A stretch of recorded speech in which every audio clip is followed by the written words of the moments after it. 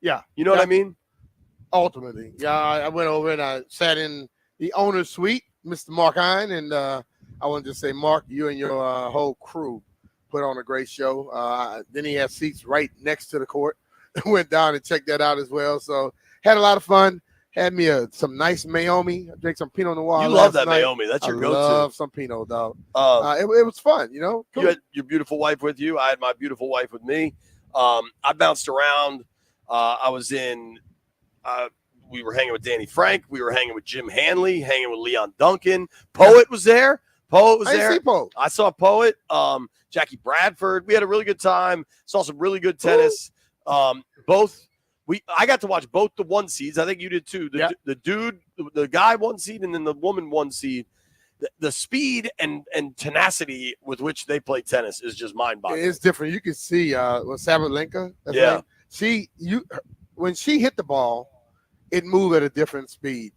But that young lady she was playing against, she pushed her. Yeah, dude. You can see she had some back spasms or something going on early, and she fought through it. I thought she was about to give it up, but mom was like, "Nah, she's not gonna quit." Yeah, and she didn't, and she pushed to a third set, and Sabalenka had to play. You stayed for the third set. She talks to herself. Did you stay for the whole third set? No. I left a little bit after you did. Okay. She talks to herself a lot.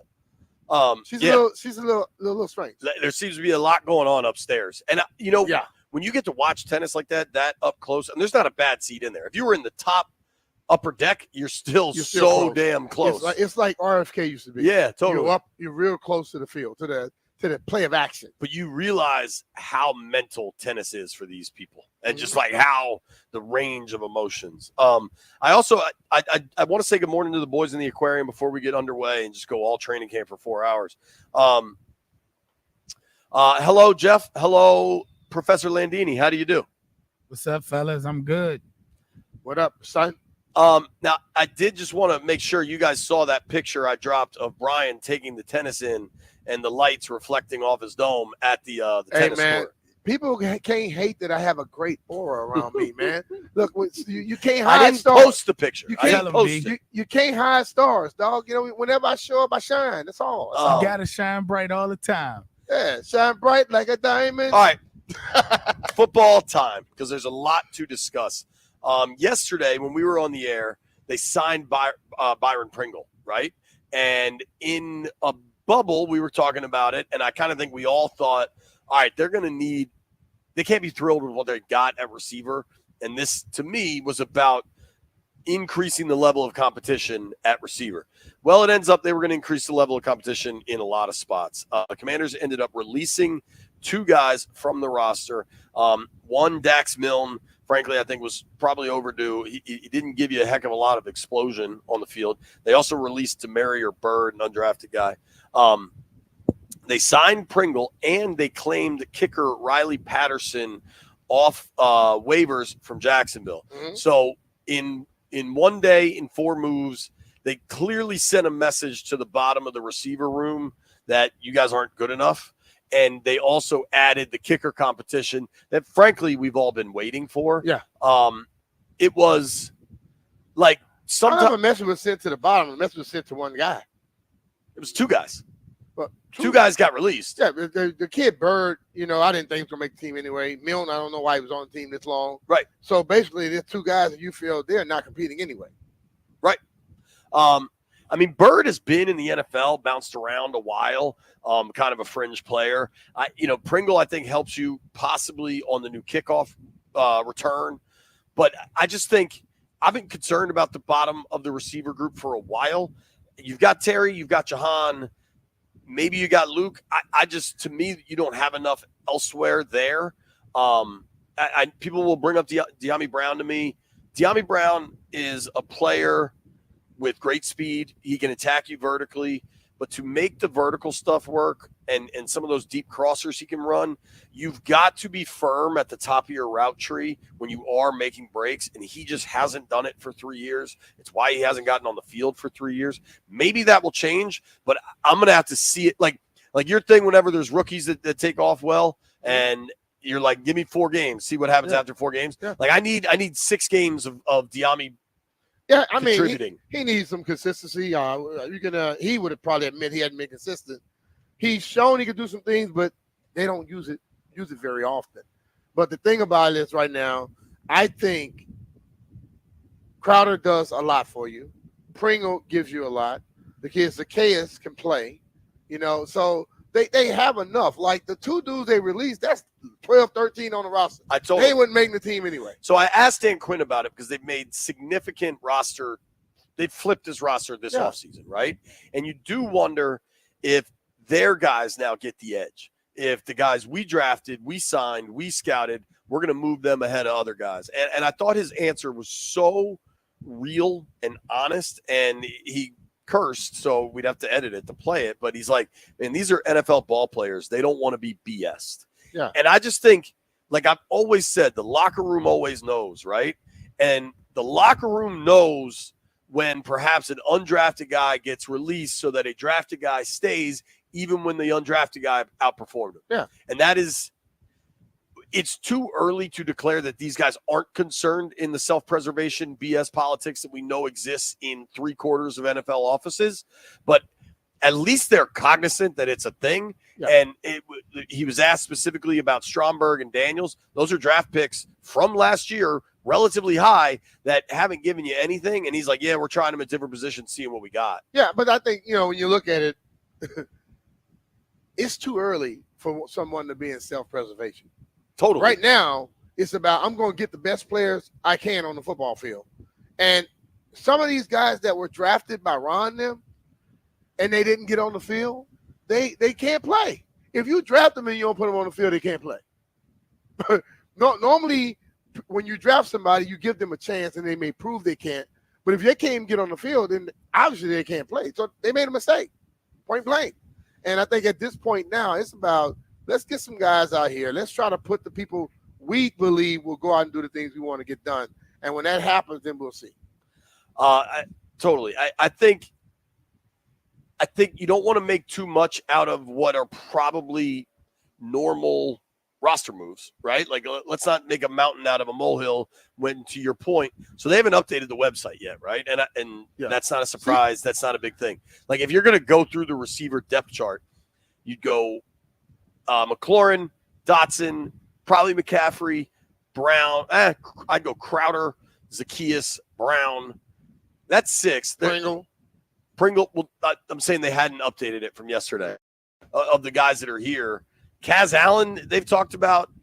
Tinsley was on this roster last year. Tremaine has continued to make plays. Jack Saint, your boy. Yeah, he's the only receiver with any real size at 6'4". So, like, we can get, 9 deep before Milne or Bird pop, right? Yeah. So, like, in a lot of ways, these are just normal roster moves. But Milne has good hands. I don't want to take that away from him. But, like, I don't think he should have been on the roster for 2 seasons, the difference let alone is this. going forward. Back in the day, people got released at any time.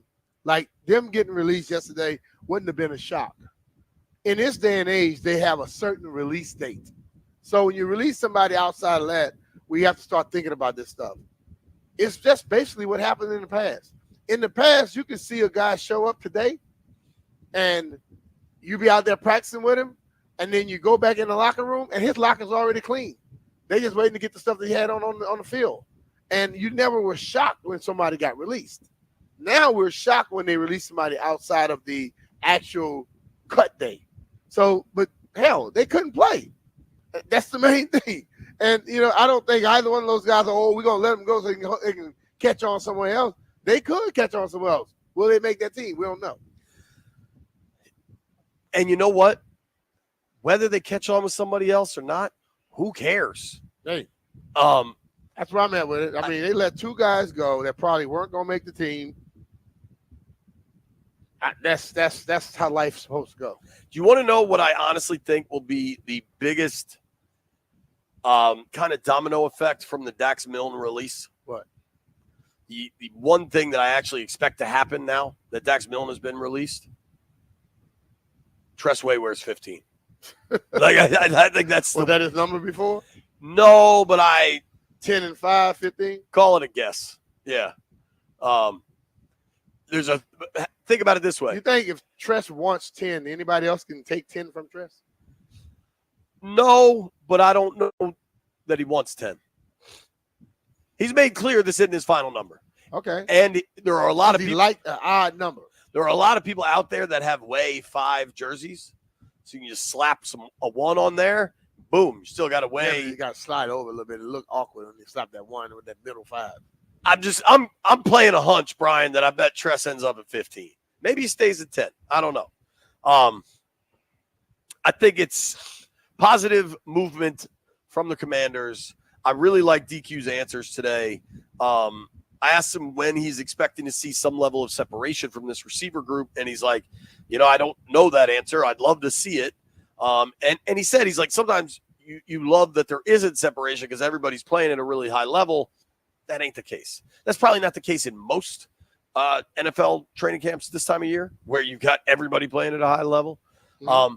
I also a few things. So DQ talked today about we're going to step it up in one-on-ones, and they really haven't been running one-on-one competitions yet, where you see tight ends and running backs going against linebackers in space. You see receivers going against DBs in space, and you see linemen, D linemen, O linemen heads up against one another.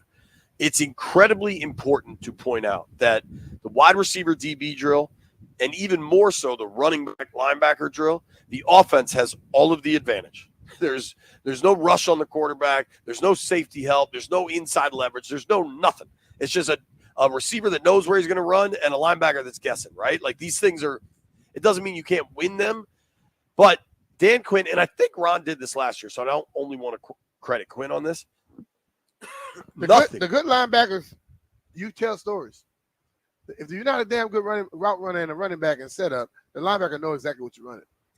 But then it breaks down and it's just like a playground get open drill. But like if they need to. Who was the worst for you to try to get open against? Coleman. Yeah. And I think the coaches have to understand when it's 3.5 to 4 seconds, if that ball hadn't been thrown, then your running back did not win. Or your receiver didn't win. They can't let it go 7-8 seconds. Nobody's covering nobody that long. Hell, quarterback don't have that much time to throw the ball. But it is a drill where running backs need to ask the defense, the linebacker after the play, did I give you any tips about what I was about to do? Because you give a lot of them off. Sure. Just where your feet are going, where your eyes are going. Yep, feet are going, eyes are going, the way you line up, point and all that. Like I tried to act like I would have my right foot inside of the tackle's right foot on all of them. It doesn't look like I'm going to run a route because I'm trying to creep to the outside. And normally when you're trying to run the little counter trap to the T counter to the other side, you normally get a little wider to give yourself some space. Same spot every damn time. I think in the drills, McLaurin was getting open pretty regularly. Dotson was getting open pretty regularly. You saw Sanistrill's willingness to compete and get physical. You saw some handsy stuff that would absolutely get flagged in a real game.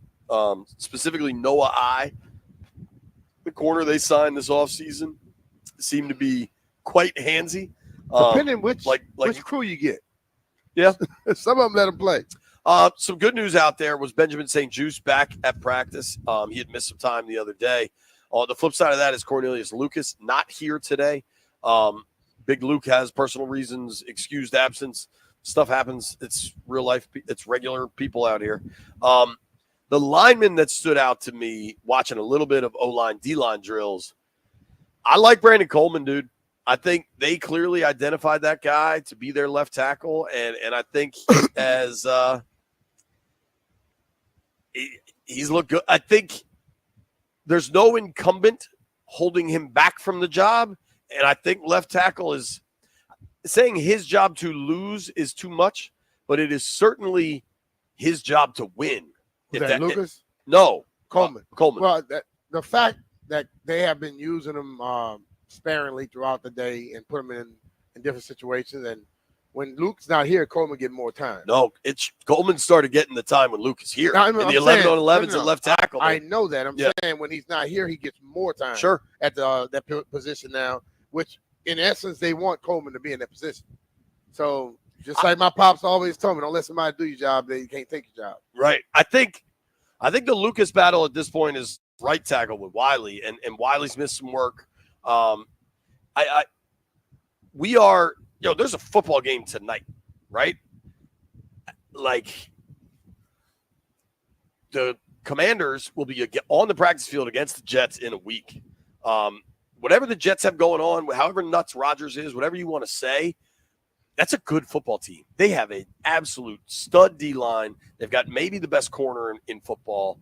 That defense last year was super legitimate. Their offense has firepower. You're talking about Breece Hall, Garrett Wilson, Aaron Rodgers. Yep. Should he be right? Well, what's called Aaron and his receiver had a little argument yesterday on the sideline. I saw that. Yeah. Also, the video going around from Steelers camp is not the quarterbacks fighting. However, that rumor got started. Have you seen the fight?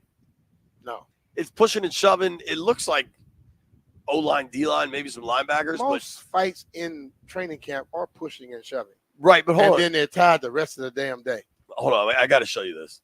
Because some aggregator out there.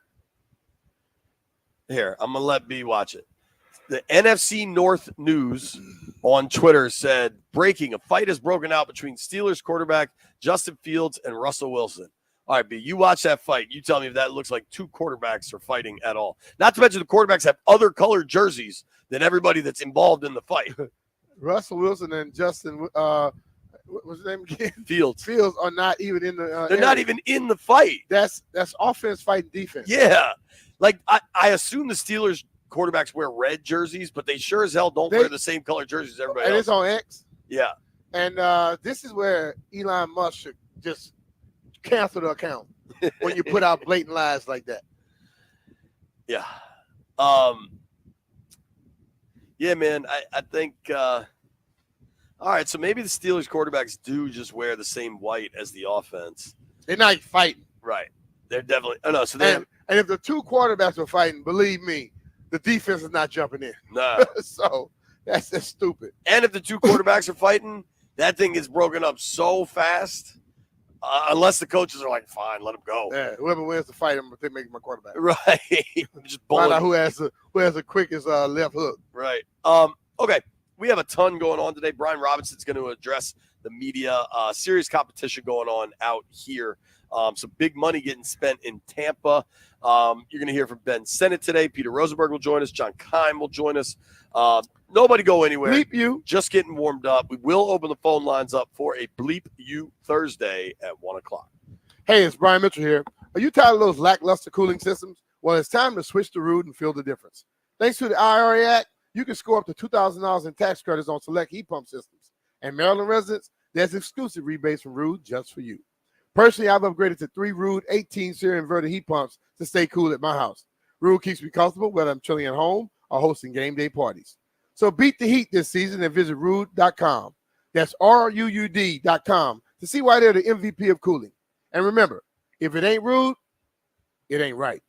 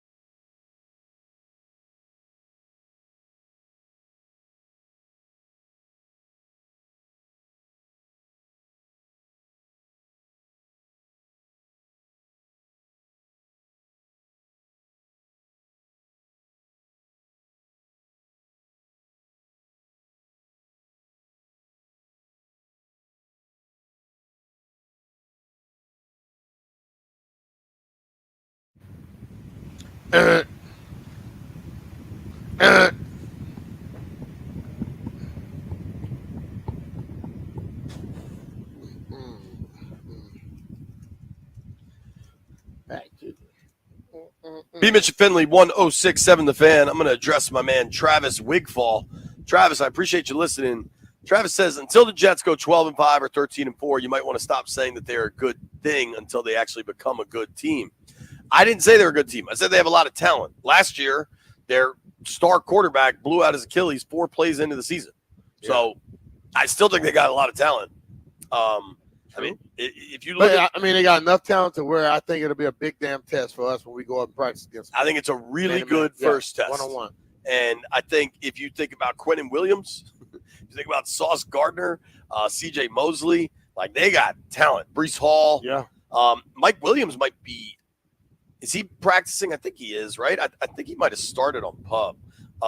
That's the big stud receiver they signed from the Chargers. They have Garrett Wilson. Tyron Smith, who I believe has like 6 all-pro seasons. Dallas left tackle, signed with the Jets. That's a veteran. He's dealt with injury issues. How much time do you get from him? When he's healthy, he's a baller, though. I was just thinking about this. So they're on today, tomorrow. They're off Saturday. Back on Sunday, Monday. Probably off Tuesday. No, I think they're off Monday, on Tuesday, Wednesday travel day. They practice. No, Monday's off. Really? I'll confirm. I mean, they just sent me this. They're off Saturday, right? I think off Saturday, off Monday. I got it right here. All right. So yesterday was an off day. On today, on tomorrow, Saturday off, on Sunday, off Monday, Tuesday on. But after Tuesday, so then it's a travel day to New York on Thursday, off Friday, game Saturday, off Sunday, travel day, game day, whatever. So then the following week, it's probably the same schedule. Maybe we're on Monday, Tuesday, off Wednesday, travel day. Then it's Miami practice, off the 16th, game on the 17th, off the 18th. And then I think they're going to give them off that Monday and try to make everything into a normal week. Are they practicing on 18th? No, they're traveling back from Miami. Okay, good. That's your birthday. I wasn't going to be here anyway. They're practicing. I mean, you're going to be flying back from Miami. Yeah, probably going to have something in my bag, too. Well, I'm curious. I may just stay in Miami. Well, dude, I'm curious your travel arrangements because I'm flying back the morning, right? But I don't get invited onto private jets. Now, that's a late game. That's a 7 o'clock kick, right? I'll let you know what I'm going to do, Jay, ahead of time. All right. Maybe we sneak one late night, Saturday night. We get Duncan down there to meet us, and then we could have Leon take us to Miami. Listen, man, I got my wife and kids coming. I don't think I can go on that. Oh, no. You won't be I with can't us. get in that Uber. Actually, we going to squash everything I just said. we don't even know you when we're in Miami. Well, dude, because that Thursday, the joint practice day is Shelby's birthday. So that's why. Hey, man, I knew Shelby was my friend, Leo, baby. So I think what I'm basically saying is, and I know this will sound weird, training camp's kind of almost over. Like the actual 4 days on, 1 day off, the monotony of Ashburn, just being out here in the tent. There are, in the next 3 weeks, almost more travel and away practices games than there are training camp Ashburn practices. Mm-hmm. And it's just, you combine that with the Hall of Fame game tonight, like football is coming, man. Well, we got to stop saying football is coming. There's a game tonight, dog. Football is here.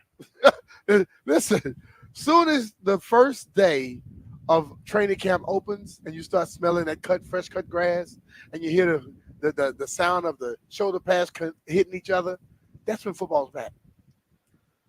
I know the real games haven't started yet, but actually any one of those players has been practicing for a week right now. Well, the damn rookies damn near 2 weeks. Ask them what they feel now and how it's training camp and how it's football. And some of them, it may be coming to an end real close, real soon. Some of them is just starting. I am with you, Brian.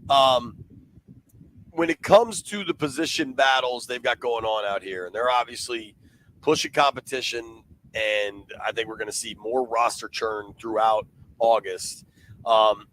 Is there battle a position that you're most interested in?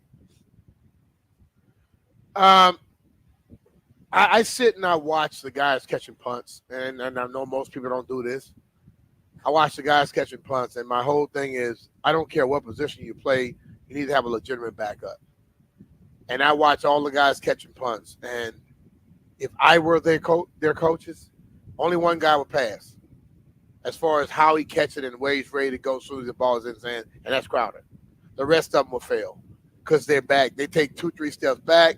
They take steps to the side. They're catching it square. Then they have to gather, and that is just telling people when you catch that ball, you need to be getting started upfield because the more you allow that coverage team to run closer to you and they get a shorter period to break down in, you're not going to have much success.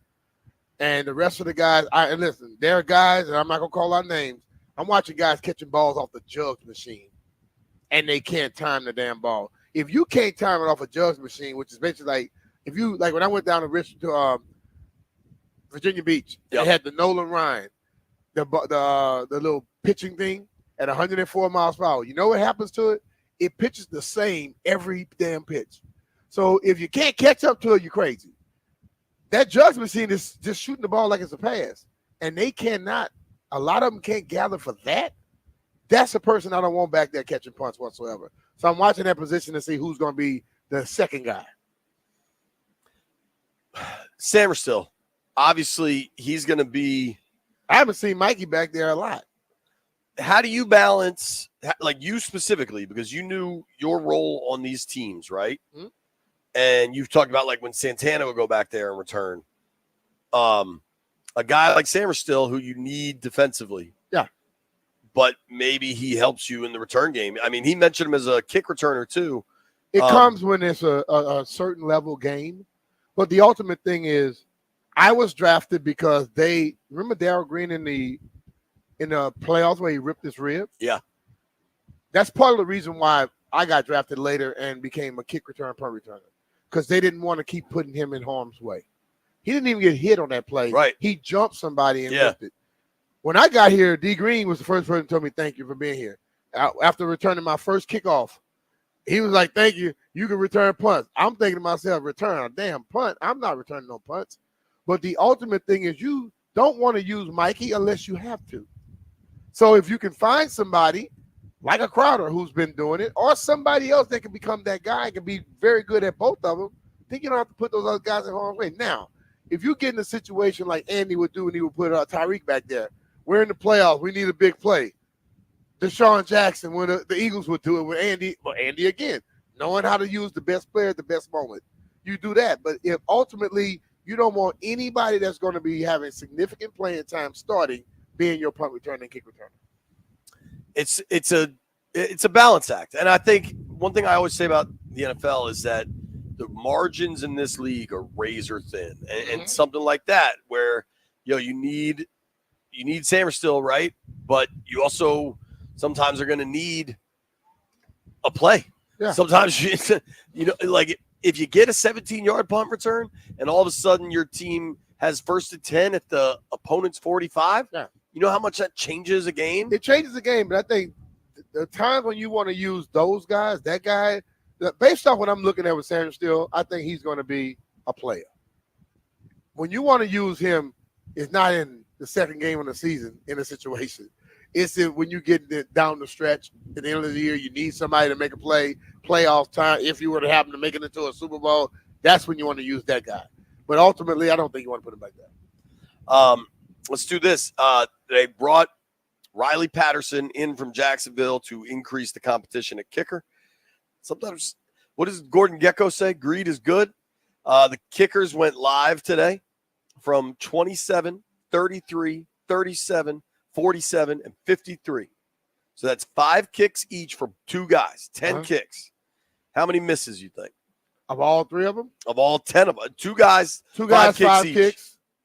Including going from 27 to 53. I'm going to go that from 23 to 53 yards. 27 to 33, 37, 47, 53. They hit all of them. All of them. Yeah. Sometimes competition is good. Hey, competition is good because you know what? If you miss one, you're done. Well, you know what just happened to Riley Patterson? He got cut. The Skids were able to sign him on waivers because he was on waivers. You know what? Getting cut sometimes changes your mindset. I played 10 straight years here. I felt good. I knew what I was doing, everything right. But then somebody runs in and cuts you. The next 3 years became very, very good as I got older. Why? Because you don't get complacent anymore. You don't get comfortable. You always constantly have to work at it. So Riley Patterson was just cut. So little man out here, Mr. Ahmet, he better be ready because you're fighting somebody who's been through it already, who got released and know how that feeling is. I mean, I think kickers, if you're going to be a kicker in the NFL, you got to have serious thick skin because everybody's getting cut, right? Ahmed, I think, got cut last year by the Packers. He played in one game for the Packers, so I'm sure he was on some practice squads. Riley Patterson has a lot more experience than Ahmed. I mean, physically, they look the exact same. They're both kind of small fellas. That's the kickers, Jay.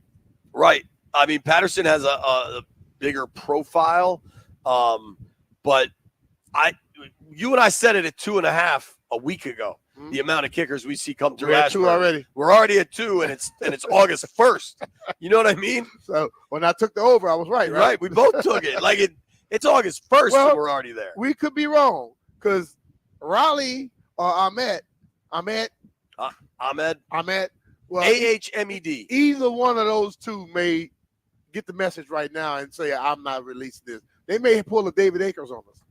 I mean, and be here for the next 10.5 years. You know who wants that to happen? Dan Quinn and Larry Izzo. Hell yeah. Well, and Izzo coming from that Patriots tree, if Ahmed wins that job, they're not going to be scared to give it to a guy with no experience. Not at all. You know what I mean? Like they are willing to roll the dice. Pack show coming your way. We expect to hear from Brian Robinson shortly. Nobody go anywhere. It's B-Mitch Finley.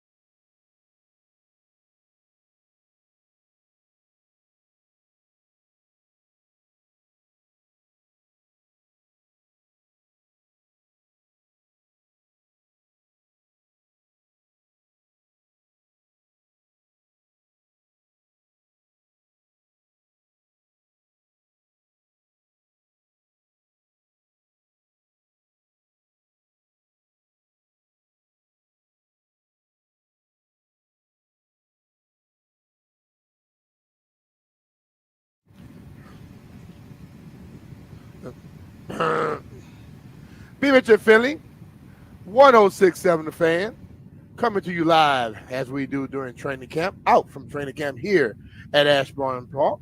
And guys out there, it was a little, I would say it was a little toasty out there today.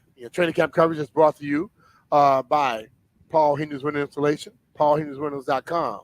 Your clear home improvement choice.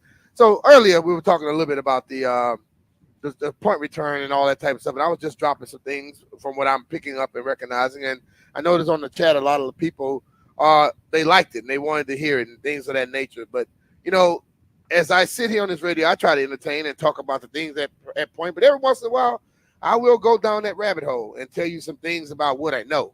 It ain't about what I'm thinking or what I'm hearing or what I'm reading. It's what I know. And the thing about that position for me, I know there are a lot of people out there who like to downplay and poo-poo and shoo when it comes down to special teams as if it's not important. Hell, it's probably more important than some of this stuff on offense and defense, because if I muff a ball when you punt it at 65, 70 yards, all of a sudden my defense is no longer on the field, okay? Because all of a sudden they stop the people, and then I muff it. Their offense is now getting the ball in the scoring position, and my defense is back on the field when they didn't relatively get some rest. So when I sit there and I look at the punts, I know a lot of people just look at people catching it and things of that nature. I'm looking at where you lined up, okay? If I see a guy lining up at 50 yards, then I don't think there's a punter ever in history of football that averaged 50 yards. He might hit 150 every once in a while, but if his average is 42, his average is 44, you line up at that point. And then you should be able to move up or back from that position to try and catch the ball. I watch how people track footballs. When I'm watching guys flat-footed, it does absolutely nothing but piss me off. Because if you're flat-footed, that ball is not going to stop moving, especially when it's a little windy like this today, and especially if you get a guy like Tress Way who's a left-footed punter. Because left-footed punters put a different spin than the right-footed punter, and what that ball normally does, it normally tails away from you. And if you're flat-footed, I watch a couple of them today, and I don't want to put people's names like that, but the certain returner was flat-footed, and the ball just fell away from him, and it hit right in front of him. The next time he caught one from a jugs machine, and it damn near knocked his helmet off because he wasn't tracking the ball right. And that type of thing to me is vitally important. So when we talk about just put this guy back there to return, just because somebody is fast, just because they could catch a ball means absolutely nothing. You need to be able to catch it, track it, be fast, and have an understanding of when you should and shouldn't do certain things. I had never returned punts in my life until I got to the NFL. I never did it in little league. I never did it in high school, nothing, because I was like, they are out there damn mine. I'm not looking up in the sky when somebody come down to hit. But when they started paying me to do something, and it was a way I had a ticket to make it to the NFL, which was my dream, I began to study it. So I studied Mike Nelms. He didn't fair catch. That's why I didn't fair catch early on. I began to watch Joe Howard Johnson and Walter Stanley on this team. I watched Mel Gray, who was in Detroit, and I began to pick up different things. But then I realized that all of those guys were smaller and shifty. My game was power and speed. So once I caught the ball, I wanted to make sure all of those things was right, because once the ball was in my hand, I understood that. Because I see a hole, my job was to get through hole before it closes, not try to shake and dance. The people, I told the story a couple of days ago, and the guy from the Steelers told me that all he saw me just moving forward all the time. I didn't do a lot of dancing, and I didn't have a lot of shiftiness on the field. And I'm like, what's the problem with that? Okay, if I'm getting first downs, I'm gaining yards all the time, who cares? So in the NFL, the return guy, if you have Devin Hester speed, Dante Hall speed, you can try and do that reverse field stuff. But you know what? God didn't bless everybody with that. So the person like me, and I ran 4.36 when I first got here, and you just get through the hole as quick as you can. But all the things that happens before the ball is kicked and right when you catch it is way more important than once the ball is in your hand. The most important thing of all, like I said, ball security. But hell, you can muff a ball. And if you muff the ball, you're putting your defense in a bad situation. You stole an opportunity from your offense. As John Harbaugh and Wayne Sevier both would tell me, Wayne was the coach here, John in Philadelphia. if you hand the ball over to the offense after your return, whether it's a 1 yard or 15 or 50 yard, guess what? It's successful. And I think that's what the guys need to be working on more than that. So when I sit here and I tell you the position I'm looking at is the punt return, and I'm sure some people are probably like, what the hell is he talking about? No, it's important. The chunks of yards that you have to deal with, the position that you can take away from your team or give to your team, that is more important than me deciding on who's going to be the tight end. Okay? Yes, the tight end position has become great in this league. But normally, if you don't have Travis Kelce, okay, if you don't have a Tony Gonzalez type or a Shannon Sharp type, nobody's going to come to the tight end before they go to the other receivers. That tight end is going to be an afterthought. He's going to be more of a blocker. So until we get one of those guys on our team, I'm not looking at the tight end position over that punt return position, because that punt return position, if a mistake happens there, it can hurt you more. If something big happens there, it can help you more. So start paying attention to it and look at it and watch guys when they catch a ball and see how many people backstep, sidestep, and all those different type of things. See if they catch and instantly get upfield. Because every moment you take, if you take a second before you start, somebody has gained 10 to 12, possibly 15 yards closer to you, which means you have less space. And if you have less space, when they run closer to you, guess what they do? They bring in your offensive player too. And you got a big crowd, so you don't have a lot of room to work. I always believe in getting up the field immediately, because everybody's going to break down. And when you break down, I can now utilize you. I utilize your position and that my blocker in the trail position to where your eyes are playing. I can move a little way, get you to slide. That guy comes up. He doesn't have to even block you. Just body shield you, and I run right past you. It's all that matters. So that is very important, and I will hope that all of us as fans get back to what it used to be in D.C. Special teams was important. Special teams helped us get to playoffs, helped us get through playoffs, helped us win Super Bowls. And if we are going to be the team we want to beat, we're going to need our special teams to be in the top 5, but top 10 legitimately, but top 5 if you want to get there. Kansas City Chiefs offense is good, defense is good. Every time they won a Super Bowl, they had a special teams play that broke a game open for them or brought them back. So special teams is important. I want us to get back to thinking that way, and don't ever forget it. B-Mitch and Philly, 106.7 The Fan. We're going to take us a quick break. And when we get back here, we're going to be joined. Well, got Brian Robinson and Mike Davis are going to be talking to the media at 11 o'clock. I'm sure we'll try to get that if they have it. If not, we have a few more interviews that we have for you. We want you to listen to. We'll make sure we bring that to you. We'll be right back. Take care of yourselves.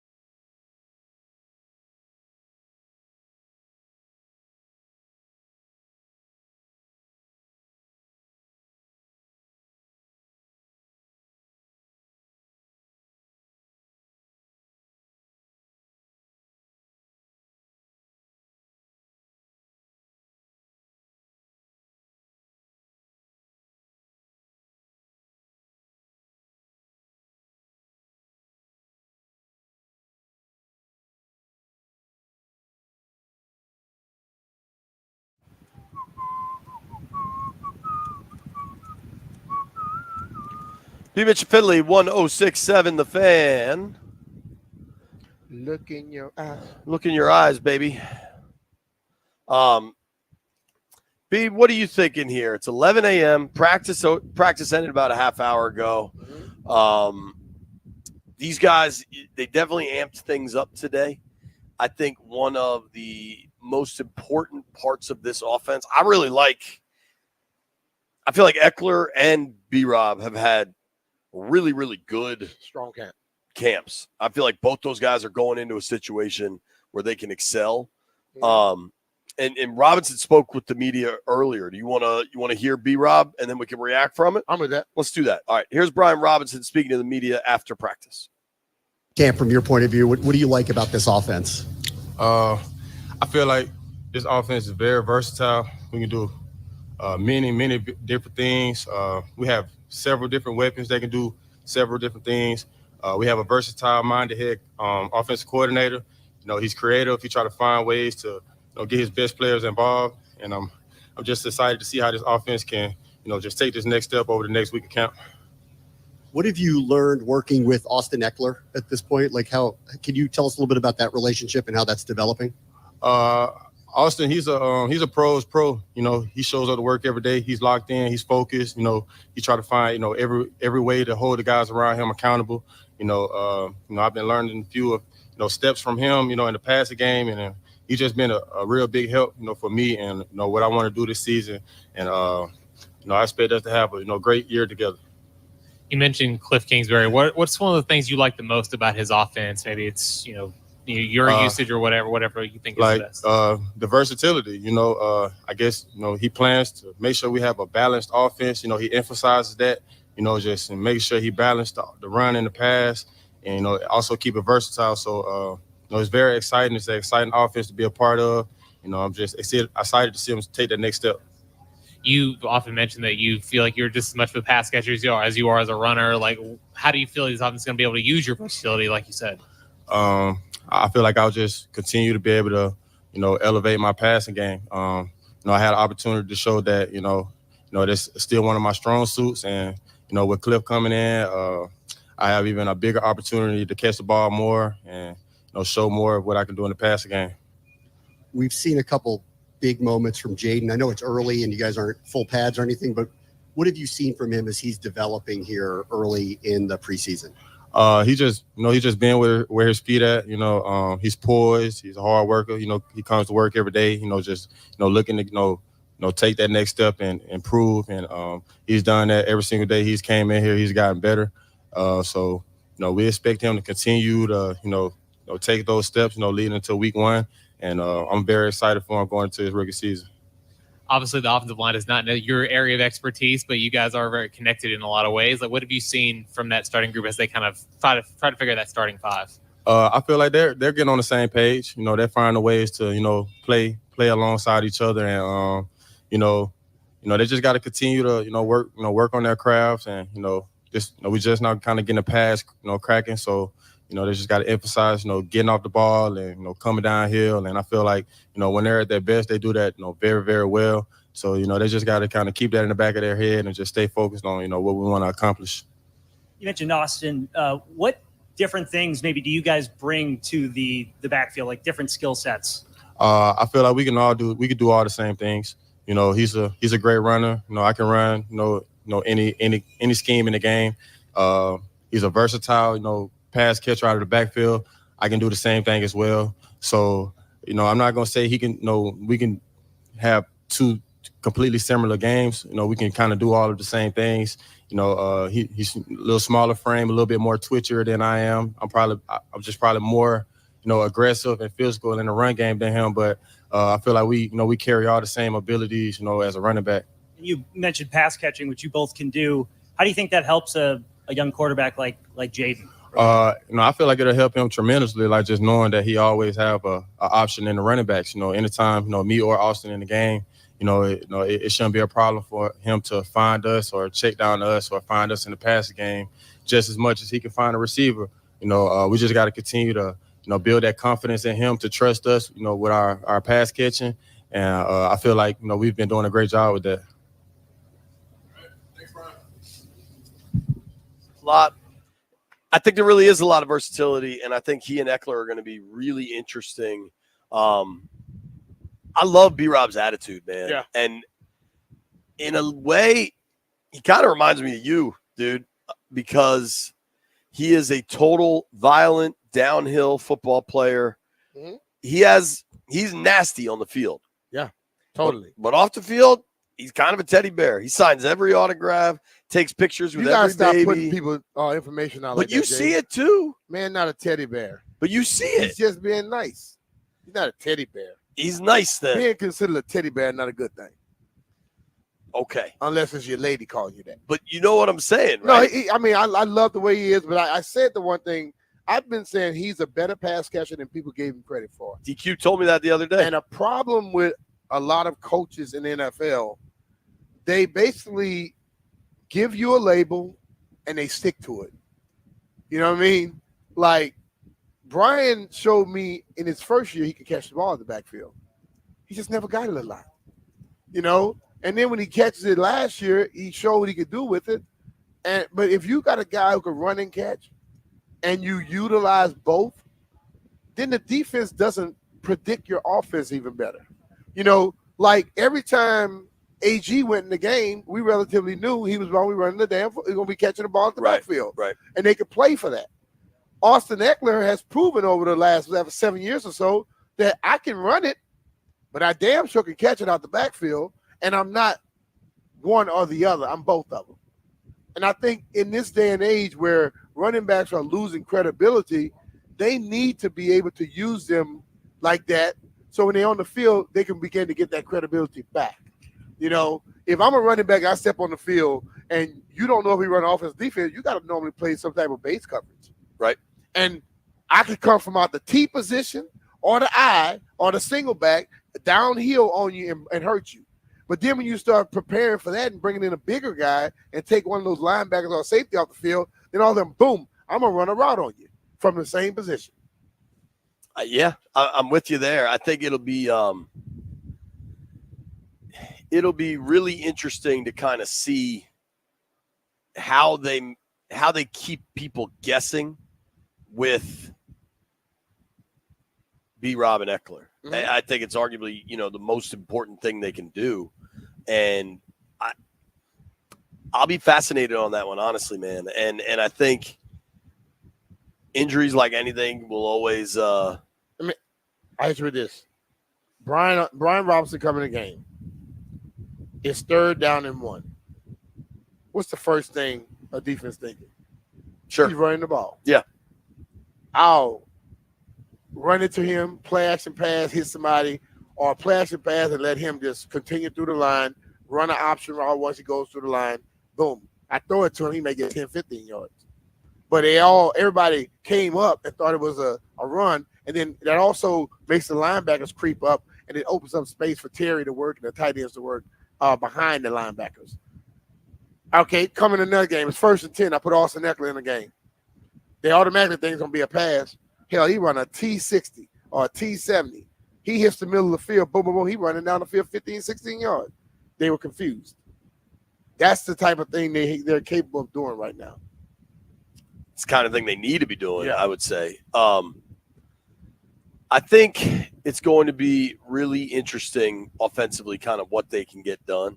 I do want to check with the boys in the aquarium, just specific to B-Rob Eckler. We can go around the room on this, and I'll start. Like, kind of what is the right breakdown with these two dudes? Because I think Brian needs to be there's not going to be a traditional bell cow in the sense that we've previously known, right? But I do think B-Rob helps you a tremendous amount, and you want to be sure you're throwing him the ball. You know what I mean? Like, because you don't want it, to your point, Brian, that he can only help you. Yeah. Like, he comes out there, they know it's a run. So Mhm. I think you're looking from like a usage standpoint, and touches break down differently than usage, right? Because when they all go run a route, Jaden's going to have options to throw it. Jaden might have to throw it out of bounds. Jaden might get sacked. Like, a lot of variations could happen. But like, as far as snap count, I think you're looking 60-40 B-Rob Eckler. That's where I think this thing should roughly land. Mhm. Where do you think it should roughly land? I mean, 60-40 sounds, but I think it comes down to what happens if Eckler's in a game and he just seems to be working and cooking. I mean, I think you go into it with that mindset, 60-40. But hey, what if it's a game one day Eckler's just on? You know what I'm saying? And how about the next game? You think, okay, we can throw the ball again, and Brian is eating them up running. You stick to the hot hand. You know, I don't think you should have anything set in stone. I think that's fair. Jeffrey, what do you want that split to look like? Yo, I like B literally right before B said it, I said it to Landfill. I said, I personally think you got to give it to the hot hand because I think they're both. I think, you know, a lot of people around the league are underestimating Eckler coming off of like his ankle injury and things. But I think it's going to be a good backfield where you don't know where the attack is coming from and you don't know what to prepare for because you could, like you said, Eckler could have a hot week the week before and then B-Rob come out. It makes it hard for defenses to plan for. So I just go with whoever has the hot hand, whoever's moving the ball, that's who you go with. Don't hate it. Landini, what say you? Yeah, I think that, you know, roughly half and half seems reasonable with, you know, if a guy's having a good matchup that week or he's playing well, stick with him. That also assumes that there's not going to be any injury, which, you know, statistically there probably will be. Yeah, I mean, the injuries are coming. And I think we all got to – I mean, I Let's think – hope not.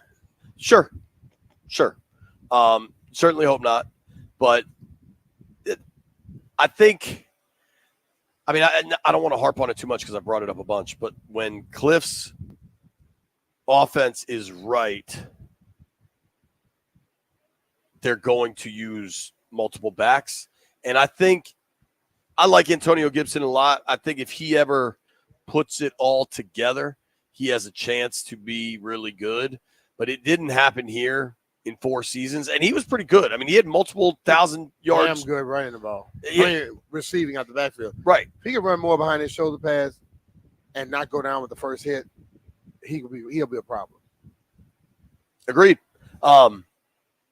You always said with AG to feed those pads, feed Dude, those pads. I mean, you're that big, and a guy come up, and every time they hit you the first time, you fall. No, you're supposed to bang through them, make them second guess coming up to hit you the next time. I'm with you there. I am with you there. In about an hour, you're going to hear from John Keim. I just got to talk to Quan Martin. I was really impressed by that. He has a new puppy. He has a miniature dachshund puppy. And I was like, how big is that thing? Like, I mean, a dachshund ain't very big, let alone a miniature one and a puppy. Says it's about the size of his foot. It's kind of little long dogs. Yeah, the long hot dog Yeah, dogs, yeah. the wiener dogs. So I asked him, I said, what That's made just, why you get one of them? I asked that question. Guess the answer. I don't know. My girlfriend picked it. Oh, yeah. That's life. Normally you get a dog that looks like that and those little, what's called the French bulldogs and all that. Yeah. It's because of the lady. Yeah. Dudes don't choose little frumpy puppies like that. Says the dude with a chihuahua. No, I don't have a chihuahua. I don't have Does a dog. chihuahua live in your home? No, my daughters have a Yorkie. A Yorkie, I'm sorry. It's my daughter's dog. My 3 dogs were Boss, Lady, and King. They were Rottweilers. Does a dog that weighs fewer than 10 pounds live in your home? It's not my dog. Does the dog that weighs? Can you just answer the question, sir? He lives in our house. Yes, he does. Do you walk the dog? Do you walk the dog? No, I take him out to just poop. I don't walk him. I take him out. He runs to his spot. He do his business, and he runs back in the house, and then he look at me for a damn snack.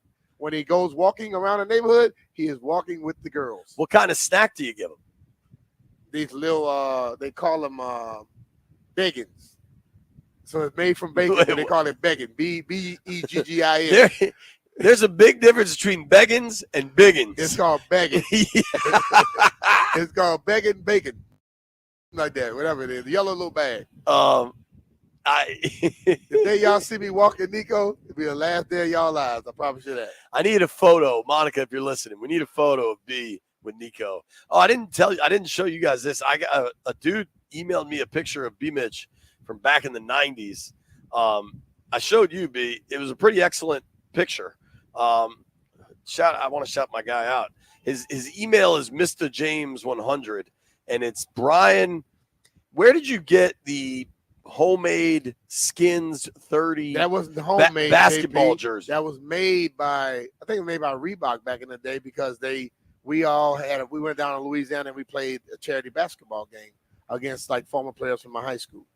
Okay. So all of us had it. Me. Well, and those do look. Leslie Shepard, Sterling Palmer. Were those old school above the rim Reebok sneakers you're wearing? Like the all black leather Probably ones? so. Yeah, they look like that. I had a pair of those. I was Reebok galore back then, brother. You were a Reebok guy? Oh, yeah. Did you get the AIs back then? Had everything, dog. Were you wearing Reebok still when you got to Philly?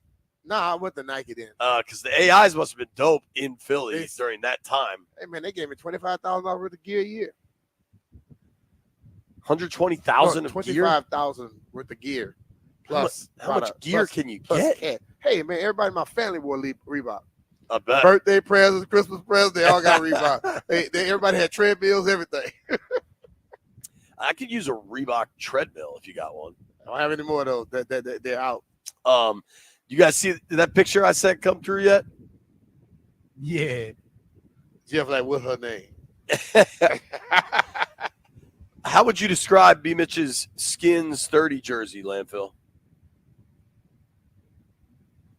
What's crazy, B? Go ahead. Sorry, Landini. 90s. It is very 90s. That's a 90s and that's look. when it was. It was the 90s. You also, if you shaved your goatee, don't look any older. Hey, that's what I'm saying, bro. Head still looks extremely large. Get it from my mama. Yeah, look at this picture of B-Mitch. I think this is from 25 years ago, and he roughly looks the exact same. Why do you got your helmet on? First of all, that's more than 25 years ago. I guarantee you, that's like 30 years that's ago. Like 94. That's about 30 years ago. In classic 90s parlance, you have to say 1994. That's anytime you're referring to the early 90s. I'm with it. Kicking down your door. Let's do this. I want to go around the NFL. We focus so much here on everything. Also, some dude really wants me to ask you, Brian, if you like Cajun jelly. No, I responded to him. He asked me that I like all the different little names of it. And I said, I'm not not cool with the textures of puddings and jellies. Except if it's Mitch Rails bringing pie from Maine. Yeah, that pie was good. That's a game But I'm changer. saying, like, when certain jellies and all, I just can't do it, so there you have hate me for that. If you want. Let's do this. Let's go around the NFL. There's a lot of news out there. Plus, have you checked in on Drake May? Our friends up at NBC Sports Boston have a Drake May report every day. Woo! Nobody go anywhere. Hey, it's Brian Mitchell here. The best place to bet the games this summer is FanDuel, America's #1 sports book. Because right now, new customers get $150 in bonus bets if your first $5 bet wins.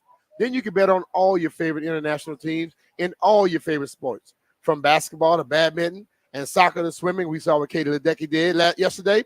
FanDuel has it all. So don't miss your chance to score $150 in bonus bets if your first bet wins.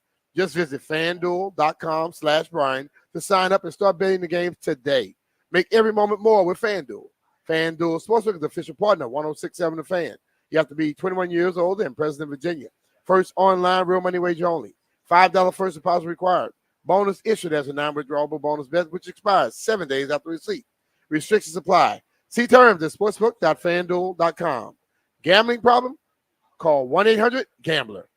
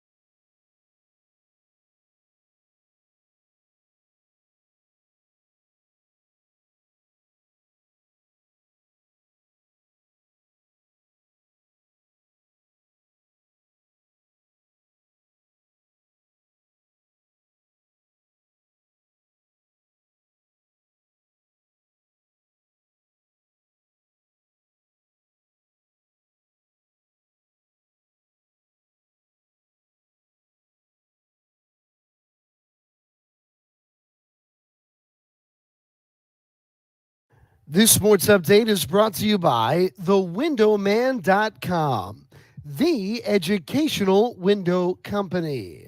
Well, we are inside an hour from the start of one of the most anticipated events of these Olympic Games, the women's gymnastics individual all-around final.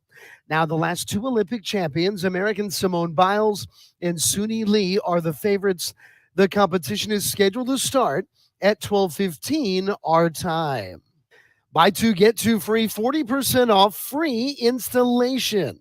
Don't fall for their gimmicks and games. For 35 years, thewindowman.com has been the educational window company. They educate, you decide. Superior fiberglass windows from thewindowman.com. From the Crop Medcalf 5-Star Sports Desk, this is Adam Pohl on The Fan.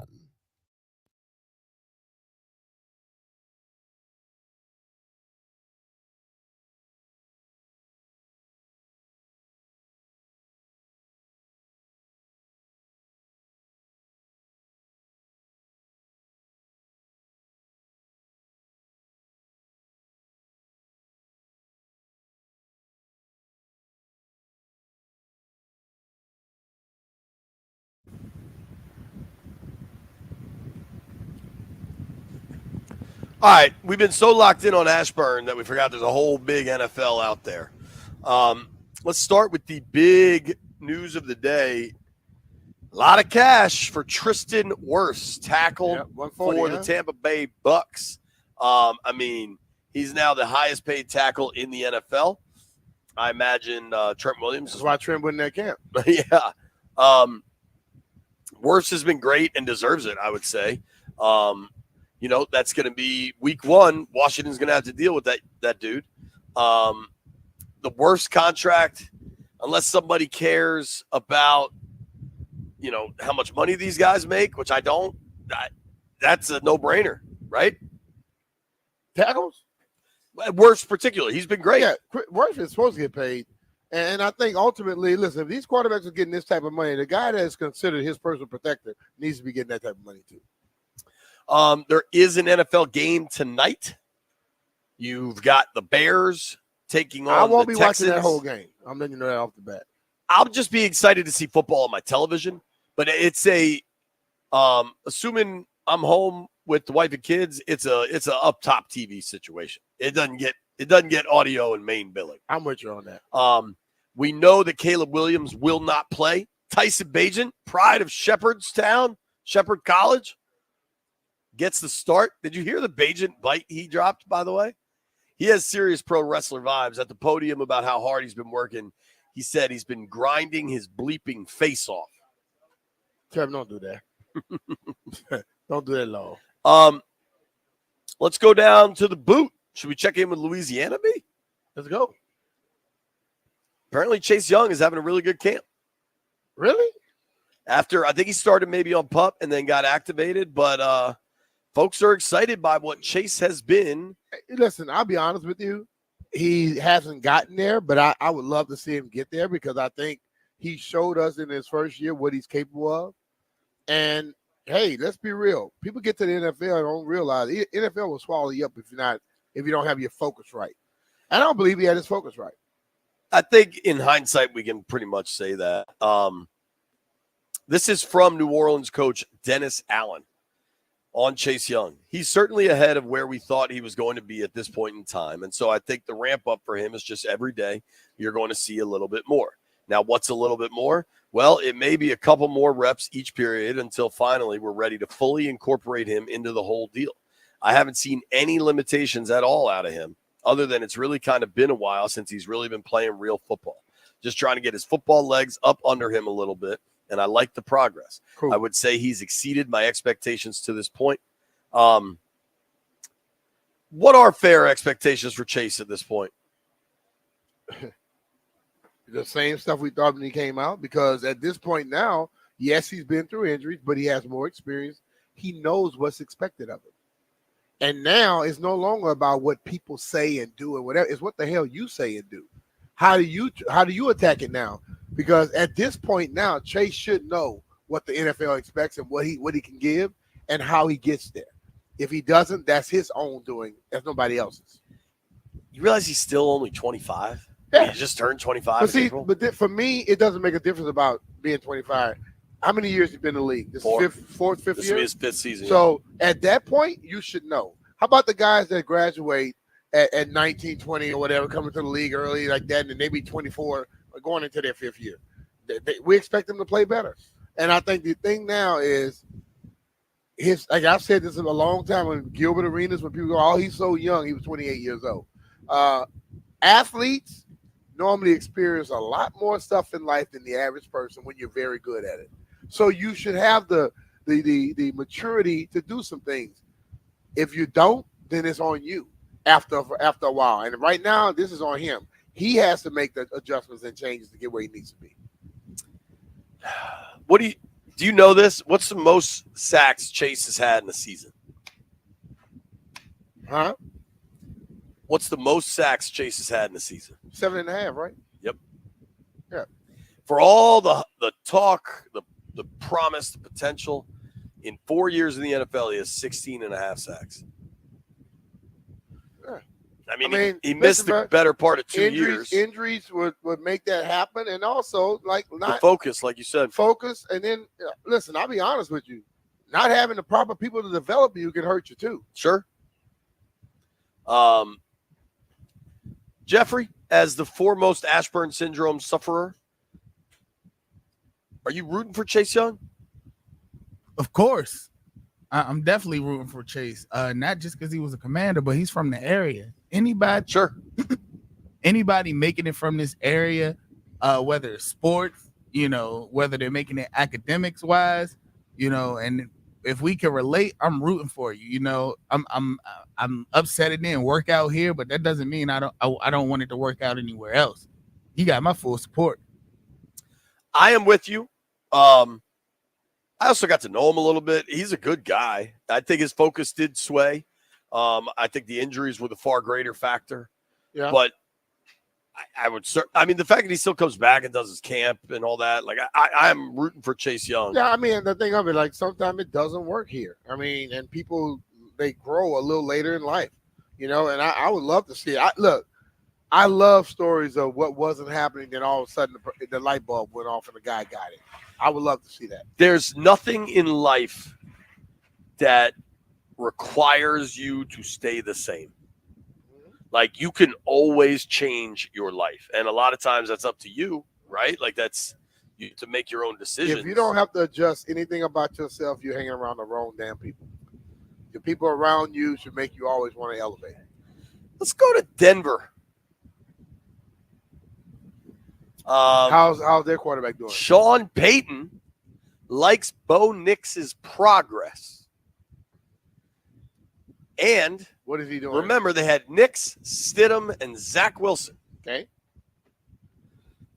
Of those three, guess who has been removed from the first team rotation? Wilson. Yeah. I'm good at this game. Wilson, listen, bro. Wilson has physical skills out the yin yang. He is mentally weak. See, the problem so many times we sit here and we have our, analyzations and stuff like that of different people and different things. All it comes down to is there are people with unbelievable skills that can't get out of their own way. When something goes wrong, they can't adjust it or forget about it. We're on the golf course. Like you all say, I hit the worst shot off the tee and I'm putting for par. Yeah, it drives me because I don't quit. I quit. The average person hit a bad shot off the tee and they're like, "Oh man, I'm gonna pick up." Or that's why that's what I do all the time. What's called match play? I hate it. I play against my boys. They hit a bad shot. They're like, "Oh man, I'm gonna move to the next hole." I'm like, "No, I'm gonna finish this damn hole, whether you do or not, because you can find something."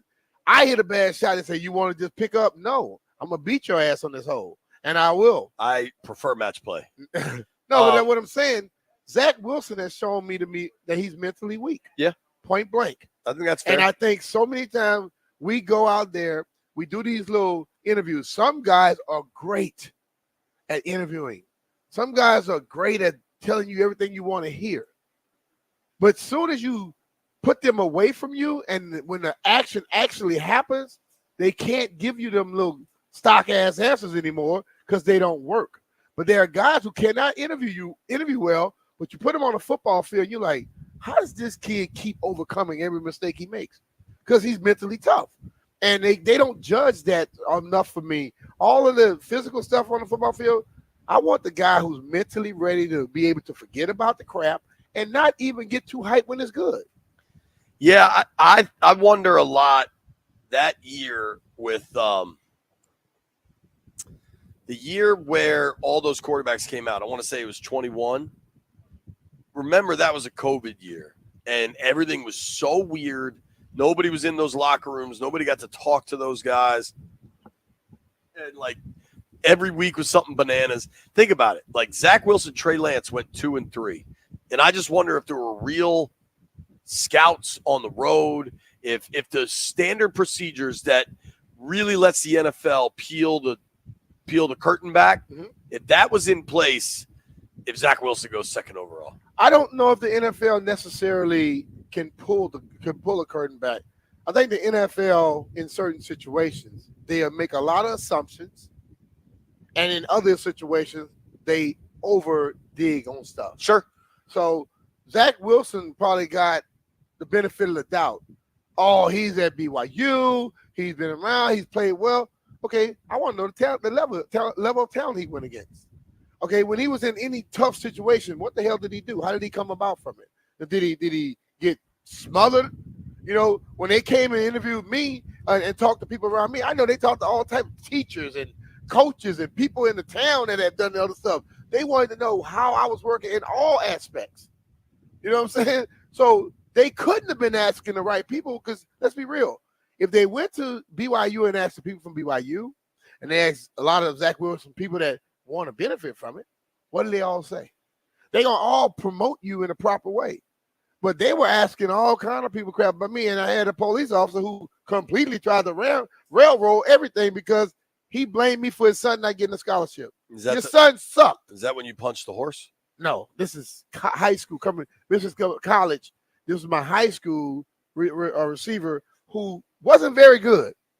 Me and him are still friends. His daddy had been in jail and everything else. Was a police officer. He been in jail because he was doing stupid stuff. But he told the NFL some wrong things about me, which now make you, what? So now they're wondering. Here's my thing. But Zach, he got the benefit of the doubt. I think you're right. Where I had real alarm flags with Zach Wilson, I feel like we missed this story. I think we missed what actually happened. What? Dax Milne stole his girlfriend. And everybody got caught up in the fact that Zach then moved on with somebody's mom or whatever. But, Dax Milne should not be Mr. Steal Your Girl if you're the number 2 overall pick and the quarterback of the New York Jets. But see, like I think we missed the point on that. But the point is we got Hartman here. And the lady came and asked you to have Hartman come do something at the school instead of ask you to have Jaden Daniel. The guy that she didn't ask me to have Dax Milne. The guy that could play very well wasn't asked. The guy that they felt was good looking. Dax Milne is a good looking dude. He could be a little model, but he can't play football. Well, let's be real. That girl knew before we knew that Wilson couldn't play either. See, we didn't look at the real deal. She left a quarterback for a receiver because she knew his ass wasn't going to be in the league long too. He was going to be starting. Dax has been around as long as damn Wilson. Scary situation at the Greenbrier where the Browns are practicing. We've got the details next.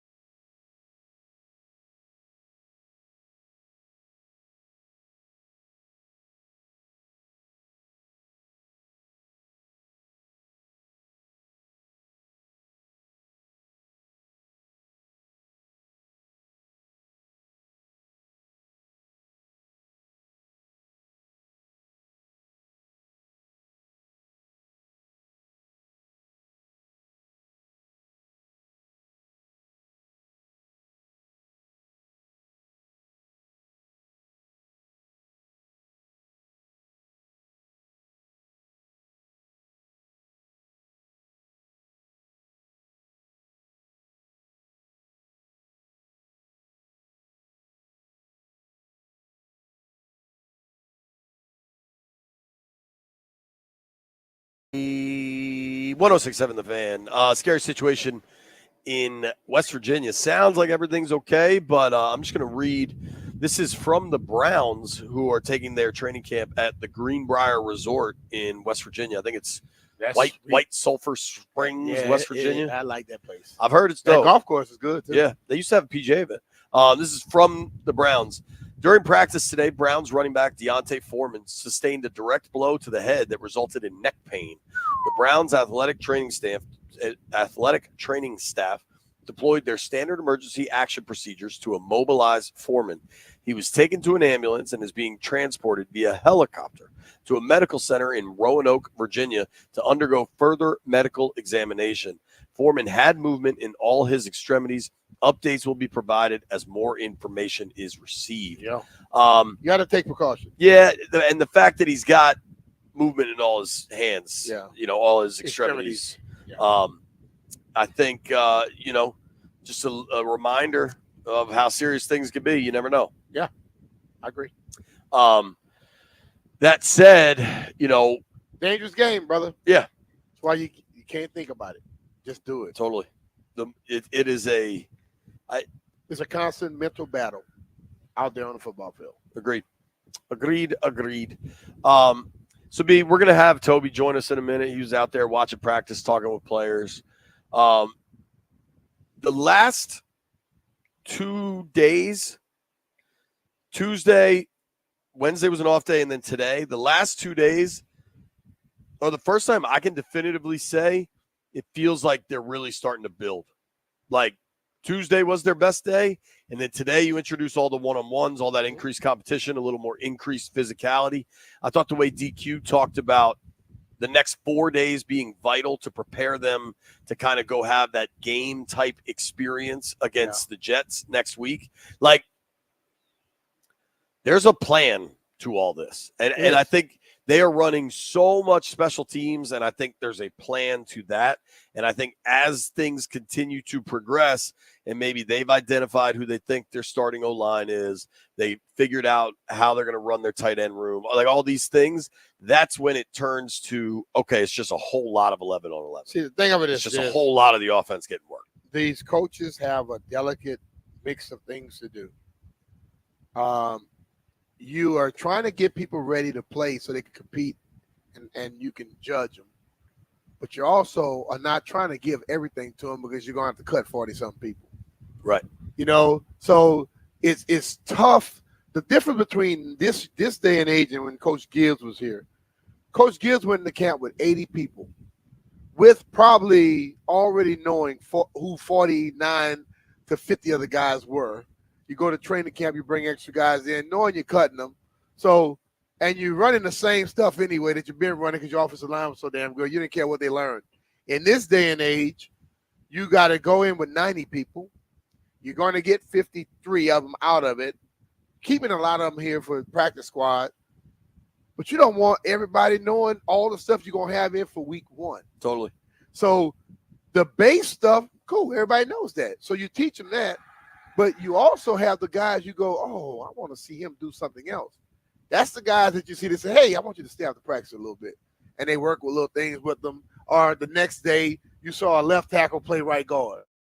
Because I saw something in you in the base stuff. I mean, and these coaches have they have to be, I'm trying to elevate you while also not giving you my information to take to another damn coach. Because I'm telling you, every time I left a team, I took all their information. I was a sponge while I played for you, and when I played against you, I can regurgitate everything that you do. Absolutely. Yes, I did it. Don't get mad at me. I don't think anybody's mad at you. They should have let me go. If you don't want me to tell your information, don't cut me after 10 years. If you love something, let them go. Something I loved 28 years ago today, Michael Johnson, who nobody knows the golden shoes, baby. Nobody knows where he went to college. Michael Johnson in the 200 at Atlanta. Dude was passing people on the turn. He ran 19.32. Woo! That's rolling, bro. Yo, he had the gold shoes. He was passing dudes on the turn. I want to see if Noah Lyles do that. Man, I remember exactly where I was, dude. We were at the beach. See, I knew he was from Baylor when he did it 18, we say 28 years ago. I had today. never heard of Baylor until I Robert heard of Griffin it because III. Johnny Thomas was from there. Johnny Thomas was the one gunner who I saw who had no moves whatsoever. Not only do I remember where I was watching that, I remember what the sandwich I had. Johnny ran on the 400 meter at Baylor, the 400 meter mile relay with Michael Johnson. I never heard of Michael Johnson until the Atlanta Olympics, and I never heard of Baylor until RG3. But well, I just think you got those big ass ears and you don't listen well enough. When I watched Michael Johnson run that 200, I was at this place, Arena's Deli. That's how you know he run like Yo, his head bobs and his body's just so upright. And all his upper body was like just doing this, and his lower body was just. I was at Arena's Deli, sitting with my whole family was there, my parents, my sister, she had a friend with her, and I had a Philly cheesesteak. And I just pulled up the Arena's Deli website. How good. This is back when my stomach could handle onions, B. I was a young man then. Oh, man, now. You're going to the beach. Bring me back an Arena's Deli cheesesteak. I'm going to do some orange crushes for you, though. Is Monty aware that you're coming? Have you I'm reached about to call out? Monty when we go to break. I think that's a good idea. When we come back, Toby Altizer, John Keim, we're doing Bleep You at 1. Busy day on B-Mitch and Finley.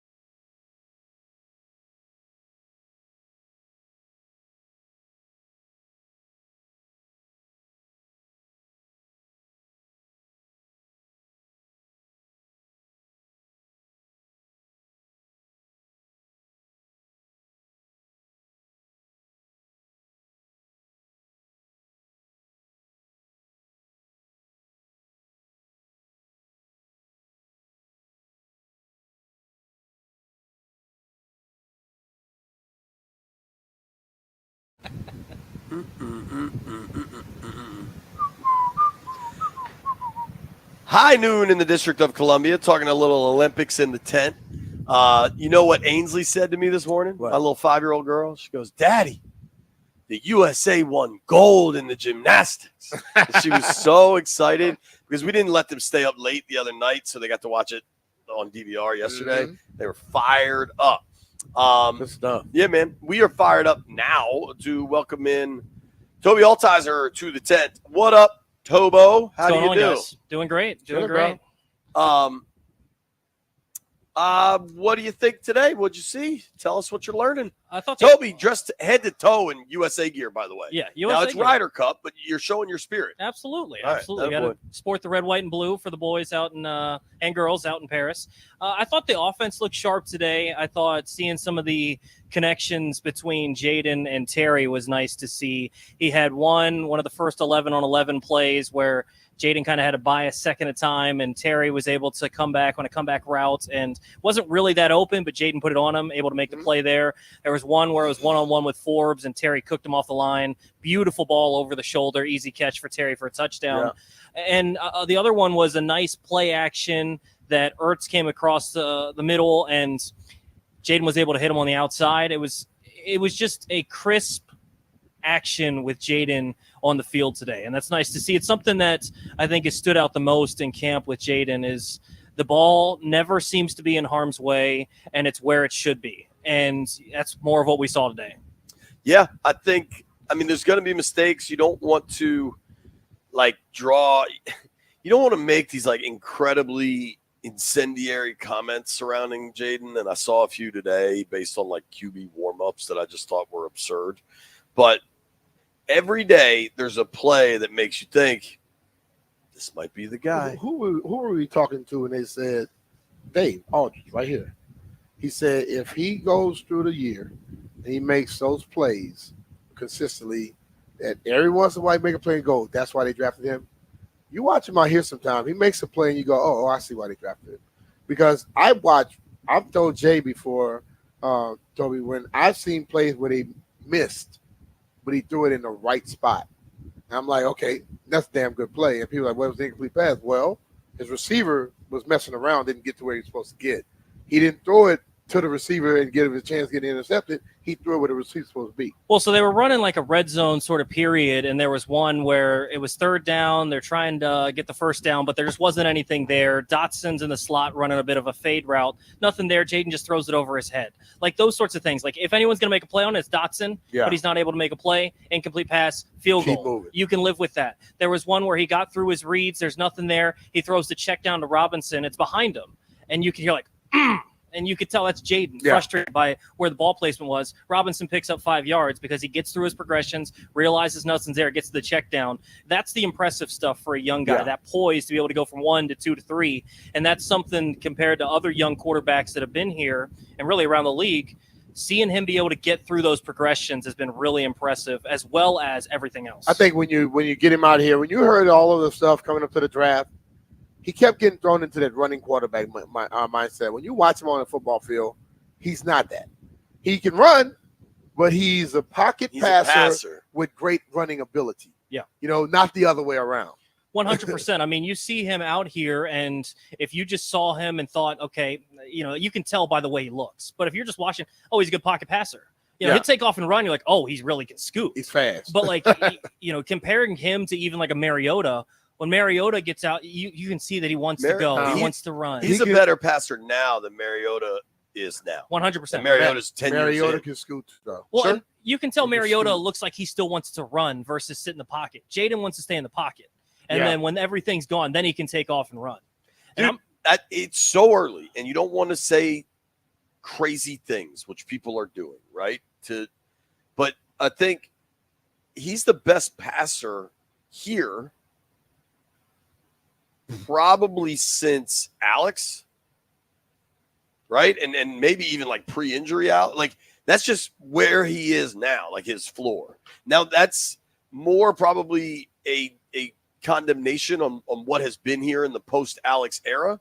But just as a passer, that's not to say he's not going to make mistakes, but all these guys have made mistakes. Yeah. Like he's already, before he starts an NFL game as good as what they had last year or the year before. Yeah, I think he could be way better and develop a lot more. the thing with Alex had that gene of, I don't want to put the ball in harm's way, to where he checked down a lot. He went through a damn near a whole year without throwing the ball to a receiver. Right. He went a full season without a receiver catching a touchdown. Jaden will let it fly. Right. And he also understands dropping it off. So Alex Smith, I loved on the football field because the guy made plays. Even after he hurt his leg, he was still damn good on the field. Totally. Jaden seems to have Alex in him with that. I will get you down the field if you keep messing around. I'm not comparing these guys, but you're talking about Alex Smith being more the check down guy. Rodgers is this way in that he'll get the ball down the field. He'll make sure it's in the right spots. He's going to err on the side of caution. I think you've seen that from Jaden. What's he had, like one pick all of camp? And even then, it's not like it's a bunch of drop picks. The ball just hasn't been in harm's way.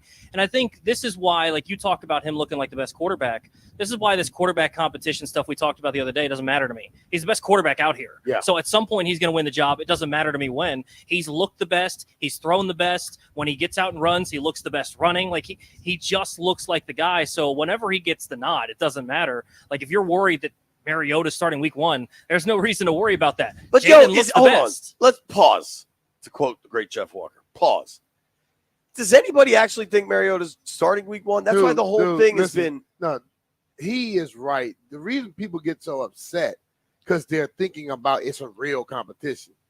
It's a competition in a sense, but it's not a competition. When Brian and I go to play golf, we bet each other. And, like, technically we're competing, right? But it ain't much of a competition. Like, it's like we know what's going to happen. B won't give me the proper amount of strokes to make it a competition. Who wins more reps, Mariota out here or JP holes on the golf course? Mariota out here. I don't know. I can win 2 or 3 holes. I don't know about all that. Yeah, I mean, it's spray one on a par 3. I get up and down. No, what he does, he'll push me on a few holes because he got that stroke. Yeah. Yeah, maybe Mariota was getting strokes. Yeah, I think any of the why isn't Jaden named the starter yet? Why isn't he getting the work? Is Mariota actually going to start? I think all of that is manufactured outrage, and nobody actually believes it, and it's just an attempt to stir things up. Like I'm not trying to insult anybody. If people we know or whatever like have said that, I don't buy it for a second. Nobody actually thinks the guy was taken number 2 overall. He just won the Heisman. It's different with Drake May, who is a young, relatively inexperienced guy going to New England, where they've kind of said Jacoby's getting first crack at this thing. Like everybody you talk to, if you listen to the reports coming out of New England, it tells you Jacoby probably needs to get first crack. Well, everybody around the league kind of knew Drake was a developmental guy and that Jaden was ready to rock. Like, this is zero surprise to anyone involved. Well, and if you're worried about it, you're not able to be out here, whatever reason, we're telling you. Like, Mariota looks like a backup quarterback, and Jaden looks like a starting quarterback. Right. Now, I don't know how good of a starting quarterback yet because we haven't seen him against other defenses, but he looks like a starting quarterback. And backup quarterback is not bad because you can make $5 to $10 million for the next 15. Exactly right. Oh, who's going to complain about that? Mariota's chilling. There's 3 of us here. Does anyone actually think there's a chance, barring some terrible situation, that Mariota's starting week 1? Zero chance. Zero chance. Boys in the aquarium? 0, right? 0. Right. Like, I just think that whole subject line was manufactured outrage, and it was dumb. What did you think of the O-line getting to watch a little bit more, Toby? Yeah, I thought Coleman looked really good at left tackle. There were a couple of, like, Luvu was rushing him one-on-one one time, and Coleman was able to hold on to him in the 11-11 period. And I thought overall they looked pretty solid. I think Coleman's really stood out to me, and he looks like, at this point, he looks like he could end up being your starting left tackle. We'll see as camp continues on. I thought the other guys were okay. I think they're still trying to figure out what's going to happen at that left guard position. We'd assume it's Allegretti, but and you didn't have Lucas today, which kind of is an interesting wrinkle with it. Yeah. I think nothing this whole season is more important than Jaden Daniels' development. And if he's able to firmly take control of the QB1 position, is by far the most important thing that can happen for Washington in the 24 season. I think it's the most important thing that could happen in the last 25 years. Especially if he proves to be like the guy. But the ultimate thing also is that offensive line needs to develop to make his development easier. That's what I was going to say. Yeah. I mean, we've all been talking about Coleman. They identified Coleman, liked him, drafted him. They could have taken other tackles repeatedly. They let him go, and then tackles went off the board. It took some stones. They did a little bit of Sam Cassell dance to just chill and wait and take Coleman where they got him. But that was their guy. They identified him. If that pick hits, if your third rounder becomes your left tackle of the future and you've got him on a third round deal, and you don't want to get too far ahead, right? Like there's so much coming. When I watch him, but if Coleman could go, they did a lot of of run install today. That was a question. From all the talk I've heard about the questions and wondering what was he a guard or a tackle, dude don't look like a guard to me whatsoever. He looks like a damn tackle. Trying to talk about his size at one point, he's as tall as anybody out there, and he seems to be very, very athletic. Yeah, he looks like a tackle. He held his own, and that's the thing. Like, you feel good about Biotish. That's one of my favorite signings. You get the veteran center to work with Jaden. Yeah, he walks like he's just a badass. Yeah, and I thought Sam Cosme his nickname's badass. Sam Cosme owned one-on-ones today, so he looks solid. It's really a question about those other guys, and the big questions are the tackles. But if Coleman ends up being a guy, I mean, here's the thing. This is always going to be the Jaden draft, no doubt about it. Mm-hmm. But if Coleman hits, and he doesn't need to be spectacular, but if you get an average starting left tackle or right tackle in the third round, that suddenly goes from being a good draft to maybe even an all-time draft for this team. If you want a quarterback to develop and be very good, you know what he needs to have? Don't worry about his blind side. And if that is protected, that quarterback will be whatever you want him to be. And I hit Locked On Law and said something about Dan talking about him exceeding expectations. I said we don't need him to exceed expectations. What we need him to do is just go out there and do what he needs, be who he is, and do what he needs. He can exceed expectations if comes out and be better than what they think, or be as good as they think in Coleman. Well, and he played one-on-ones today, and he had a really good rep against Dante Fowler, where Fowler stonewalled, like I said, in 11-on-11. Luvu wasn't going anywhere. I think Jamin went against him at one point, and he didn't do anything. So he's handling his business out here. I'm interested when you get against a team that has, legit edge rushers that are going after him. Yep. What is he going to look like? But against the guys out here, he looks like he can more than hold his own, and that's a really encouraging sign. Yeah. I think Coleman can hold his own. We shall see. You just hope to get through everything injury-free, right? Yeah. We're going to do a taping in the break. You're going to rush me, and I'm going to be like what Coleman needs to do. I think Toby should rush. Toby be the quarterback. I'm more of the he's quarterback. He's going to be Jade. No, you suck. I bet I'm better than Toby at quarterback. I doubt it. Well, I'll tell you this. Did you play high school football, Toby? I did not. Okay. Sam Hartman threw a ball, skipped into my hands today. I can't grip that football, B-Mitch. Okay, well, I don't need you to throw it. I just need you to look like it. See. I don't want JP out here. See your hands, dude. Wow. Damn, Toby got some Ewok hands. He got those hands. I got tiny hands. Pickett. Yo, Kenny Pickett hands. Look, Toby has. I don't want JP. Show everybody on the stream. JP throws like this. Look. Toby. JP throws like Al Bundy. I need a glove if I'm trying to throw that football because I could not grip it. He really is Kenny Pickett.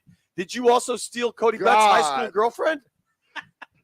I did not. Damn, listen, I knew Kenny broke Cody's heart. I didn't know Toby broke Cody's heart. You have mammoth hands. Yeah, Beamer's got huge hands. Damn, Toby got some Ewok hands. Hands the size of mine were when I was in the 5th grade. I got the ball. Hartman missed the target, skips right into me. And I'm like, all right, I got to throw this back. I go to grab it. I'm like, I got to shot put this. I can't even grab this thing. Hold on, pick up that rugby ball. Kerwin, can you throw Toby that? That's going to be too big for him. I mean, hold on. Let's put this on the stream. If you're watching the stream, here's Toby trying to grip a rugby ball. You can't grip it, can you? I don't think I can. Barely. One hand, barely. Wow. That's funny. Toby got baby hands. What is it, Burger King commercial where the dude has the little ass hands? I like that. You have to do like JP, get the Whopper Jr. The Whopper, you should get the Whopper Jr. No, Whopper I don't have Jr. any issue holding food. The Whopper Jr. is a banging burger, man. I don't know why we I disrespect. tell you, bro, once a year I get that triple Whopper with everything on it. Damn, beat. Once a year. Once a year. Is that what you get, like triple bacon and It's everything? like one of them summer days. Is that for after the ride tomorrow? It's one of them, might be one of them summer days when you just really you do a lot. You get you the biggest meal you can. That big burger, you don't need another burger for until next year. I'm serious. Got to cut that thing. I could go. So for give a it burger. sections. You can't just grab Give it. it and bite what? Sections. What you thought I said, JP? Dude, I didn't know what the hell you You said. can't just grab it and bite it. You can't open your mouth wide enough. JP probably can. I like cutting a burger in half. That's my preferred I cut that methodology. into fours. I might eat a burger. I am. Sound like we need to get somebody to make a burger run. I know. BURGRER. I know the beer run song, but I couldn't do it with burger. BEERRUN, beer run, beer run. Try to do that with burger run. No, I'm not gonna do that. I think John Keim's coming in the tent. When we come back, it's B-Mitch and Finley.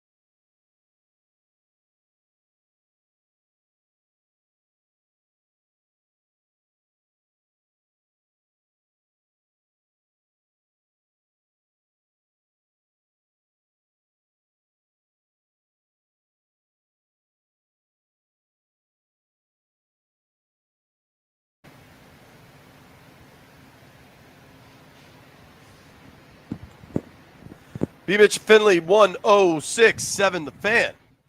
We're live out here in the tent. I think some good things are starting to happen with the Washington Commanders. They're starting to actually build kind of some brick by brick type stuff. Look like things are coming together. I think today was an improvement over 2 days ago, which I thought was the best day of camp so far.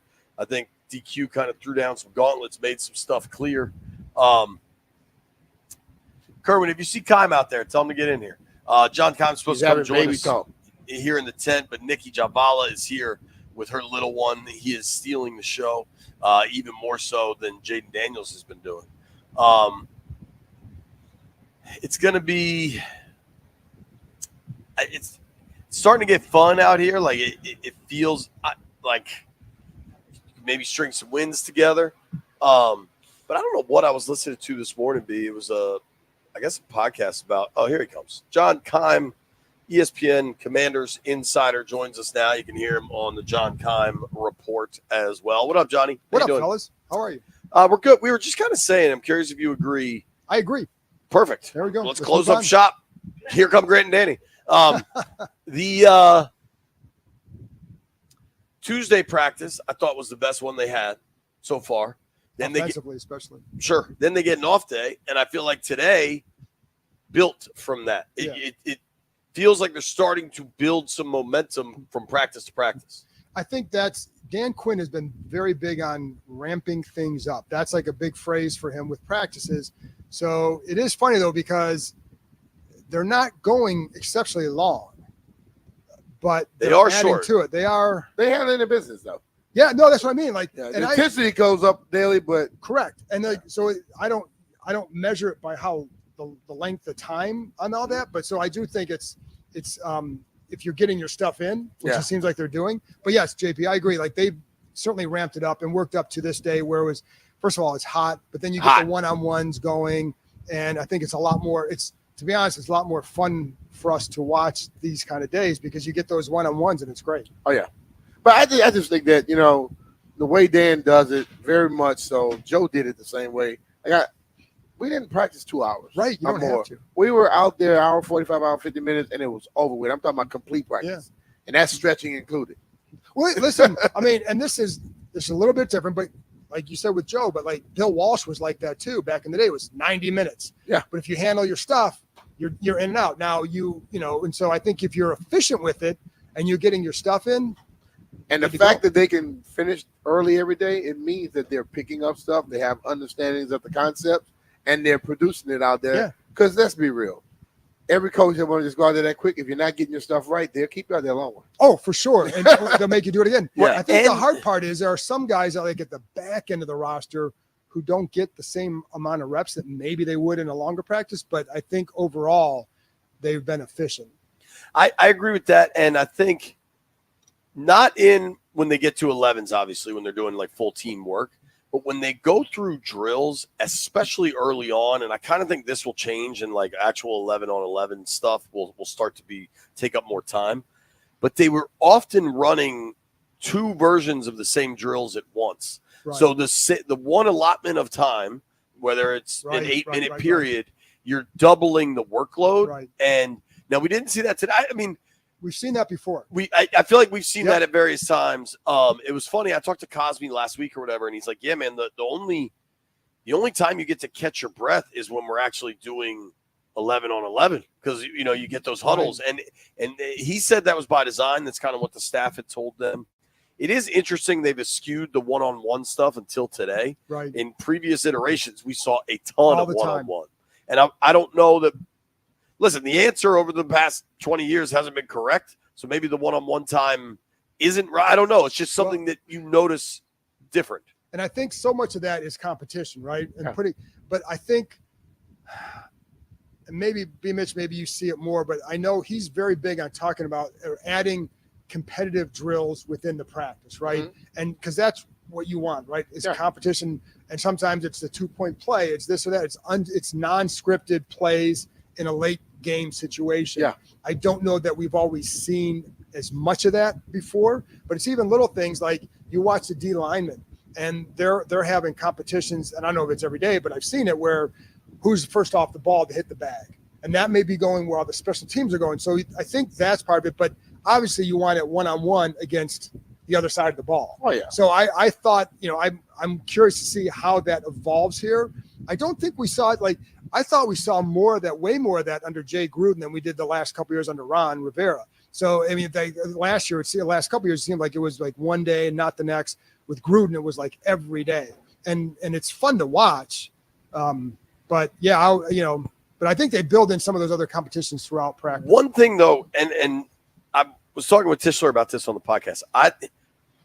Especially in the Richmond days, where there was some semblance of like salesmanship going on down there, like they had agreed to these crazy terms with the city of Richmond, and they were getting paid. Like, I feel like, and I'm not saying this was Jay or a coordinator or Bruce or whoever.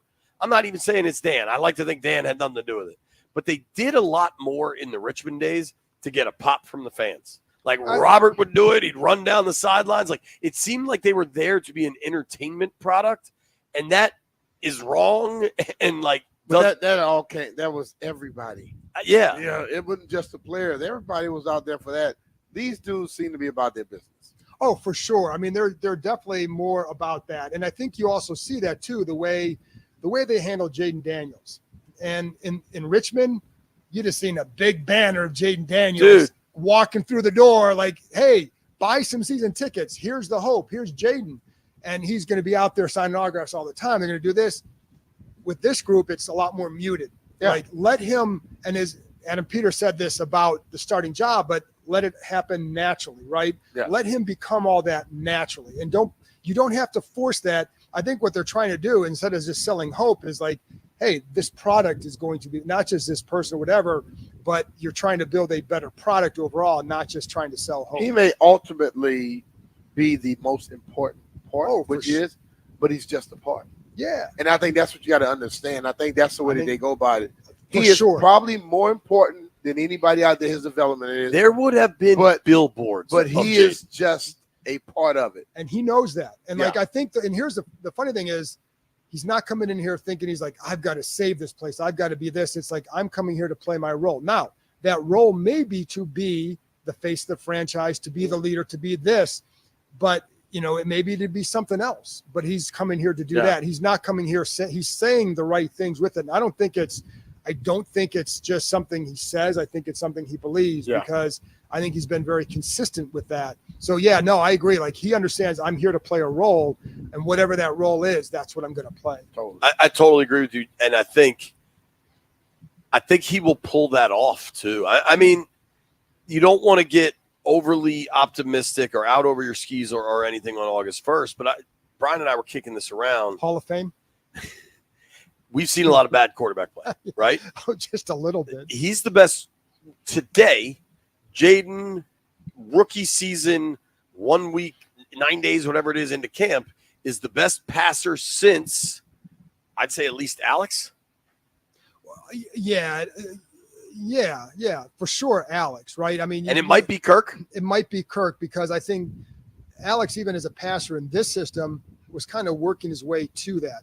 It wasn't like the offense was great in 2018 before he got hurt. It was building to something. Right.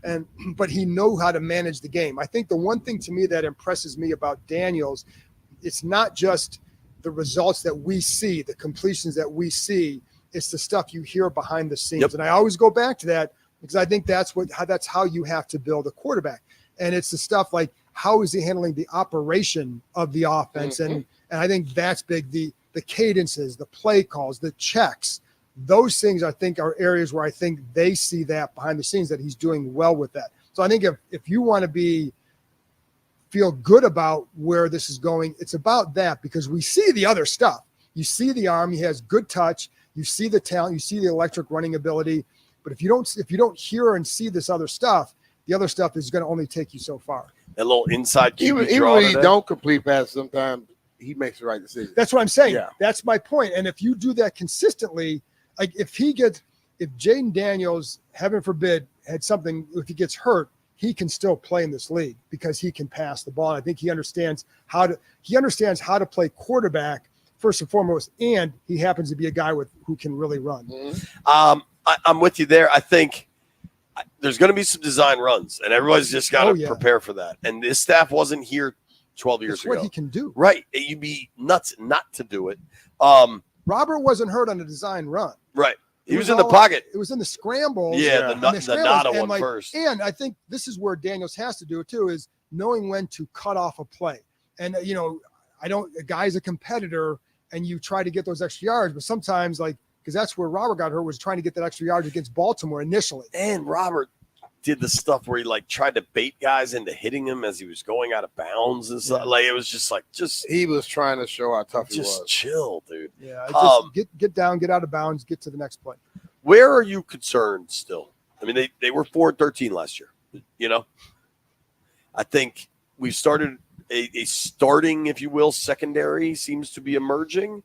How do you think they are on the edges of that? So I think I don't know if it's his concerns as much as you still have questions. So the edge, I think they're better than they were after the trade deadline, right? Oh, yeah. And so they're more solid there. I think the floor is higher. I think the floor is high. I think there's going to be more consistency than what, Montez Sweat's a very, very good player. I think that's one where you still would like to see him here. But I think after that point, and even with Chase, there was inconsistencies there. Can you be more? Cleveland Farrell is a very good run defender, but they're going to I think what I'm curious to see with the edge is more, how do they manufacture the pressure? Because they do more things. Like last year, it was all, hey, go get your guy, right? Go get the guy, beat this guy, go get this guy. I think they're going to try and create more up front. So that's where I'm curious to see the impact of that. Not just but guys like Frankie Louisville is a heck of a pass rusher. Sure. That's going to help. I think he's a heck of a player, man. I think he's a really good. He plays fast. He plays fast and all over the place. Violent. Yeah, he's downhill. fast and violent. I mean, he's, so I think but I do have questions about the pass rush off the edge. Sure. I think they've done a good job with this defense of maybe reducing some of the responsibilities they have to allow them to play faster. What's the impact on Forbes and St. Juste moving forward when we see them against the Jets and the Dolphins? And then, of course, then the offensive line, where's the tackle play at? I've liked so far what I've seen of Brandon Coleman. I think he can play in this league. At what point and where, we'll see. But I think he can play. Me too. But we have to see him against other people too. Totally. So Jets are going to be a hell of a And I think it's going to be I'm going to love that competition. It's going to be very revealing. And so that's why I say you have questions. Is it a concern? I don't know yet, because these guys are new. Right. We don't know exactly where he's at in his development until we see them against more in pads and more against other teams. Let's get to the important thing of the day. Okay. The Commanders, we all get season-long media credentials, and the Commanders this year have offered to provide headshots. Yeah. So we got to go inside. We got to get our B-Mitch pictures got the taken. glamour shot headshot. I thought that was pretty cool. You brought that in. Get your glamour shots. Are you on tux? What are you wearing? I'm naturally glamour when they just look at my face, man. I I wake up like this. Now, so B-Mitch is going to wear a tux. What are you going with, Johnny? I've What's got the a plan? tie. I got a coat and tie because Better hope it's inside. it is inside. Otherwise, I'm going to look like Albert Brooks in broadcast news. For anybody who remembers that. Yeah, sure. But it is this is doubling as my ESPN headshot too. So, Ooh, all right. so that's why I had to go with the coat and tie. All right. I'm not doing all that. Are you just wearing that black T-shirt you're wearing? Damn, Skippy. They say they're doing a headshot, not a body shot. I am curious if it is like a headshot that make you tilt all weird, whatever, or if it's the whole body. Just take my face. I don't want This mug right here is all you need. I don't want a mug shot. It's got to be something where How many mug shots have you had, John? I haven't had any. All right. But do I need to have that pensive looking off to the side look? I don't know. You got to give them like the Step Brothers, like curl your fist up. Thank you for joining us, dude. Thanks, guys. That's our guy, John Keim. Give him a follow at John_Keim, Keim. Check out the John Keim Report on YouTube. A little bit of baseball. Ben Sennett coming up. And don't forget, Bleep You Thursday at 1 o'clock.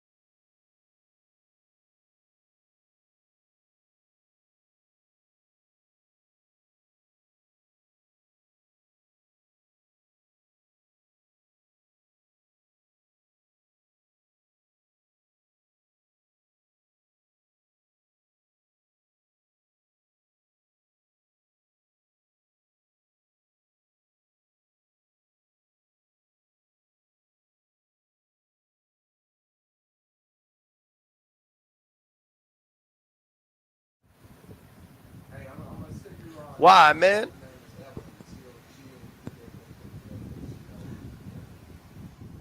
La da da da da da. Tom Boswell retired from the Washington Post. Came out of retirement to write about the Nats. Boz not thrilled that they didn't get rid of Finnegan. Nats have really done a remarkable job of fighting off being double digits below 500. Like every time they'd get to 9 games below 500, they'd win 2, get back to 7. Well, this trip to Arizona went poorly. It didn't go for well. the Washington Nationals. They got swept by the Diamondbacks. They were outscored 31-12. That'd be a bad football score, too. Yeah. You know what I mean? Well, a 17-0 in the middle of that ain't gonna help. 31-12. That was the third quarter. Listen, all the baseball coverage on 106.7 The Fan is presented by T-Mobile. Switch to T-Mobile. You get tons of benefits and still save on every plan against AT&T and Verizon. Check out the savings calculator to find out how much money you can keep in your pocket. T-Mobile.com/switch. I remain confident that the Nats will pull off some like 7 out of 10 run when we're not expecting it. But so they just got swept by the D-backs. D-backs are playing pretty good baseball. I think they're 7 over 500. Now they've got a series with the Brewers at home. Granted, it's at home, but the Brewers are in first place in the NL Central. Brewers are good. Very good. After that, San Francisco Giants come to town. Giants aren't having a great year, but they are always competitive. They're about 500, and the Giants have a habit of getting hot in the second half. You think we're looking at a Nats have lost 4 of their last 10 kind of stretch here? Are we going on I don't know, man. I think that when you go through the trade deadlines and you lose some people, it can screw people up mentally a little bit. But I think they'll settle down because they have a lot of young guys on that team who believe they can play and make some things happen. And they're going to get overlooked by some teams, and they're going to come out and play. So they're going to go on another stretch or run again. Let's hope so, man. It's fun looking at athletes, bro. The mindsets are different. Seriously. Yeah, but sometimes you don't have talent. You don't have talent, though. That's true, but the other guys just might be better. They might be, but you know what? Those guys that are normally better playing against a team that they feel, oh, man, we got this. You look past them, and all of a sudden you find out. Looking around the AL, the O's are in Mess first. around and find out, Jay. O's are a half game up on Jeff's Yankees. Red Sox playing good baseball. They're just 7 back. Cleveland has been a wagon. I will root for Cleveland in the AL. I just like that Indians, Guardians fan base, whatever. I just don't know. I think the AL – I think the MLB playoffs will be awesome. I think the Phillies, dude. Give me who's the favorite to win it all right now? Mm-hmm. I think it's probably the Phillies, right? They are really good and have Guardians are really good too now. Yeah, I think I trust Philly more. Why? They've been there and kind of come up short. Okay, so you trust because they keep coming up short? No, I like the bats. They may just be Buffalo. Maybe. I mean, baseball's so funky because you play 162 games and then it comes down to like a 3-game wild card series. You know what I mean? Hey. Like Texas last year was outrageous to win that. That's how it works, brother. So the winning division, I guess the Dodgers are the overall favorite. I kind of like this. You could bet on the winning state for baseball. And now Ohio. So Ohio's plus 950. Okay. But you're pretty much only getting the Guardians. If you bet California, which is plus 285, Dodgers, Padres, Angels. I think the Angels are bad. But you got them. Yeah, I mean the A's. Maybe the A's get hot. Well, they're about to not be in California. Pennsylvania, you get the Phillies and the Pirates, who are probably not making it, but are like kind of flirting with it. I wouldn't mind that. Well, Jake the Savage said the Orioles are going to win it all. Well, dude, so what's And Locked On Law say Bryce Harper is a curse for the Phillies. Listen, man, I think Bryce has a little RG3 in him to me. Like it's a I'm not gonna put him there because some he's look better at than me that. stuff. He's better than that. He's good though. He can play. Yeah, he can play, and he's played for a long time For sure. so we cannot say RG3. All right. Here, that's fair. Here's what we're going to do. Phone number is 800-636-1067. Yes. 800-636-1067. It's a Thursday. On Thursdays, we come together as a group, and we voice our concerns with the world. We tell the truth, okay? It's a day to tell the freaking truth. Yeah. It is Bleep You Thursday. Phone lines are now open.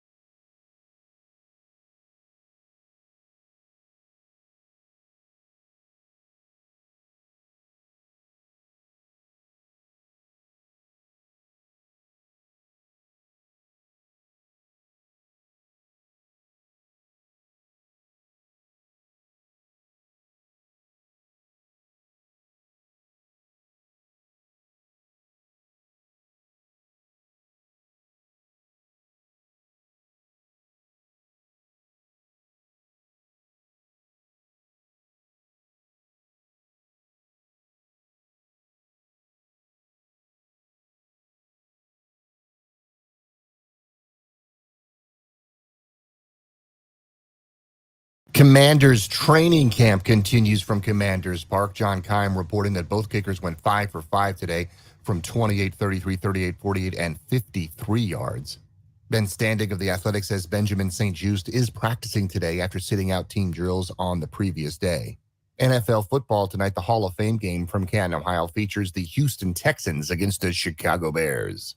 Summer Olympics in Paris continues with women's gymnastics all around. It's Suni Lee against Simone Biles. Medal tracker has USA with 31, France 26, and China 22.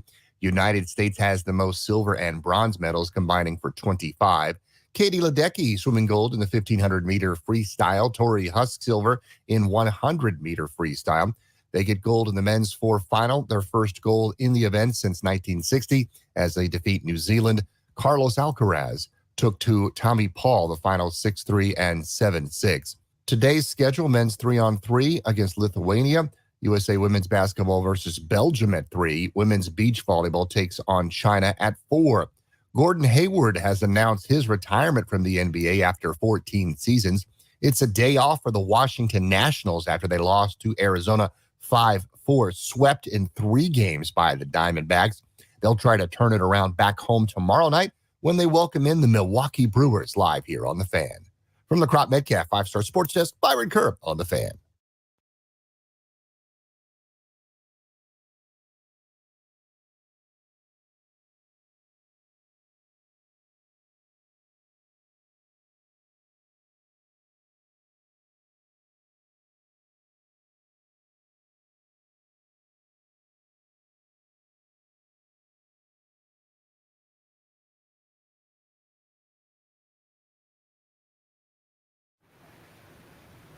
All right, welcome back. B-Mitch and Philly, 106.7 The Fan, and we're coming to you from out here in Ashburn. The B-Mitch and Philly show is brought to you by Rude HVAC Equipment. Head over to rude.com to find your contractor near you and available tax rebates and credits. And remember, if it ain't rude, it ain't right. It's that time, Jay. If it ain't rude, it ain't right, period. It is that time, Brian. Yes. I'd like to start. What time? It is Bleep You Thursday time. Yeah, now, yeah. I generally don't lead off, but there's something that has been bothering me again and again and again and again, and I feel like I should get it off my chest. All right. The phone number, if you want to join, 800-636-1067. All right, it's Bleep You Thursday. I feel like this bothers everyone, truly. Have you ever called an Uber and they take the ride and then they just don't? As soon as they get close, they drop it. Or they just drive in a circle wherever they are, and they just never get close to you. I'll never understand the point. Now, it's my understanding that if you cancel an Uber, they charge you $5. But for these people to just drive around in circles takes longer than if they just got their next ride and picked you up. Like, don't say yes if you're not going to take it. It drives me crazy. Bleep you to the fake-ass Uber drivers out there only trying to make $5. And did that impact me and my beautiful wife trying to get to the tennis tournament last night? It sure did. Has that ever happened to you boys, Jeff or Landini? I drive everywhere. Yeah. That's one theory. It has never happened to me. Does Uber Eats ever do that to you, Landfill? Sometimes they do get a little lost, but it happens very infrequently. All right. We're going to kick things off on the phone lines. It is a Bleep You Thursday, 800-636-1067. I'm sorry that I just jumped in there, fellas, but that's been bothering me significantly, and it happened to me last night. Also, if either of the boys in the aquarium have one, just let me know. But we're going to get things going here with Charlie in College Park. Hello, Charles. Charlie. Who you mad at? Everybody. Charlie up. Uh-oh. Well, Landville's really going to be mad at Charlie if he can't All right. get to the phone. Move to the next one. Charlie, call back if you want. I think our guy Jupe is on the line. Jupe, who you mad at, buddy? JP B-Mitch, what's going on, fellas? What up, brother? How are you, buddy? I'm good. Hey, JP, I hate to do this, but I do it with Not love. me, dude. I gotta Not bleep me. you. Not I me, gotta bleep you, man. Listen, you have out-of-pocket tendencies, and I keep trying to reel you back in. I'm going to get to the point why. I warned you about telling people picture you get out of the shower. What happened? Your boy from the jungle had a dream of you naked. The other week you talking about that was a months sausage ago. Party. No, the other week you talking about a sausage party. You loved it. You loved the sausage was hitting, Jupe. Next year you can come. No, he ain't coming to that. No. I'm just help you, JP. It was Jupe. I don't understand, man. It was like 15 dudes at a sausage party. Why is that weird? It was just dudes eating sausage, hanging out, rolling dice. Look, I was drinking vodka Gatorade. Look, this pathway you're going down, I fear that the next time something happens, it's not going to just be a dream. It's going to be somebody trying to touch you. It's going to make you feel very uncomfortable. I will leave, sir. Jupe, I appreciate you, man. I need somebody worried about me, man. Thank you. We'll keep the phone lines going. Frank is in DC. Frank, who you mad at, buddy? I'm mad at the Hall of Fame, JP. Every Hell year yeah. this time I get so intensely upset because listen, I told my kids and everything, I'm a 70-year-old Redskin fan. And I want to go to Canton. But I will not go to Canton unless a Redskin go in. And what they do to B-Mitch and Jake and Gary Clark and even to a certain degree Larry Brown and Pat Fisher, I don't understand it. There are people that do not deserve to be in the Hall of Fame. And B-Mitch is second all time to Jerry Rice. Does anybody understand what that means? Why B-Mitch is not in the Hall of Fame? So I mean throwing socks and beer bottles at the TV because I cannot watch that ceremony. I love that. I love your passion, Frank. I love it. So here's what I got to tell you, though. So B's last year playing, I believe, was 03. I will look it up real quick. B is now, 03. So B is now going to be considered through the Veterans Committee, but you got to be 25 years removed from your last year. So when we get to 28, when we get to the end of the 27 season, that's when everybody that has this passion about this topic, we're all going to come together and we're going to bombard the Hall of Fame voters, all of it with the information we know, and that's when we're going to change this thing. So I need to count on you. But that's 28. But JP, that's B-Mitch. Jake's been gone a long time, and Gary Clark. What about them? You understand what I'm saying? Not incorrect. You're not incorrect. Yeah, I hear you. Yeah, Jake got 3 Super Bowl rings. So I mean, Gary's got 2. Yeah, dude. Yeah. I mean, if you look at Gary Clark's career numbers against Michael Irvin, it's crazy. I totally agree. This is the other thing is that Drew Pearson cried his way into the Hall of Fame. He cried, and look at his numbers compared to Gary Clark's.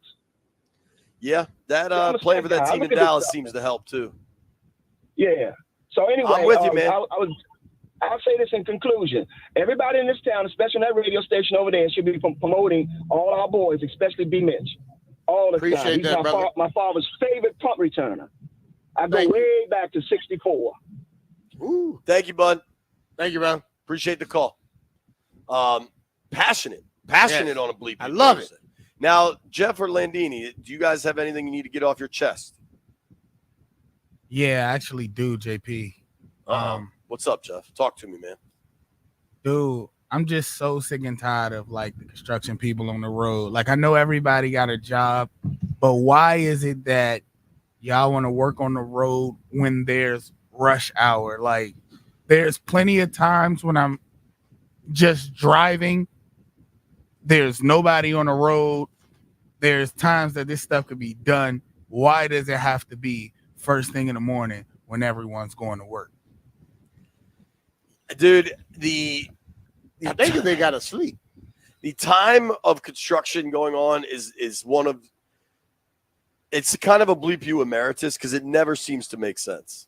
And the few times it is going on in the middle of the night, which is when they probably should do it, I swear to God, it's when I'm always on the road in the middle of the night. It's like, everybody says like, oh, man, I really start craving Chick-fil-A on Sundays. Like, sometimes it's just Murphy's Law. Like, just buy it on Saturday, put it in your refrigerator. On Sunday, throw it in the air fryer. Stuff that can go bad will. Our guy. That's a good one, though, Jeff. Seriously. Banner Tequila says, bleep the damn mopeds that go on 395 this morning. 3 mopeds, 3 lanes. The cars had to go around them and in between them. The mopeds are really giving us trouble as like a society. I don't know what to do with the mopeds, but if I'm just going to tell them, be careful. A lot of, yeah, I mean, the mopeds seem to be a real problem. I'm going to leave my suggestion off air. Yeah, please do that, Jeff. Don't get yourself in no trouble. All right. Landini, anybody you're mad at? Anything you need to let the world know about? Never mad at everybody. Yeah, I'm mad at B-Mitch. I don't know that it rises to Bleep you level, but I noticed you got mad at me once I left the studio. Bleep when I you to was there, B-Mitch? you acted like you liked me and stuff. Why are you mad at B? He's leaving. He's going to ride a bike like 100 miles, like a crazy person. You should be is praising a me little for that, insane. dog. Nah, that's a Shouldn't I be mad? That's a Bleep you. Because it's more You work can't be for mad. me. You take 5,000 vacations a year. I'm taking vacation to do some great charity work. That's some psycho stuff, though. Usually when I go away, you get somebody. I had to book Toby through Drab. That's where I we're don't at. always get somebody when you're not here, dog. True. C-Dub 1906 tweeting out, my Bleep you goes to Devontae Adams for hating on our fan base after we finally seem to be on the right track and him having no clue. Keep the commander's name out your mouth, Devontae. We're going to battery you when you get here. I kind of like that. He doesn't come here this year. Well, whenever he comes, we're not going to forget. We're going to take a page out of Philly's book. Philly's Philly. I think people here will forget. Nah, I'm not going to let him forget when he come back. All right. I'm bringing it up. When is the next time the Raiders come here? I think it might they be. come. He probably won't be with the Raiders when they come. He'll be with another team by then. He might be with the Jets before the end of the year. Yeah, in the training camp. Him and Aaron trying to figure it out. Maybe that's what Rodgers and Garrett Wilson were yelling at each other about. Why you asking for Adams to come here? I'm the dog, huh? Let's go to the phones. Our guy Tony is in New Carrollton. Tony, what up, man? What's up, y'all? Long time no talk. Yeah, man. Great to hear from you. So I have a Bleep you, and I'm pretty sure this relates to everybody too. Bleep those people that, especially Teslas and very expensive cars, who make the incorrect turn. So, example, I was driving the other day and making a left turn on a left turn only. This fool in a black Tesla decides to make a left turn with everybody from an unmarked bike lane. So bleep you to that fool and whoever decides to do that crap. I hate that guy. Yeah, I'm not going to lie to you. They have a different air about themselves, the Tesla drivers. They think that they run the other thing with Teslas sometimes is like people will have it on autopilot. And I saw this the other day, dude. So, you know the stretch of River Road where it goes one lane? But so there was a car, not like broken down, but there was, you know how there's like the creek access right there? Mm-hmm. There was like a vehicle like getting their kayaks off or whatever, like hikers kind of stuff in the eastbound lane. So then the cars coming down had to veer out a little bit and kind of got to the double yellow just so they could go around the car that was stopped. Uh-huh. And everybody on the westbound lane realized, all right, they're coming into our lane a little bit. Just give it a little room. And these are the things when you're driving, you recognize, and it's no big deal. But this Tesla was in front of us. And because I swear they had the driver assistance on, and the driver assistance, the computer just puts it up next to the double yellow, right? Because they don't recognize like the human element of something being out there. And it never got close because the Tesla then either the driver or the car recognized like, oh, something's here. But it's pretty, for a moment, you're like, yo, scoot over. Maybe it's the computers. Nah, it's the drivers. Well, the drivers not all are bad of too. them, but a lot of them, they act like they're the only people on the road. I've kind of one finger salute a lot of them over the last. What's your 4 or 5 average weeks. one finger salute per day? Normally, I don't do any, but when you give me a problem, and it's been lately Tesla drivers. All right. I haven't asked you I this. can get up to 10 a day sometimes. That doesn't surprise me. The best one finger salute I ever gave was, this is many years ago. I was on, you know where like Reno Road splits with Tilden and you get down to Connecticut and there was like a snowstorm and the traffic was god awful. And this guy, I'm trying to merge in, and this guy was such a jerk. He wouldn't let me in, and he was staying on the car's bumper like 3 inches apart so that I couldn't get in. So I finally realized, and I just chilled for a second, and then I gave him a little honk. I gave him a little toot-toot, like a friendly honk, and he looked at me, and I waited a second, and I just gave him the full Monty right in his face, dude. That was a bleep you right there. Yeah, he was so mad. I was like, what do you gain with that, dude? Yeah. What do you gain with that? All right. According to the chat, Devontae's only been to DC twice. I guess as a Packer. He was probably on that Packers team that beat the Kirk playoff team. Didn't Kirk beat them in the weather? That 75 at win when Kirk was dealing that day, dog. The year later in the regular season game, yes, Kirk beat him. But in the playoff game, Aaron was balling. Was he here? Did Devontae come? I think so, because that was 15. That's I think why he was pissed I think off. Devontae's rookie year was 14. I could be wrong on Kirk that. hurt his feelings. Keith Ewell says, bleep you to a truck service for not fixing his truck 3 times in the shop this week. I'm not naming names, Keith, but hopefully that helps. Brian White out here giving me a compliment. What do you say? Everybody, I wear grimy-ass T-shirts out here because you sweat all day and it's gross. And then I put on a nice collared shirt to do TV or to do other things, right? And so everybody. He only talking about that piss stain shirt you had the other day, dog. He ain't trying to say all the other stuff. I mean, you can't just. By 1 o'clock in a tent, I think most of them have a pit stain. I'm not. Let's see if B is pitting out right now. No. Tilt that camera down. I just don't. What I do, son? Yeah, you kind of. All right. Hey, never let him see sweat, son. Richie is in Ashburn online too. Richie, what up, Rich? Who you mad at? Yo, how y'all doing? Yeah, so I got a beef and pick with the big guy who inherited the hockey team, and then basketball was his first passion, and just totally destroyed the team year after year after year, and hiring his buddies, his friends. But guess what? In hockey, hired the right people that know what the hell they're doing. That's my beef. You talking Leonsis? Yeah. I ain't gonna name names. I think they finally hired the right people in basketball. Well, we'll know. Yeah, I know. How long did it take, though? How long did it take? Yeah, I mean, I think to me, keeping Ernie stayed too long. The only real mistakes for me were the back-to-back max deals for John and then Brad. I think what about that every Gill draft team, pick, first round? The Gill How team about was Denny? legit. Denny was pretty good. The Vesely pick was god awful. Nah, Vesely, Jan. Yeah. That's a bad pick. Jan. He had a good-looking girlfriend. Since you But mentioned dude- his name, Abe basically said, you buy the Wizards, and when I pass, basically, or you buy the Capitals, when I pass, you'll get the Wizards franchise. Because, that's Ted's first love. Is b-ball. What Real is guy. that? Basketball, yeah. It was his first love. Yeah. You look it up. Abe basically said, you buy the Capitals, and I'll give you the Wizards.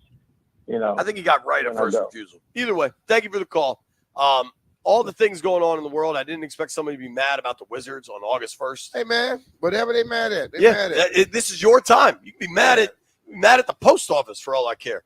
I'm normally mad at the post office. They take too damn long. Post office, banks, DMV, bastards. The banks are a pain in the ass. You know got what I'm mad at? got my money, and why the hell you got to take so long? Hurry the hell up. And like the fees on everything. The fees are just all a fee is you making money. Yeah. Like there's not the fee police that go around like, oh, did you collect the right fees? Have you donated that to charity or given it to the Oh, they ain't government? donate nothing to That's charity. just you making more money. That's all the fees are. Damn. Ren Gambino via Twitter, bleep the humidity. He's a mailman. So, Ren, so we're clear, I didn't come at the post office. That was Brian. Hey, people probably know that they take long. They probably talk in the back and say how long they're gonna take when you come up to the counter. I hate the fees in all capacity. I like the mailman that comes by my house and stuff, but that post office, you wait too damn long. You standing up there doing nothing. They closed. There was a ATM with the bank I use down the street from my house, and they have since torn that up. I'm sure they're building condos or something. So I have no ATM near my house. So I typically just go to 7-Eleven, $4 a pop. Go to your bank and just get enough. I should, but it's not close. Put it in a little place in the house. A bleep you that I think you might agree. Ready? Just Santana on the chat. Yes. F. Vinny Serrato. Yes. 5,000 times. Another rousing edition. I'm giving him a lot of one-finger salutes.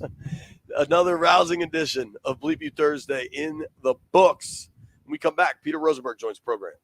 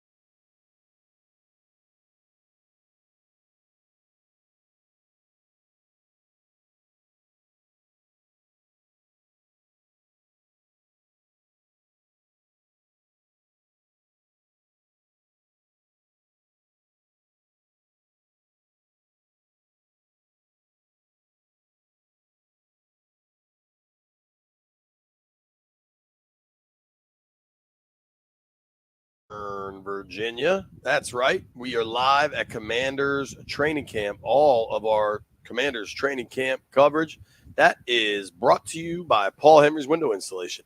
PaulHenry'sWindows.com, your clear home improvement choice. Joining us now on the BetQL guest line is our boy, Mr. Peter Rosenberg. He's got a million jobs. He's incredibly high profile, WWE, ESPN New York, and he's from here and loves the Redskins. What up, Peter? How are you, buddy? I am good. I'm set to go to Cleveland tomorrow for a big SummerSlam weekend.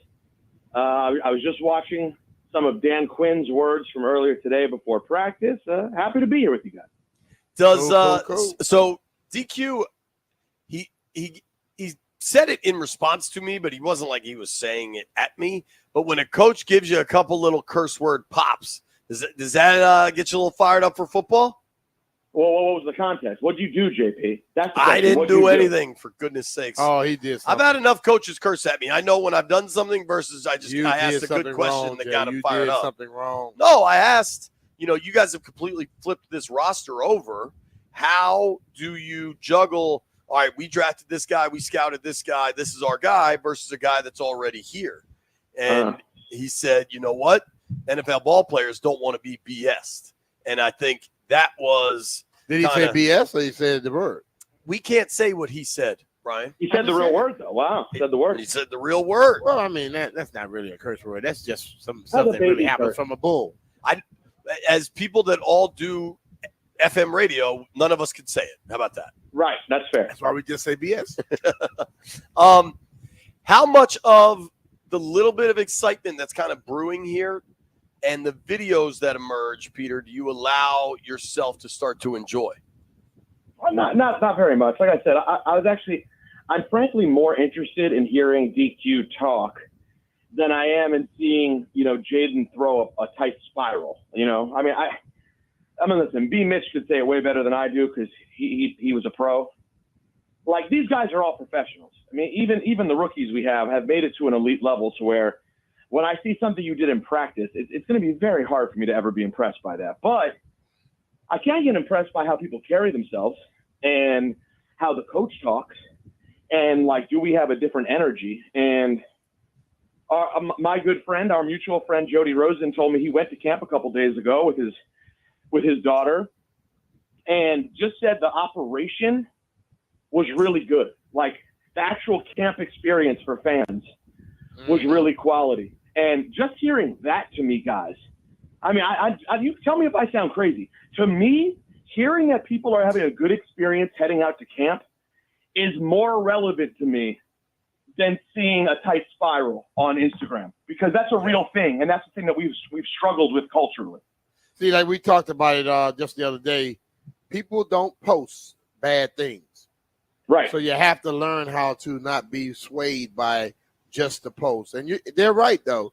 The experience is different. You notice the whole way that the staff acts towards fans is totally different than what it was. Bro, I think, honestly, and this is so simple, and you guys can mock me for this if you want. And, Peter, I don't know that this kind of crossed your radar, but if you want the biggest picture of big picture items going on out here, it is the removal of that artificial turf field that sat completely useless for damn near 20 years, and the only hindrance to removing it was the desire to spend the money to remove it. Yeah. And it's gone. They're putting in a new sod field. I think they're going to lay the new sod next week, I was told. And that is just committed active ownership on a very simple level. So, if you really zoom out 30,000 feet, I still think that's the biggest difference. It's still just about a year since they took over. Yeah, that's exactly it. All of those things, just not being a shoddy operation. Listen, I'm in a place, I don't know where you guys are at. I feel like recently social media has taken yet again another turn. It's even more worthless to me right now than it's ever been, because now when I go on social media, all I can do, and I really mean Instagram because I barely go on Twitter. When I go on Instagram, I'm immediately sucked into the Reels world, where it's just an algorithm feeding me stuff. So in just the last year, I think social media has become completely worthless. So I don't even get the things that I really want to see. So yeah, I'm much more interested in this big picture stuff, the wide lens, and Yeah. hearing all of these stories, it really makes you feel confident. I saw Michael Rubin a couple of weeks ago. He was up here promoting Fanatics Fest, their big like sports Comic-Con deal they're doing in New York. And I asked him about Josh Harris, and he only had good things to say about him. To me, hearing good things about this ownership group, seeing them do things differently, honestly, hearing from Dan Quinn, like, it's funny because in my mind, I have Dan Quinn and Ron Rivera in sort of a similar space, like age-wise, decorum-wise, like on the surface. But when I hear Dan Quinn talk, I hear way more sort of thoughtful, thought-out answers to me. Not that Ron was like a simpleton or anything, but he really just didn't give you anything. And I like hearing a coach that, they're only going to give you so much in the NFL during preseason. But hearing a little bit of something that sounds like cogent thought, I'm just liking what I'm getting from this group in general. Yeah. And it's consistent with all of them, and I listen, man, I can tell when I'm being BS'd 100%. And I was BS for like the last 9-10 years. This dude telling you, he's not telling you everything, but he's telling you exactly what he can. He's not going to relinquish his trade secrets and things of that nature, but he's not going to sit up here and give you a 5-minute talk on absolutely nothing like a lot of people did prior. And I appreciate that. Like, that goes a long way to me. Like, we interviewed Brian Cashman yesterday, and Brian Cashman is the king of just filibustering. Like, you ask the guy a question, he's just going to take 5 minutes to give you nothing. And actually, yesterday he wasn't as bad as he's been at other times, but just give me answers, man. I know football. Listen, I get it. Football coaches act like they're in the damn military. They act like, I would love to go through B-Mitch with a football player who really knows the game and see how many of the things they're scared to mention could really have an impact on another team's ability to scout. Like, some of it is just ridiculous. Like, some of it is literally acting like it's state secret. So I get it. They're all going to be that way. But, yeah, just don't treat us like you're stupid. Don't lie to us. Yeah. Totally, man. What is the tone and tenor up in the Big Apple with the Mets sweeping the Yanks and the Yanks now making some serious moves before the trade deadline? Got to be pretty. I mean, I know that city loves baseball, and there's a lot of baseball to discuss. Yes, it is. Listen, the complaint is the Yanks didn't make big moves. I mean, the Orioles were seen to have made the more legit moves. The Yankees looked like they made a big move because Jazz Chisholm decided to show up and play like in a hurry. Ken Griffey Jr. Yeah. Like, I don't know if that's going to last, but besides that, they really didn't. They were not aggressive at the deadline. However, you know what fans are like. They've won 5 out of 6. So normally people would be freaking out that they weren't aggressive enough. But, winning is a great deodorizer. And when the guy that you just brought in, I think he's hit 4 home runs in 5 games or whatever it is, people are distracted. Mets fans are optimistic that this is exceeding expectation, but I wouldn't say it's like people are not freaking out about the Mets. They're happy to see them overachieving. I bet. And what about, dude? Actually, any chance you'll be at the Jets practice or the Jets game next week? I am going on vacation. I'm going on a JP Finley next week. That's right. Oh, there we go. Did you ever have you planned it yet? So after all of the talking about how big we might go, we decided to keep it pretty low key. We're going to hang out. Myrtle Beach. Wait, close. We're gonna go to the beach up here for a few days, and then we're gonna go down to Miami for maybe 5-6 days. What, dude? You should see if you can coordinate. I don't know that you care about this, but we'll be in Miami for the Commanders games.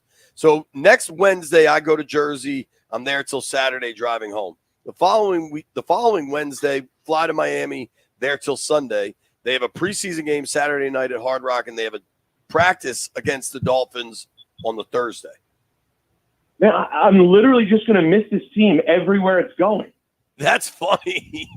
I'm going to Now, miss him in both spots, I think. But I am considering Tampa week 1 though. That is a very appealing road game. And if you look at the schedule, they're really only, all due respect to the cities that are getting sort of embarrassed by this quote, but there are really only 2 appealing road games. You have Tampa, and then there's an Arizona game. The only tough part is that they're both early in the year. Like if it was Peter. Arizona in December, Peter, hell come yeah. to Tampa. Come to Tampa. You and I can hang out. JP, he works too much. I'll be hanging out in Tampa. Tampa's a great hang. I want to try to do it. Tampa's great. Dude, you should, but if that proves to be a bridge too far, I mean this sincerely to the Rosenberg Skins fan that I've known since we were kids.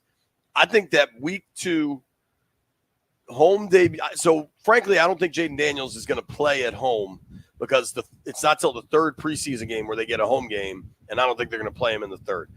That could be proven wrong. That's just my gut.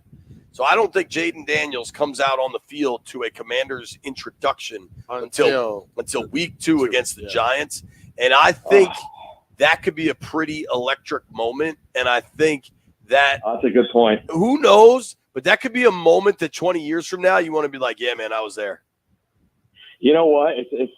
If he turns out to be the guy, right, and that is absolutely a moment. And against the Giants, who, when you think about the last 20 years of dysfunction, is there an opponent that more represents it than the Giants and what they've done to us?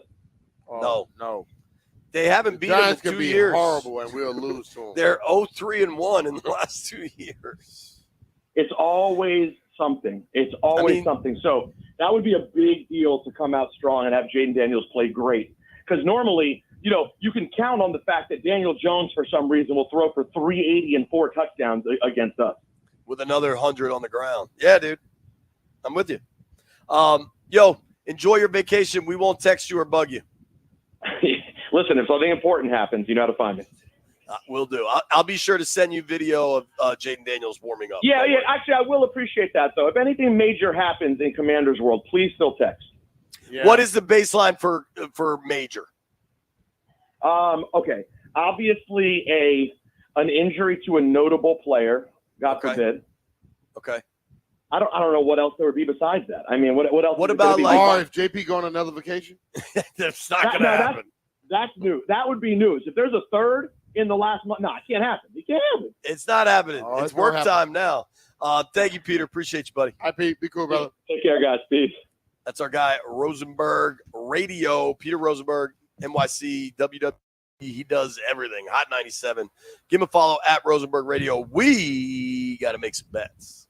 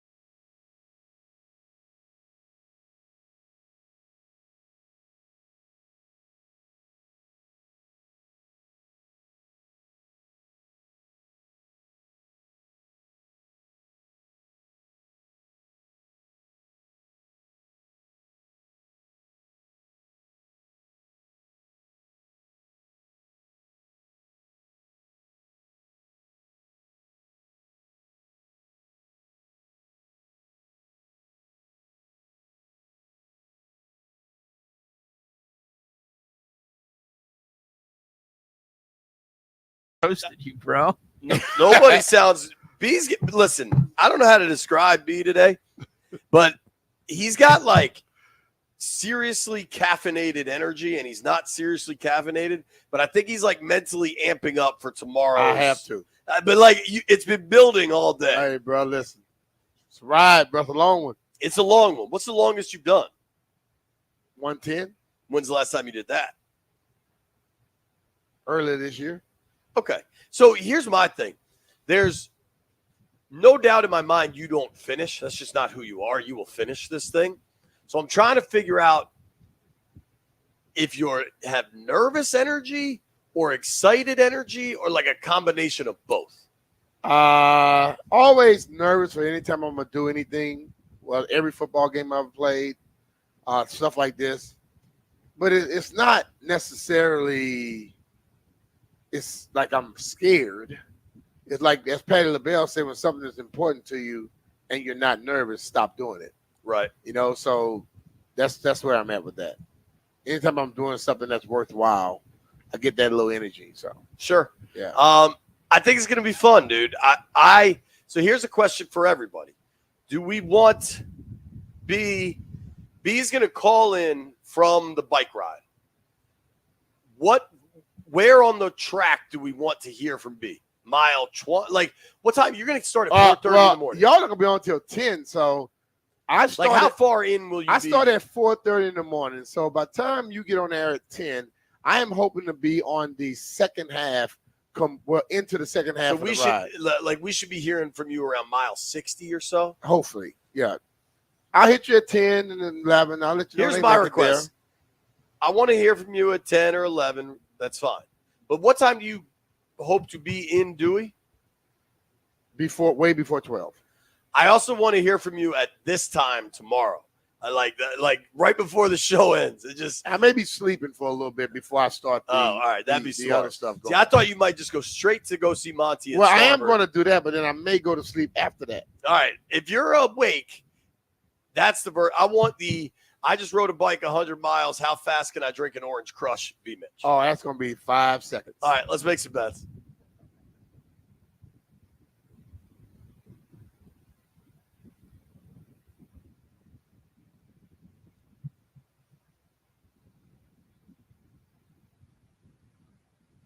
It's heard here first. Jeffrey. All right, so I want to continue Bleep You Thursday, and I want to personally bleep Commander Tequila because he called me going 0-3 last night. It's crazy because Tatum did get the rebounds, but he only scored 4 points. Hey, wait. So you went 0-3? Yeah. What you laughing at? Because you right there with me, bro. Hey, Jeff, I don't care. Are you Owen I won't Walker be here. this I week? won't be here tomorrow, I'm so you're Owen gonna lose. Walker. I'm Owen Walker. He's Owen Mitchell right now. No, I'm not here tomorrow, so you're gonna be the Owen. No. You gonna be 0-4 tomorrow. I'm I'm gonna hit my bet tonight. I am not participating. In JP, you sitting at 1-2 because you're basically we like the Nats. We suck this week. And Landfill is. Did I get a win last night? No, because your man. It took 3 sets for him to win. Oh, damn it! And right. Landfill is still at 2-0 because you talked so much yesterday. He did not get a chance to put a bet in. All right. Well, you can start today, Landfill. He's 2-0. Yeah, he hit his bets earlier this week, but he wasn't able to put a bet in last night. So I mean, he's 2-1. Yeah, if you don't, that's his fault. He's the one that controls the damn show. He's 2-1. You can easily just say something. In the audio, JP, you asked him what did he wanted to bet, and as soon as he was about to start talking, you started talking and went on for he could just say something, Jeff. You This think ain't that Jeff- complicated. You think he has to wait for JP to stop talking? There's plenty of times I get interrupted. I'm giving him amnesty on that one.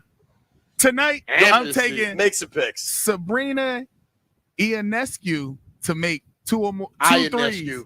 I just looked it up online and heard the commentator say Ionescu. It's not Ionescu. It's Aya. Well, that dude's wrong too. Whoever it is, I got her making 2 threes tonight. Oh yeah, she can shoot now. She can shoot. Yeah, that's only minus 135, so I had to jump on that. All right. I hope she don't take no threes tonight.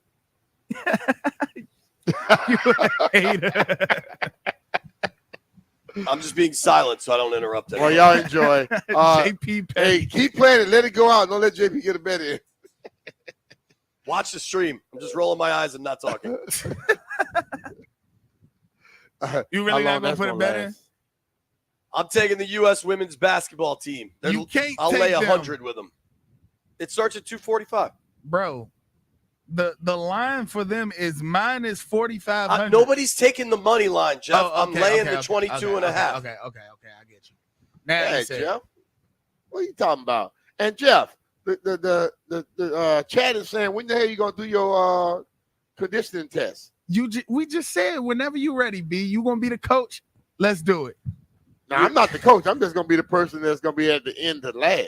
Landfill, would you like to make a bet? I'm taking under 31.5 in the Hall of Fame game. All right, so we go. No, I'm joking. I'm joking. Go ahead, Landfill. I'm messing with you. Oh, we do got football tonight. Football is on tonight. Who you baby. taking, Landfill? He's taking the under. I'm taking the Texans. Parlay, baby. Thank you to everybody that listened to the show. Thank you to John Keim. Thank you to Toby Altizer. And thank you to Peter Rosenberg. Thank you to the folks that called in. We're back tomorrow. Great and Danny up next. You made it this far. B-Mitch shows you a bike ride. Oh, yeah, I got you.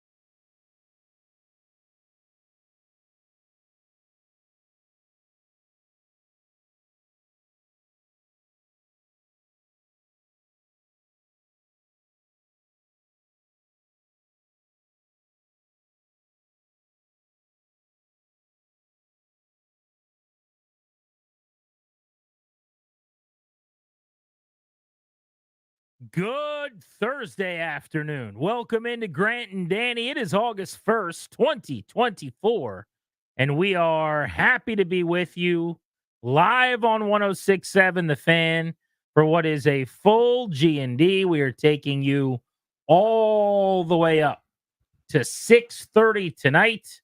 No Nats baseball. They're flying back to D.C.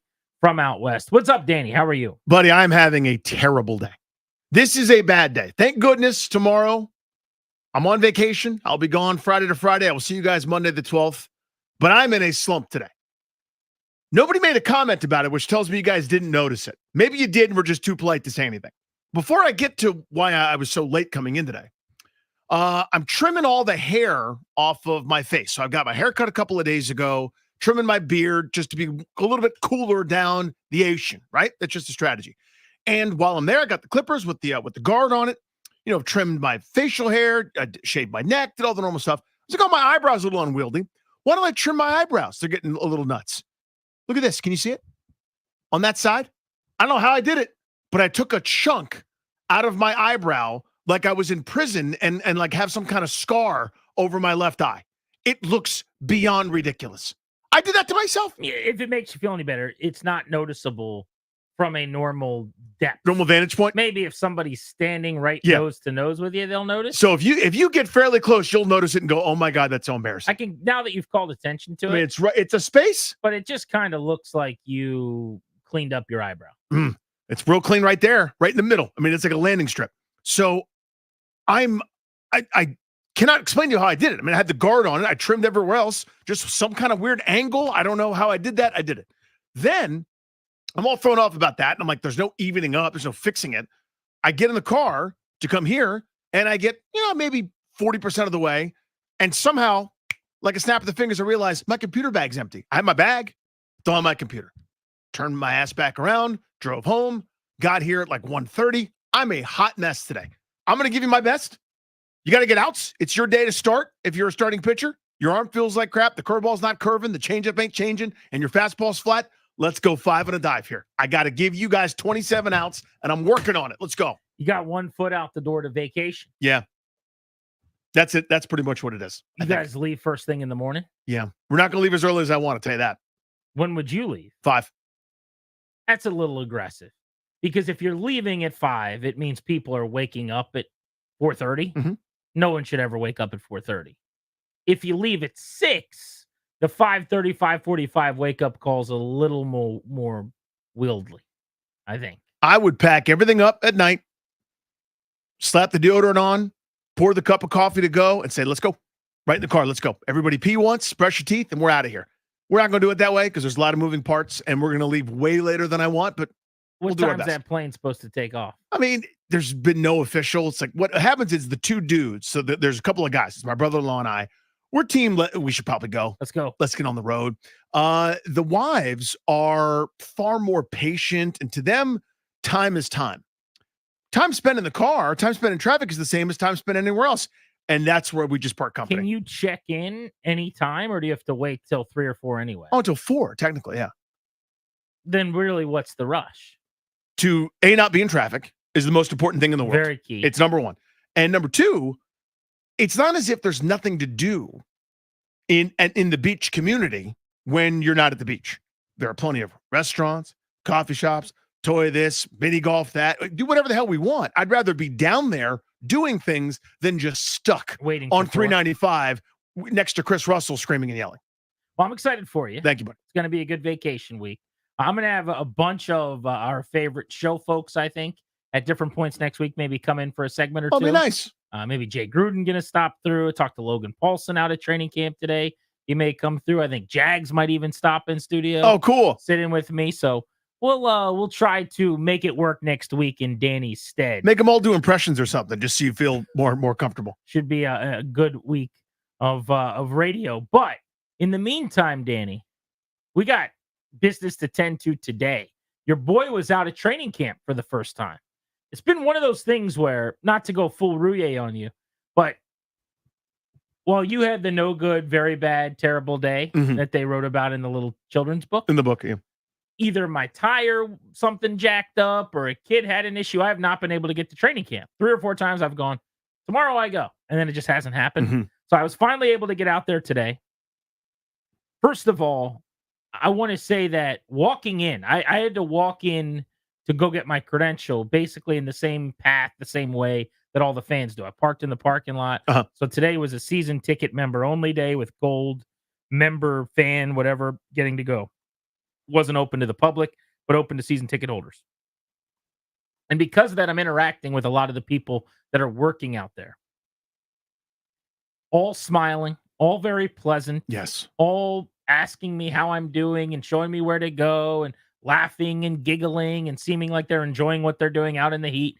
And that really does. I don't know how to describe this other than if you're at a grocery store. I always say this about Trader Joe's. Everyone at Trader Joe's loves working there. I don't know what it is or what the secret sauce is. They're just happy to be there wearing their little Trader Joe's gear. There's something to early in the morning, getting out of your car. You just drove an hour. Now you're in Ashburn and you're walking out to the practice field. But all of the employees there seem to really want to be there. It goes a long way. Even if a consumer doesn't notice it per se, it still maybe makes you feel better, even though it's not like a conscious thing. It really matters. It does. I enjoyed that part of it. Walking in, the first thing I noticed was they had an alumni tent set up where it looks like each day they have a different former player sit out there and sign autographs. So as you're walking in, there was a nice line of people in line to go meet with, get pictures and autographs from Gary Clark, Redskins legend. So I thought that was really cool. Then I walked up, got my roster, got situated in the media tent, went down to practice. And what I will tell you is, while the session was shorter than I anticipated, probably around 90 minutes, it was really, really hot. That was probably why. It was way more efficient and easy word of a practice than maybe I'm used to recently the last few years. But one of the examples Ben Standing of The Athletic has given that I actually noticed today and I think makes a lot of sense. In the past, if there's 3 or 4 quarterbacks, you run 3 or 4 plays in a row and they all throw a pass. And there are plenty of drills this time where 3 or 4 guys are dropping back and throwing passes, and they have 3 or 4 different receivers just running around for them to throw to. Just as an example of, here is a condensed way to get the same amount of work done. Yep. And that is just a symbolic way to acknowledge the efficiency. It seems like from talking to some of the reporters out there, there's a little bit more of a targeted, drilled portion of the day, less just let's blow the whistle and play 11 on 11 football, and a lot more detail on some of the drills and things. One of the things I found really interesting was today was the first day they've done one-on-ones. I don't really understand that or know why that's the case, but they put pads on. They didn't do one-on-ones that day. Mm-hmm. Most of the time, the first day you're in pads, you're doing one-on-one drills, O-line versus D-line, wide receivers versus corners. And if you don't do it that day, you're doing it the next day. Well, the next day they were back to shells, which is also a little bit interesting as far as Dan Quinn's style. But to see one-on-ones today was a treat for me. And then to hear that they hadn't done that yet in practice, which a lot of times, you're just starting early in camp with one-on-ones.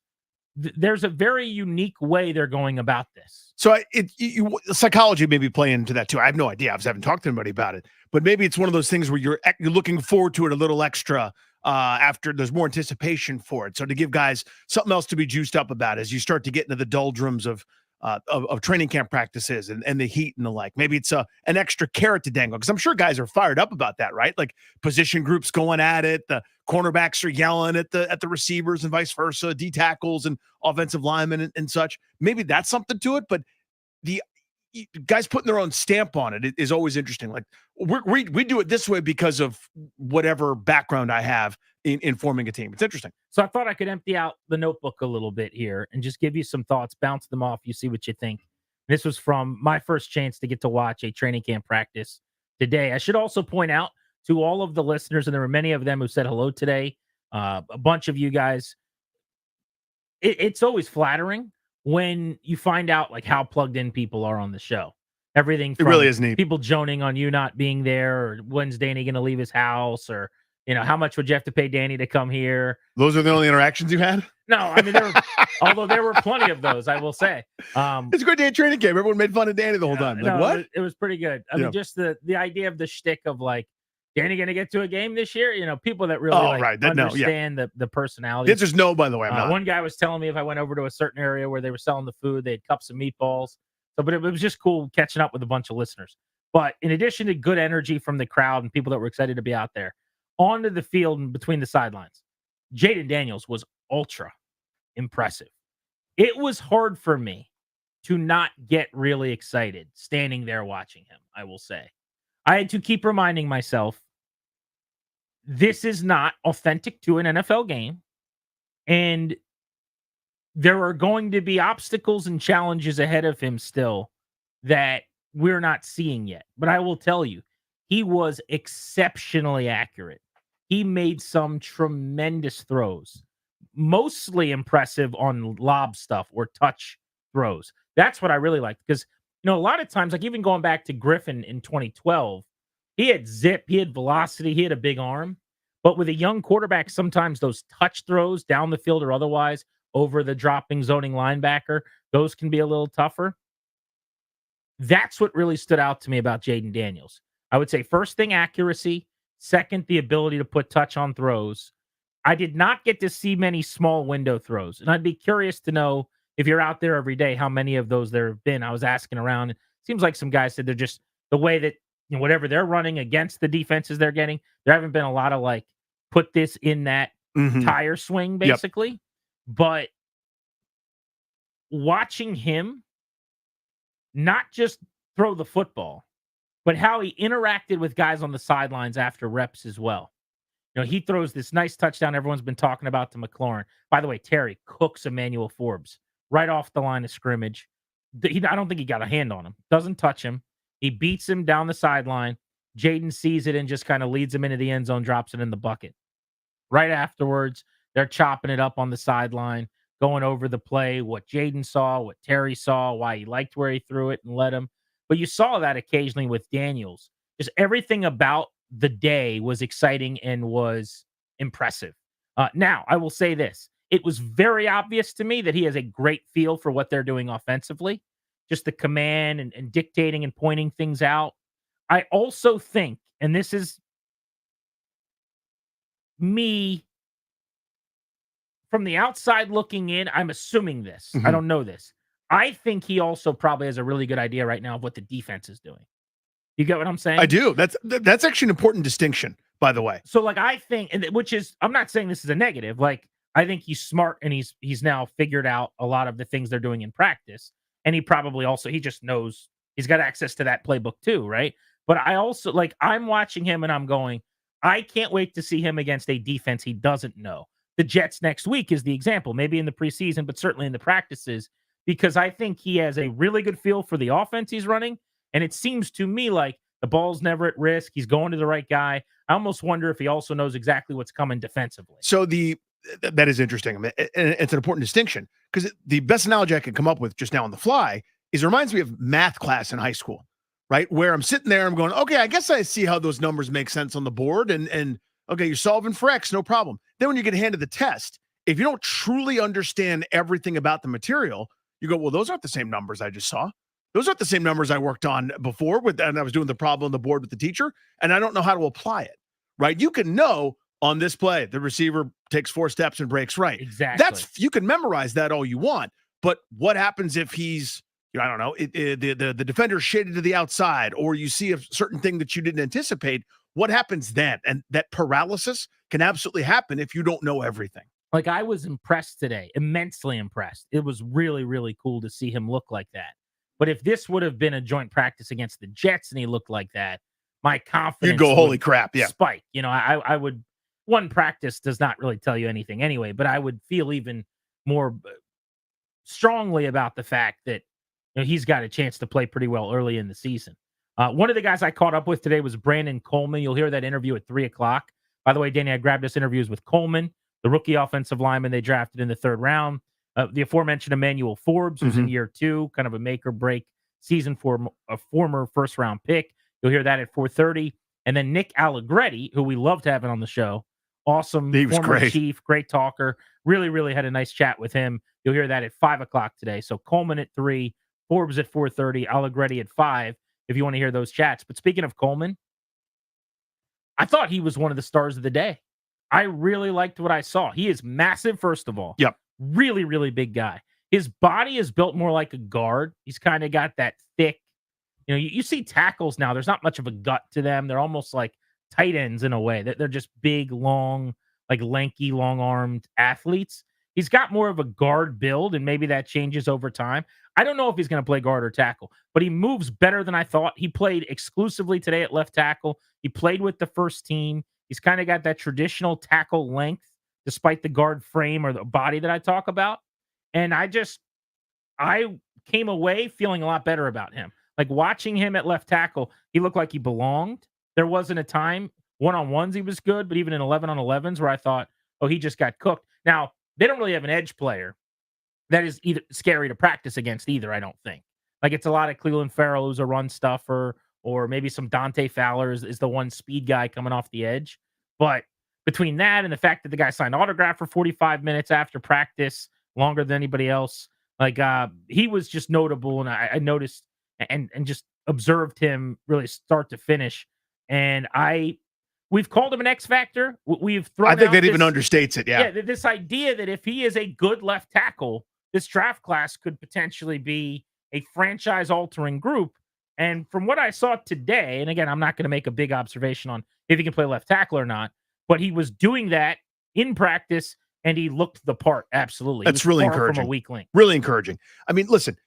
Obviously, nobody's slamming the gavel one way or the other yet. Good, bad. If he had a terrible day today, for your eyes, I don't think that would mean anything other than that's what it was. But I don't know if it's even possible to overstate his importance this year and beyond. Right? Just it's to me again. What I've talked about so much about this is it's a gamble. Right? I mean, I guess any signing would be a gamble, or any draft pick is certainly a gamble because of the number of busts or guys that don't work out in different places. But this is such an important position. Obviously, Jaden Daniels is one. Right behind it might be Brandon Coleman or whomever's playing left tackle. Like, no hyperbole here. Like, that is mission critical. And if they found it with a third rounder, like, put a little pep in your step, Adam Peters. You know what I mean? Like, skip around and challenge people to fights if you feel like it. Because you're right. I mean, how great would that be if he's legit? If they solve that need without really having to do much work on it. I mean, that'd be incredible. I asked him about playing both tackle and guard and on both sides of the line. Today, when I chatted with him, you'll hear again what he had to say about that and the rest of the combo coming up at 3. There's one other rookie and a couple other veterans I want to call attention to that I thought really stood out today at training camp. We're just getting started on Grant and Danny. You are listening to The Fan.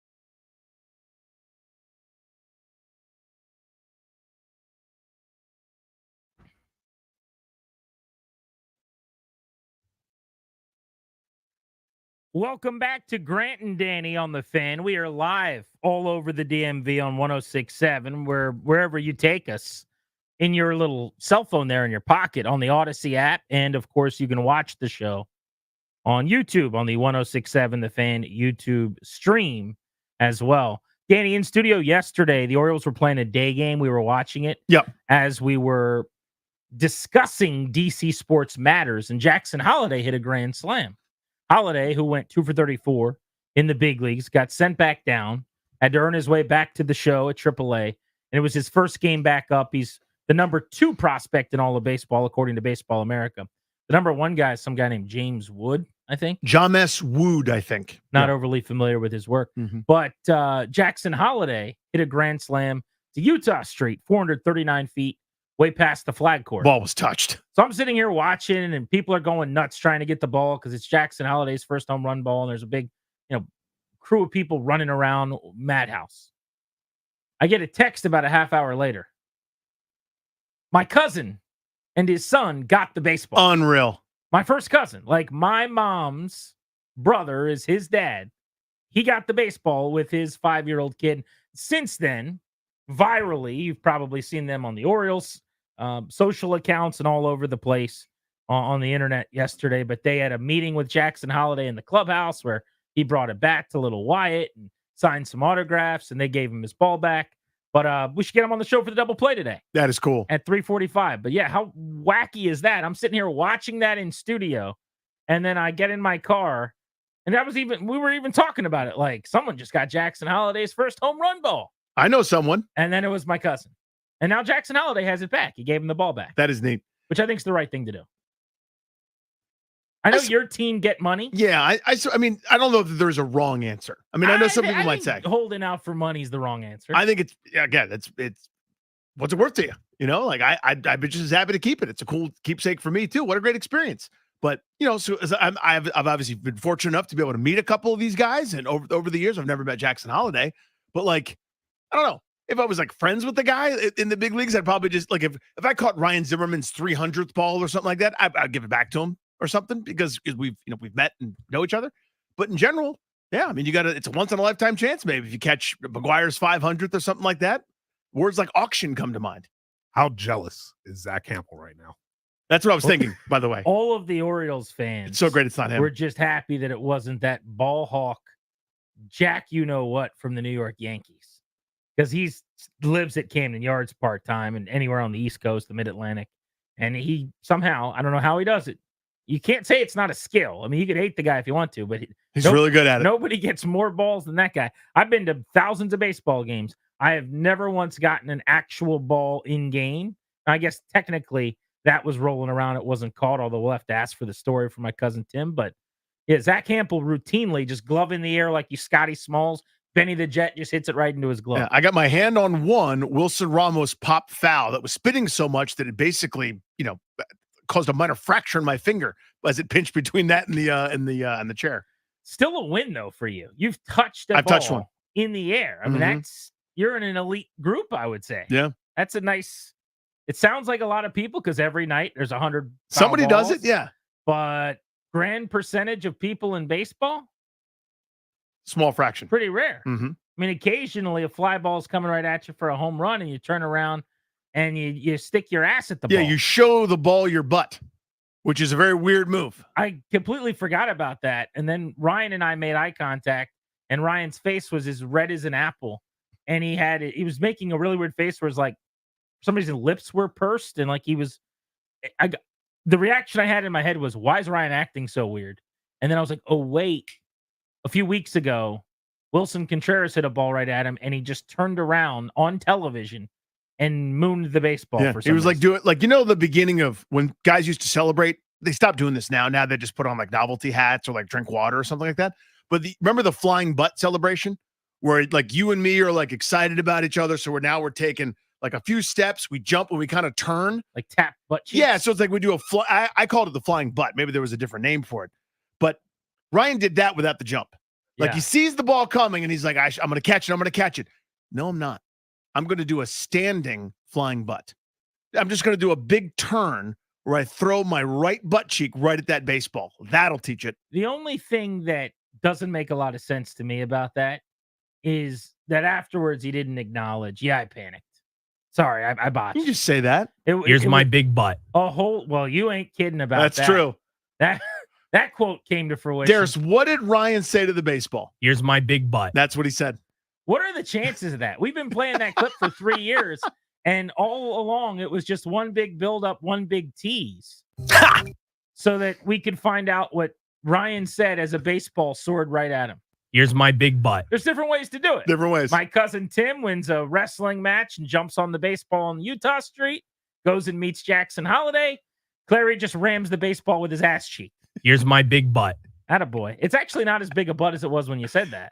That's true. That is true. But That's still, a smaller butt now. we still don't know if cousin Tim turned his butt as well.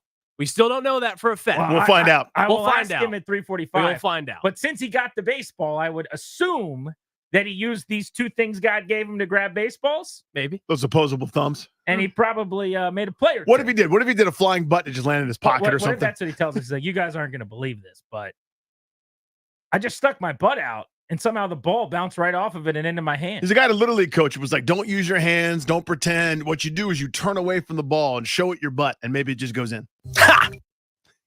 He says that he sticks his butt out because he watched the Nationals game at one point in time. Yeah.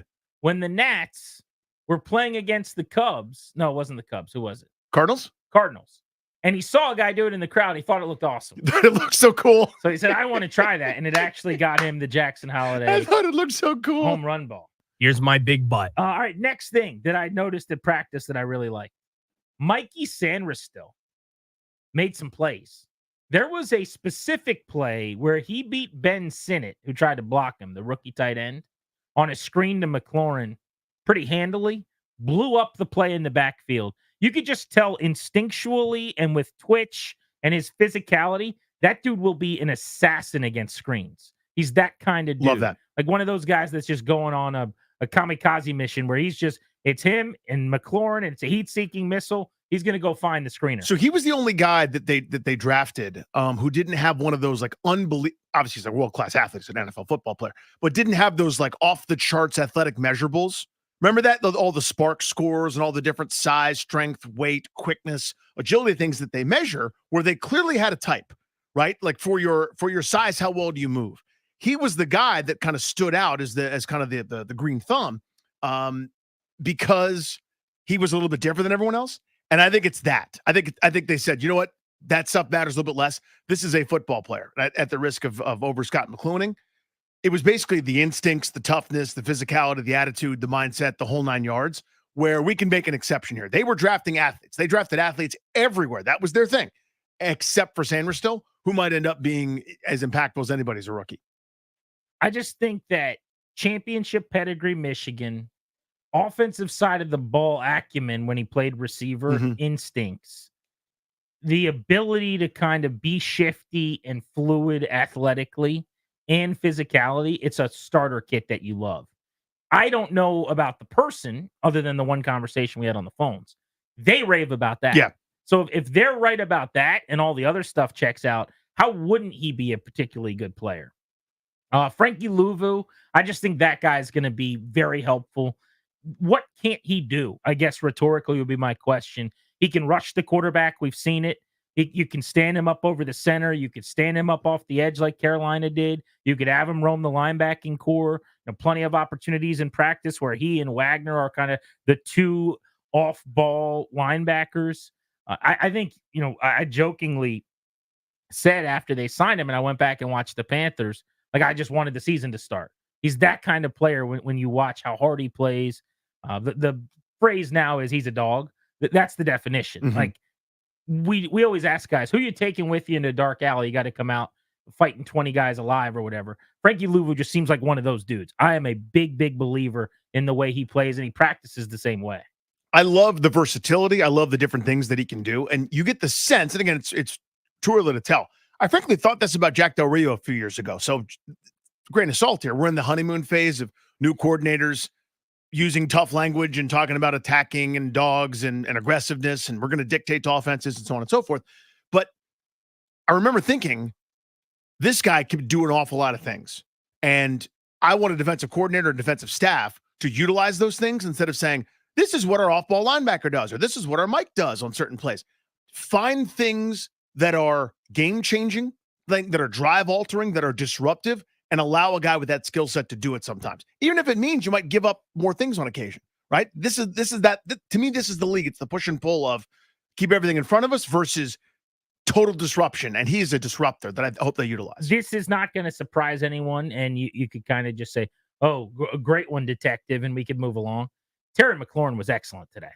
He had an awesome practice. Now, you mean the good player played well? Do we have a breaking news bed, right? I mean, but like he cooked Forbes, so you'll hear from him at 4:30 on the deep shot.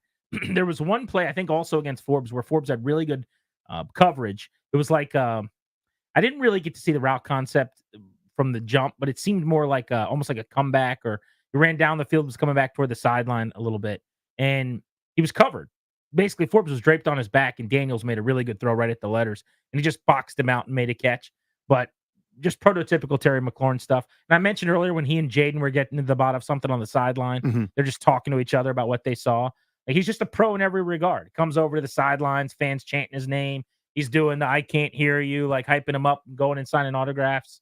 I just want a couple of those guys. Give me 3 or 4 of them, and I'm winning the division every year. You touched on just that one play you're talking about, that comeback route, if that's indeed what it was. I think we underestimate that because there are guys that are a lot bigger and more physical that we think of as the box out type, right? Like, I know A.J. Brown is fast as all hell, but he's so big and physical that he can shield folks. Guys like Keenan Allen, Brown, whom I mentioned, some of those bigger, stronger guys. McLaurin is not that. He is not a big receiver by any stretch, but there are times certainly he plays bigger. Like, who else would you want in one of those kind of like YOLO jump ball situations? Or, as you said, like a third down, everyone knows it's coming. On a 3rd and 6, he's running that stop route, or he's running that out route. Can you box out? Can you be physical? And he does that really, really well for someone of his size. Last quick little observation. Sam Cosmi, one-on-one, was dominant, and he was going up against the big boys on the inside, Allen and Payne types. And there was one where I think he put Allen on his butt. But Sam Cosmi, maybe it's the Pro Bowl year. Like, he's playing for a contract, and if you would have just watched the one-on-ones knowing he's going up against the top 10 defensive tackle in football right now, you'd go, okay, so he's a top 10 guard then, right? I mean, it's that kind of not only holding his own, but winning some reps. And one-on-one is, frankly, you're better off being the offensive player, the wide receiver, probably the lineman as well. Although, actually, I would say you're better off being the defensive player in the one-on-ones, sometimes just trying to beat the lineman to the spot. But I thought he did a really, really good job in some of those, and just in general, he just looks like in an offensive line where you're trying to figure out who's going to play where. Cosmi's their best. Got that one covered, yeah. Pretty easily. I want to talk Jaden Daniels, though, with you next and open up the phones on this. As all the reports are coming back so positive, do you find yourself getting more excited about Daniels, or are you just going to be in wait-and-see mode? We can open up the MGM National Harbor listener lines on that next at 800-636-1067. Also, we should let people hear what Dan Quinn said to NFL Network about Daniels today. Very, very high praise for the quarterback. You'll want to hear this next on Grant and Danny.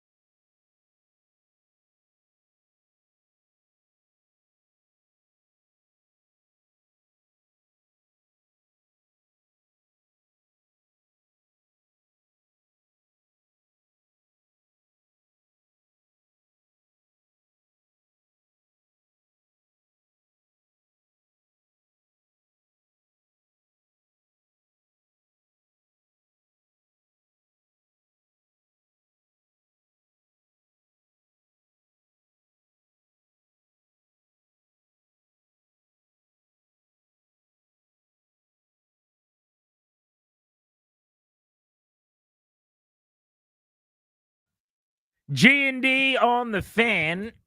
The Olympics continue from Paris. Tonight, you'll get more swimming finals. What else will be on the docket in prime time tonight? You're our Olympic Well, I got to look, expert. my friend. I haven't looked it up just yet. I know Team USA Hoops was pretty strong yesterday. That was really good. I know gymnastics is happening this evening as well. You'll be able to watch that. Simone Biles, individual all around. Love that. The USA 3-on-3 teams are terrible. Yeah.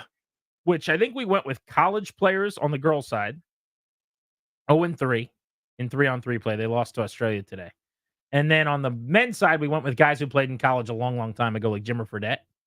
Also, Rick Barry's grandson, who played at Florida, who did the underhand free throw thing. Uh-huh. Is his name Canyon Barry? Sounds right to me. He was on the team for some reason. Yep. Why is that not the 3 best players in the NBA that didn't make the U.S. men's basketball team? Is it a rule that you have to be an amateur to play in that sport? That you're asking great questions. I do not know. I will say that it looked like they were playing against some adults who look like pros to me. Because like in some of these games, that could easily be like, where's Jalen Brunson? you give me like, James Harden, Right. and like a couple other, whatever type dudes like that are hard to check in sort of one-on-one environments. G&D though, with you until 6:30 this evening on the Fan. You'll hear from Brandon Coleman, the rookie offensive lineman, at 3:00. Emanuel Forbes on the show today at 4:30. Caught up with Nick Allegretti, another of the projected starting offensive linemen for the Commanders, and I think one of the best interviews on the team. One of the reasons I grabbed him after practice at 5:00 today, so we'll be very busy here on Grant and Danny. Do you find yourself getting more excited for Jaden Daniels as we get closer to the start of the season? With every passing day, every time Dan Quinn speaks, every time any coach speaks, Adam Peters, whatever it is, all the conversations have been about Jaden Daniels, and it's all in a very positive light, and what a great performance he's putting forth on the field, the film, and how good it looks, but also how he's doing in the building and how all the players seem to like him. Just being there today. Not only was I blown away watching him with the accuracy and the touch and how he threw the football, and I think, properly understanding of, hey, he knows what's coming in some cases defensively, and we're early in this process on August 1st, but I'm still kind of excited about how he looked. And then I talked to other players, veterans who have been around. Talked to Allegretti about him. You heard the interview. He was with Mahomes last year. He won a Super Bowl with the Chiefs.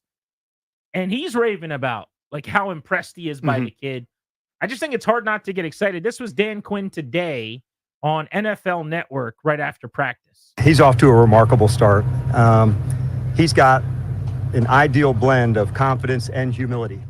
He's got the young player hunger, work ethic, humility to show, but also the confidence to go. He's not just throwing it well, he's playing the position well.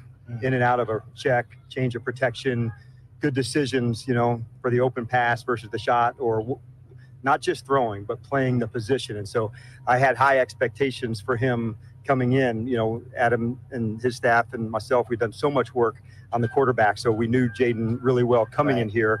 And so he's exceeded those high expectations that, we'd hoped we'd see.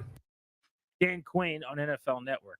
I get that no one's going to say anything negative and they're in sell mode at this point, but it seems to go beyond that. You could say it does. He's very young, but he's playing well. Or if you really want to hedge, it would sound something like he's doing what he needs to do. He's got a long way to go. He's working. Yeah. We like our whole room. We like Marcus too. They're not doing that. He said he has been remarkable. It's a pretty big word to throw out there. So I take a different tack, and I'm going to be annoying to a lot of people probably. This was my thesis on Jaden Daniels. Like, this is who I thought, right? A really sharp guy who went from having just an okay college career to a Heisman Trophy winner due to work.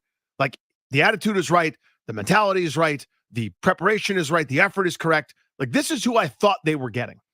My other thesis is they didn't do enough around him to have one of those astronomical Justin Herbert, CJ Stroud, holy crap, they've got this unbelievable thing seasons. I think they put a ceiling on him.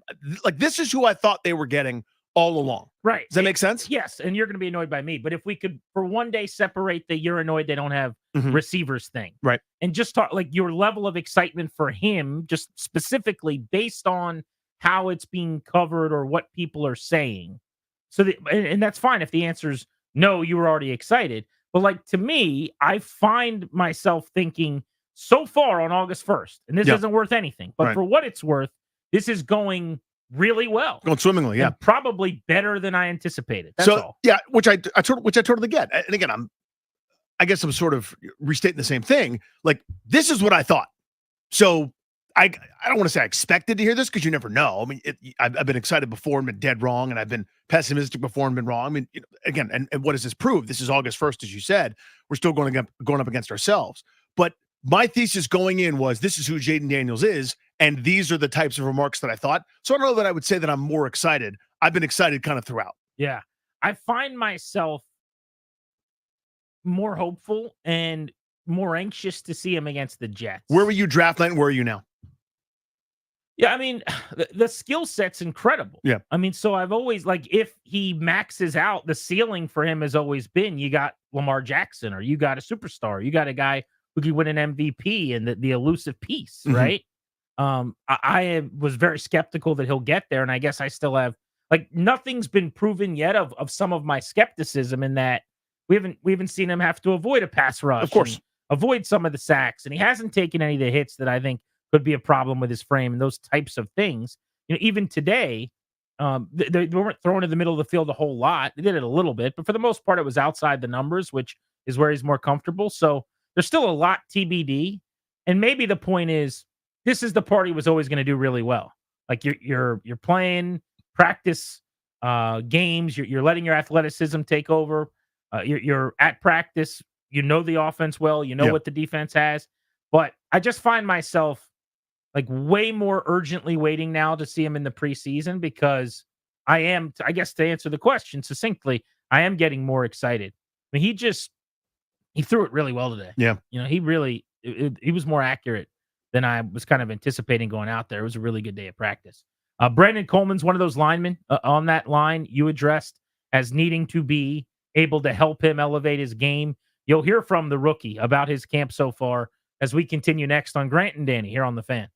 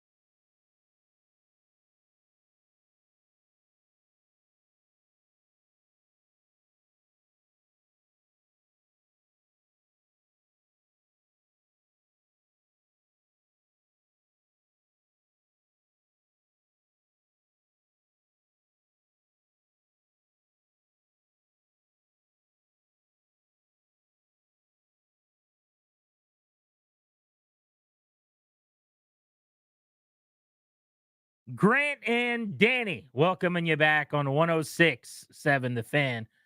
We're with you until 6:30 tonight. Our double play coming up at 3:45. I'm going to get my cousin on. He got the Jackson Holiday home run ball at Camden Yards, the Grand Slam yesterday. Pretty cool. And then he and his son went down in the clubhouse to meet Jackson Holiday, which should be a fun little story. As the exclusive sponsor of this show, the law firm Kondorian Murad can guide you and your family in the right direction. They'll help you draft a will, set up a trust, or create a healthcare power of attorney. Schedule a free consultation with their estate planning attorneys at kmlawyers.com. Be sure to tell them G&D sent you to score a discount. That's kmlawyers.com. Danny, I'm a little nervous. Okay. I might need your help here. So typically, when I have plans after work, I either throw some clothes in the car so that I can change for whatever the evening plans call for, or I'll stop by my house on the way to wherever I'm going. I don't have time to do that tonight. And your boy, leaving very early for training camp, wasn't smart enough to throw clothes in the back of the car. And frankly, I'm only like barely an adult. Normally my wife helps me. She wasn't home this morning. Right. There's no help. So there was nothing. So it was just me being a grown-up, and I didn't do it. As my dad used to always say to me as a young kid, where are your shin guards? So I'm supposed to go to a nice steakhouse tonight. Oh. I'm supposed to eat a steak dinner this evening. Yeah, you are. I think in a polo shirt and khaki shorts, I could do that. I don't think anyone's kicking me out. You could pull it off. I don't feel great about it. Yeah. though. Can I, is it, what's the normal attire there? That is it one of those like, hey, it's a steakhouse, but it's like suburban, not really that sophisticated, or is it No, we're going white GAR, tablecloth? It's Randy's and Yeah. Tyson's. It's a good little steakhouse, Mhm. white tablecloth. It's a very nice spot. Me and the lads are getting together for a little State of the Union. Mhm. Me and four of my buddies. Steak of the Union? Ah, Oh, well, of thank you. course. Little Steak of the Union. And they're all like, some of them are getting off of work. They're going to be in suits. I already texted the group. I'm like, hey, just so everyone knows, I'm going to be in shorts and a polo. Feel free to not dress up so that I'm not the only one that looks like a schlub. But they got to do them. I never like being underdressed. I think you always look like a bit of a goofball. I hate it. I hate that feeling because a couple times when I had some friends were in town and they did this really nice thing at a buddy's house, but it was like this like catered sort of nice sophisticated event, and I came straight from Nats Park. I was like, it was 100 degrees and I couldn't wear what I wanted to wear, and like we took like there were nice photos taken of the event, and it's like I'm in a sweaty polo and like kind of stained khaki shorts with like a little barbecue sauce and honey mustard, and I'm like, I'm in the photo too. I hate that feeling. It's not a good feeling. We have been talking a lot about training camp today on G&D. I was out at practice. All of our camp coverage is presented on the Fan by Paul Henry's Window Installation. PaulHenry'sWindows.com, your clear home improvement choice. One of the stars of the day was rookie lineman Brandon Coleman. I was enamored with the big fella. Talked to him this afternoon right after practice. Brandon, getting out here today, getting to see you, getting first team reps with the left tackle spot. It's got to feel good at this point in camp to continue to get those opportunities. Yeah, I'm just trying to show out here and show them what I got, and grateful that I get those opportunities. And all I can do is just give everything I have at practice, to keep those opportunities going. And no matter what team I'm with, second team, first team I get, I'm going to be out there and just show them what I got. Played on the left side. We've seen you on the right side, even in a little bit of guard. And that versatility for you, do you feel like that'll always be a part of your game, or are you looking to find a home and kind of get entrenched? I think I'll find a home at some point, but I'm always keep that versatility up there. You never know what can happen. You might be able to be a left tackle like I was in 22, and then injuries happen. You got to move to a different spot. So I know I'm just working on staying ready on both sides and being comfortable wherever I'm on the line. One-on-ones for the first time today. It's got to, for fans and for us in the media, that's an exciting pillar of training camp. Did you guys have a little more juice for that today with the pads on? I just see it as another opportunity to get better. I feel like every team period we have is like a one-on-one period at this level. And I see it as another opportunity to, work what I know I got to work on, timing, just trusting myself, being confident in my set. So I see it as another opportunity. How do you feel like you're grasping the playbook at this point? It's got to be an arduous process. Nick was telling me that they throw everything, one day, 1 week at a time, and then they'll scale it way back in season. So it's got to be overwhelming right now. Not at all. I kind of compare everything to what I did in college. The playbook that we got was pretty simple to grasp. Just being able to study every day, and you guys get used to it. It's a lot of mental reps at home in the hotel, wherever you at, just kind of going through by myself, having a little walkthroughs at night or whatever, and then coming out here. The staff's been great about, and the rookies getting a bunch of walkthroughs and making sure that we get a grasp of it, that any questions we have, we can go to them. So they made it easy for us to learn. Obviously, these reps in training camp going full speed help you a lot of knowing timing of certain plays and all that stuff. So it's been a pretty good adjustment. What have you been doing after practices to unplug? I don't know if you're a guy that puts your feet up and watches the Olympics at night, or what have you been doing? During camp, it's kind of tough to get that time. I get home at like 7 and I go to bed a couple hours later. So kind of do some recovery at home. I got a fiance that doesn't hear from me for 12 hours. So get to give her like an hour or two to talk to, watch some TV, just watch a show or like you said, Olympic sports. It's kind of get to the people that you don't talk to during camp, family and friends. So it's kind of what I do. Lastly, I just saw you signed autographs for a better part of an hour. I'm just curious what maybe the mindset is on spending that much time with the fans and what it's like for you to be one of the wanted players here. Yeah, I wouldn't have thought to be as big of liked by the fans as I thought. Maybe it's just like, I don't know, I never knew O-linemen get that much love, but I'm just thankful that they're out here, not just for me, but like for the whole team. It's not just like we have practice. They're out here in the heat for hours, watching us practice, showing their support. So that's the least that I feel like I can do. Be out here, show them some love, sign some autographs, have some conversations with them. That's what it's all about, building that connection. Thanks, Brandon. Appreciate you. Brandon Coleman of the Commanders, the 67th pick in the draft, a third rounder for Washington. Very funny at the end there to say, I didn't think I would be this popular. People like me more than I thought they would. Bro, I don't know if you know this. Offensive lineman in this town? Number one, we like our offensive linemen in Washington, D.C. Yes, we do. Might want to read up on those hogs. But number two, I think people are expecting might be strong, but they're certainly praying that this guy's the long-term left tackle. And he might view it as, maybe I'll play left tackle. Maybe I'll play right tackle. If I'm a guard, no problem. He said he hopes to find a home and just lock in on one spot. But I think a lot of fans are crossing their fingers that maybe you just stole your left tackle in the mid rounds. I think that's very well said, because the promise and the hope, right, that you unearthed a new star offensive lineman without having to pay first round premiums or go to free agency or trade somebody away, etc. You could become a celebrity in this town real quick if you're good on that offensive line because of the history. I mean, again, you'll hear this a million times over. Anybody of a certain age, basically my age or older, they think all that's been missing for the last several decades is to just do what they did in the 80s. Just run the dang ball behind the great offensive line. Every coach that's come has been stupid. Every GM has been stupid. Every quarterback is stupid. Just check to a run. They think it's this missing easy formula because of how great it was for basically a decade and a little bit extra on either side of it. So yeah, offensive lineman in this burg, if you got a little bit of promise, you got some upside, people get excited. There are 15 offensive linemen at training camp. 9 of them are going to make the roster. I guess it's possible that a 10th could as well. Cornelius Lucas was not there today, excused absence.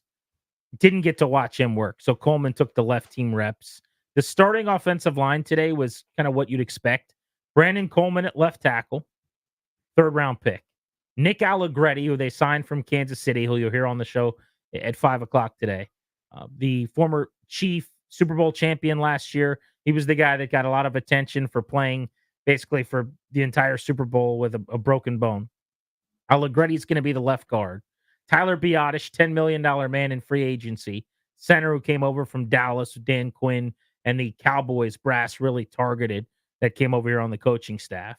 And then Sam Cosmi at right guard, the 2nd round pick as a tackle who's been kicked inside and who's elevated his game to being one of the better players at his position. Right tackle, I would think, is Andrew Wiley's, but Andrew Wiley has been banged up. I don't really know what his injury is. He was in uniform.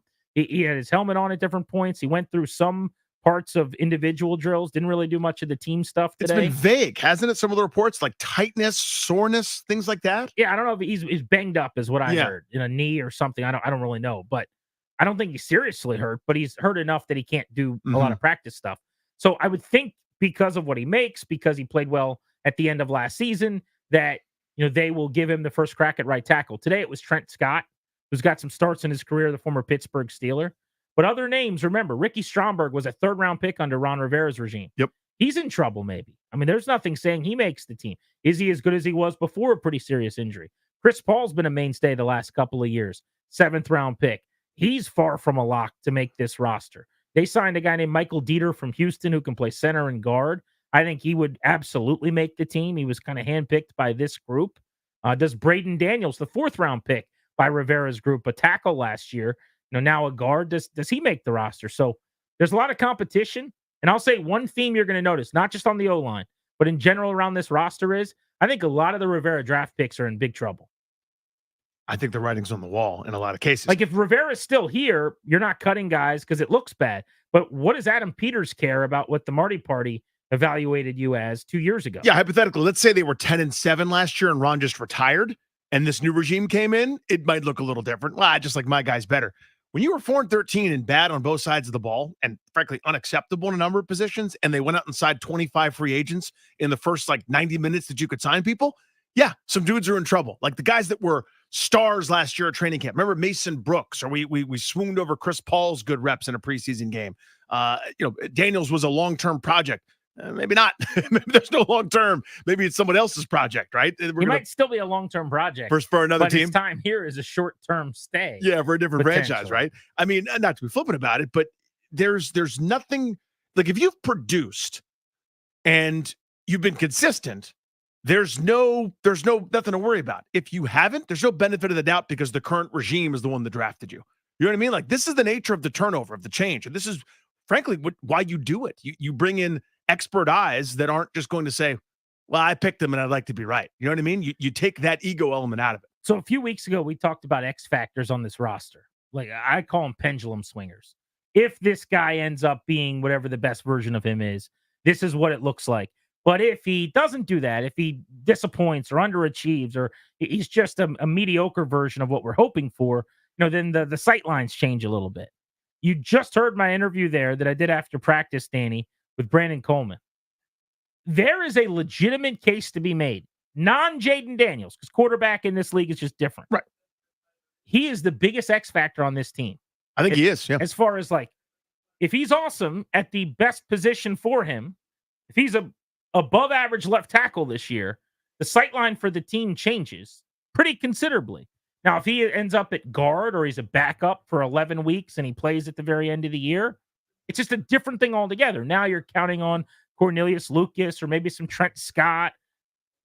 But if, let's just say week 1, you're in Tampa, it's hot, you're at Raymond James Stadium, and Brandon Coleman goes out and plays 69 snaps on offense and has 67 really good reps, and they feel like they got their left tackle, we're going to be having different conversations about what this team might be capable of. No question about it. If you'd like one, normally if you'd like one of these left tackles, you got to get into Tristan Wirfs territory. Just signed himself a deal worth $28.12 million per. He's having a good day. He's having a nice day. I'd like to be Tristan Wirfs today. Trent Williams, Penei Sewell, Christian Darrisaw, also our producer. Huge contracts in the upper 20s. Again, that's the league. Quarterbacks in the 50s, almost 60 now. Wide receivers and left tackles. You notice the theme. How can you pass the football? Can you protect the guy passing the football? And can you catch the passes that the guy throwing the football throws? That's who's getting paid right now. It's too bad Christian Darrisaw went right before they drafted Jamin Davis. Wait. Hold on. What's that? Hold on. Something's coming. I'm being told. I'm getting something in my ear. They reached for a guy that probably would have gone end of round 2. Yeah.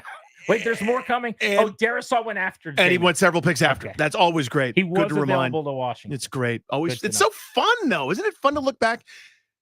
And you want to go free agency, that's what has to happen. And nobody was available for free agency. Like, if you're good at this, it's the same as quarterback. If you're good, you don't leave. If you produced at all, you're not in the open market even a little bit. So you probably would have had to go first-round pick. And you're already going to do that with Jaden Daniels.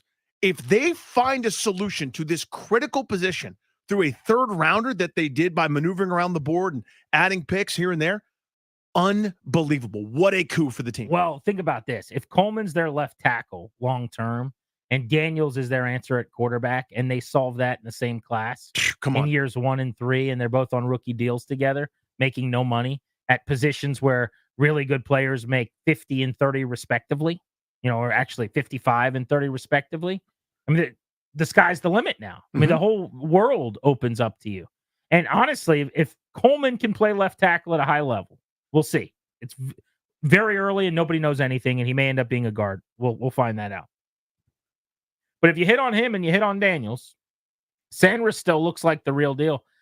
The rest of the rookie class, you're just whatever you get is nice. You know what I mean? Yes. Like that is already a Adam Peters take a bow kind of class. Before we talk about Johnny Newton, the fact that Jordan McGee is climbing the depth chart in practice already.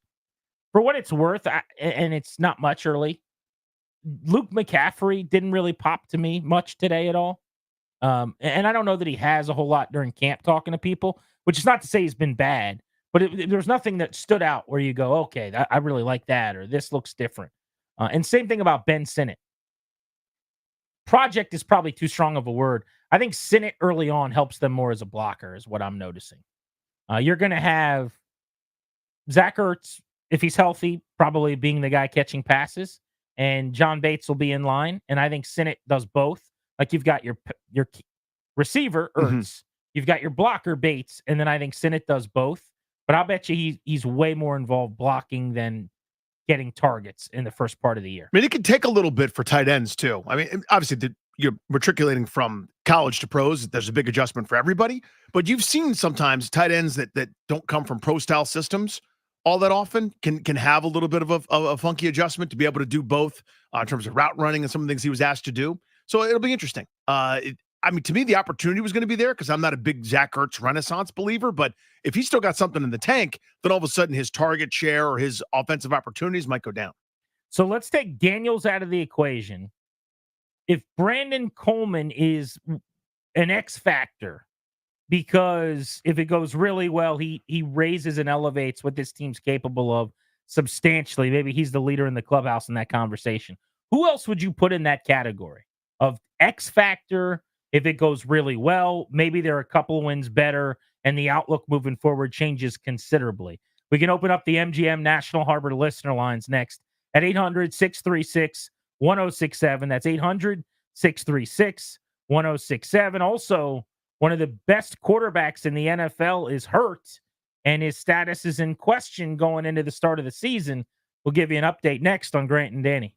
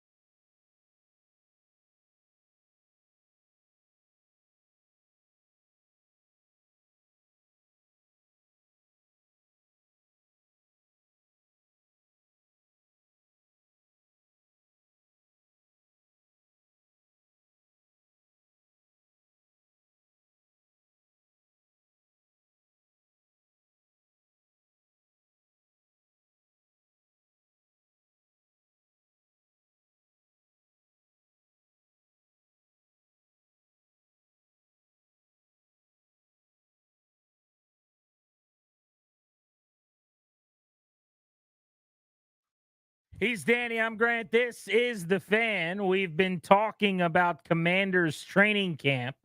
The topic at hand, Brandon Coleman, the rookie offensive lineman, and the state of that O-line. He's an X factor. Who else on this team would you consider as capable of him as changing the sight line if he can max out and maybe overachieve in 2024? Vic's an Akakik on Grant and Danny. What's up, Vic? How are you? What's up, guys? Hey, buddy. The biggest X factor for me, and I hate to sound redundant, is Brandon Coleman. If Brandon Coleman can set the edge, if Brandon Coleman can create a wall for Jaden Daniels, if Brandon Coleman can help him achieve 3 snap, if he can help him achieve play action, if he can help him keep his jersey clean, if he can set the edge for outside zone, all those things that all left tackles have to do, we will be good. That's the bottom line. If Brandon Coleman cannot, even if our defense is good or solid, we will be still considered bad because Jaden Daniels will not be able to be successful, period. But I don't know if he'll be unsuccessful, Vic. Thanks for the call. But his floor lowers, and I think he's just way more inconsistent at that point. Because he's going to be taking shots. You start feeling those ghosts. Yeah, and the ceiling lowers too, because it's like you can't get away with certain play calls. You can't do the thing where you got a long developing play and a double fake on double move and try to exploit stuff if you don't trust a guy to hold up in pass pro. I'll give you a short list number 2 option for me on the X Factor list that I would add to Brandon Coleman, and that's Jahan Dotson. Yeah, to me, those are guys that are 1 and 2 probably. Jahan Dotson has got to get back to looking like a legitimate starting wide receiver. It wasn't there last year. As much as he played 16 starts rather, played in all 17 games, to go out and have sub 50 catches and be fewer yards from 523 as a rookie to 518, the ultimate disappointment of a year. It was good to see him today putting in work. I mean, he was crisp in his route running, one-on-one. Now, again, one-on-one is the wide receiver should cook DBs. He should absolutely win because those guys, it's not really authentic truly to how you play a game. You can't use the boundary. You're not playing within a scheme. You're not going to have help. A bunch of other reasons why the drill is set up for the receiver. But you could just see the way he sinks his hips and moves, and everything is kind of for him, like it's just fluid. Looks natural. And I would still say, I'd be curious. I might have to run this by some people out there if I'm out there again this week. I still think he's their best route runner. Now that in $5 won't get you a whole lot, but if Jahan Dotson can go catch 65 balls for 750 yards this year, knowing McLaurin's going to go 70 for 1,000, now all of a sudden you feel like they got a pretty good offense and Jaden Daniels going to have a hell of a year. Yeah, so you're looking to replace the Curtis Samuel production plus elevated production from Dotson, who was 4th on the team in catches last year behind Logan Thomas, and had right about the same yardage totals again as Logan Thomas, who was not terribly dynamic. So if you replace Samuel with Dotson, now you're looking for somebody else to kind of step into that void. You get increased production from the running back spot. Gibson's share is going to go to Eckler, and maybe then some, right? So you're trying to figure out where some of these the mouths to be fed, where the balls are going to go. Dotson to me is the 1A here, right? Because they didn't do much in free agency, didn't do much in the draft in this regard. Again, McCaffrey is their highest touted or highest drafted pick as a skill player on offense. But I think Dotson's renaissance or him being good, not just, hey, he's better, he's taking an incremental step forward. That's not good enough, frankly, for this unit, for this group. But if he's bona fide good, if he's a real number 2 receiver in the NFL, then they're right. And this offense, it means Jaden Daniels is spreading the ball around. It means they're moving the football. It means they're getting first downs and probably scoring some points. How much do you care? And I don't mean specifically you, Danny, although I want to get your thoughts, but you guys out there as well, about the lack of size at wide receiver, about how redundant it seems like some of the body styles are. Because I've never really concerned myself much with like piecing together a wide receiver room where, all right, I've got a couple 6-foot guys. Now I need my 6'3" red zone threat who can go up the ladder and score touchdowns. The one guy with any real size that they brought in was Luke McCaffrey, who's 6'1.5", rounded up to 6'2". and he's the only 6'2" wide receiver who might be on this roster. But if you look at it, Terry McLaurin is 6 foot, 200 pounds. Jahan Dotson is listed 5'11", 182, and I'll bet it's 5'10" and change. Olamide Zaccheaus is 5'8". Yeah. Now he weighs 193 pounds. I mean, he's sturdier and bigger and stronger and thicker than, say, Dotson's frame, a little more diminutive. De'Ami Brown is 6 foot and change, maybe 6'1", and 195. So McCaffrey at 6'2", maybe one of the reasons why they liked him was his size. There were a couple of guys at training camp. Like, I liked what I saw today from a roster hopeful named Bryson Tremaine. He was there last year at camp as well. He's from Stanford, kind of deep down the board wide receiver. He's 6'4", 215. And on a team like this, maybe there's more value in just having a guy like that be your seventh wideout who's deactivated than there would be in other places. But you look around the league, there's size at wide receiver everywhere, and most of their guys are still 5'11", 6 foot. Yeah, if I was to draw up kind of an ideal, I would have a bigger receiver or two, right? I mean, I just would. Just give my preference. I like having a nice little mix. I didn't mention Crowder, who's probably going to be on the team. Yeah, he's 5'9", 5'10". Yeah. He's 5'8" and change. Yeah, I mean, so I would love that. I would love a bigger target. I mean, I'd love a superstar that could do everything, like an AJ Brown or somebody that's that big, strong, fast, can do everything. So yeah, if you can get a player like that, you're good.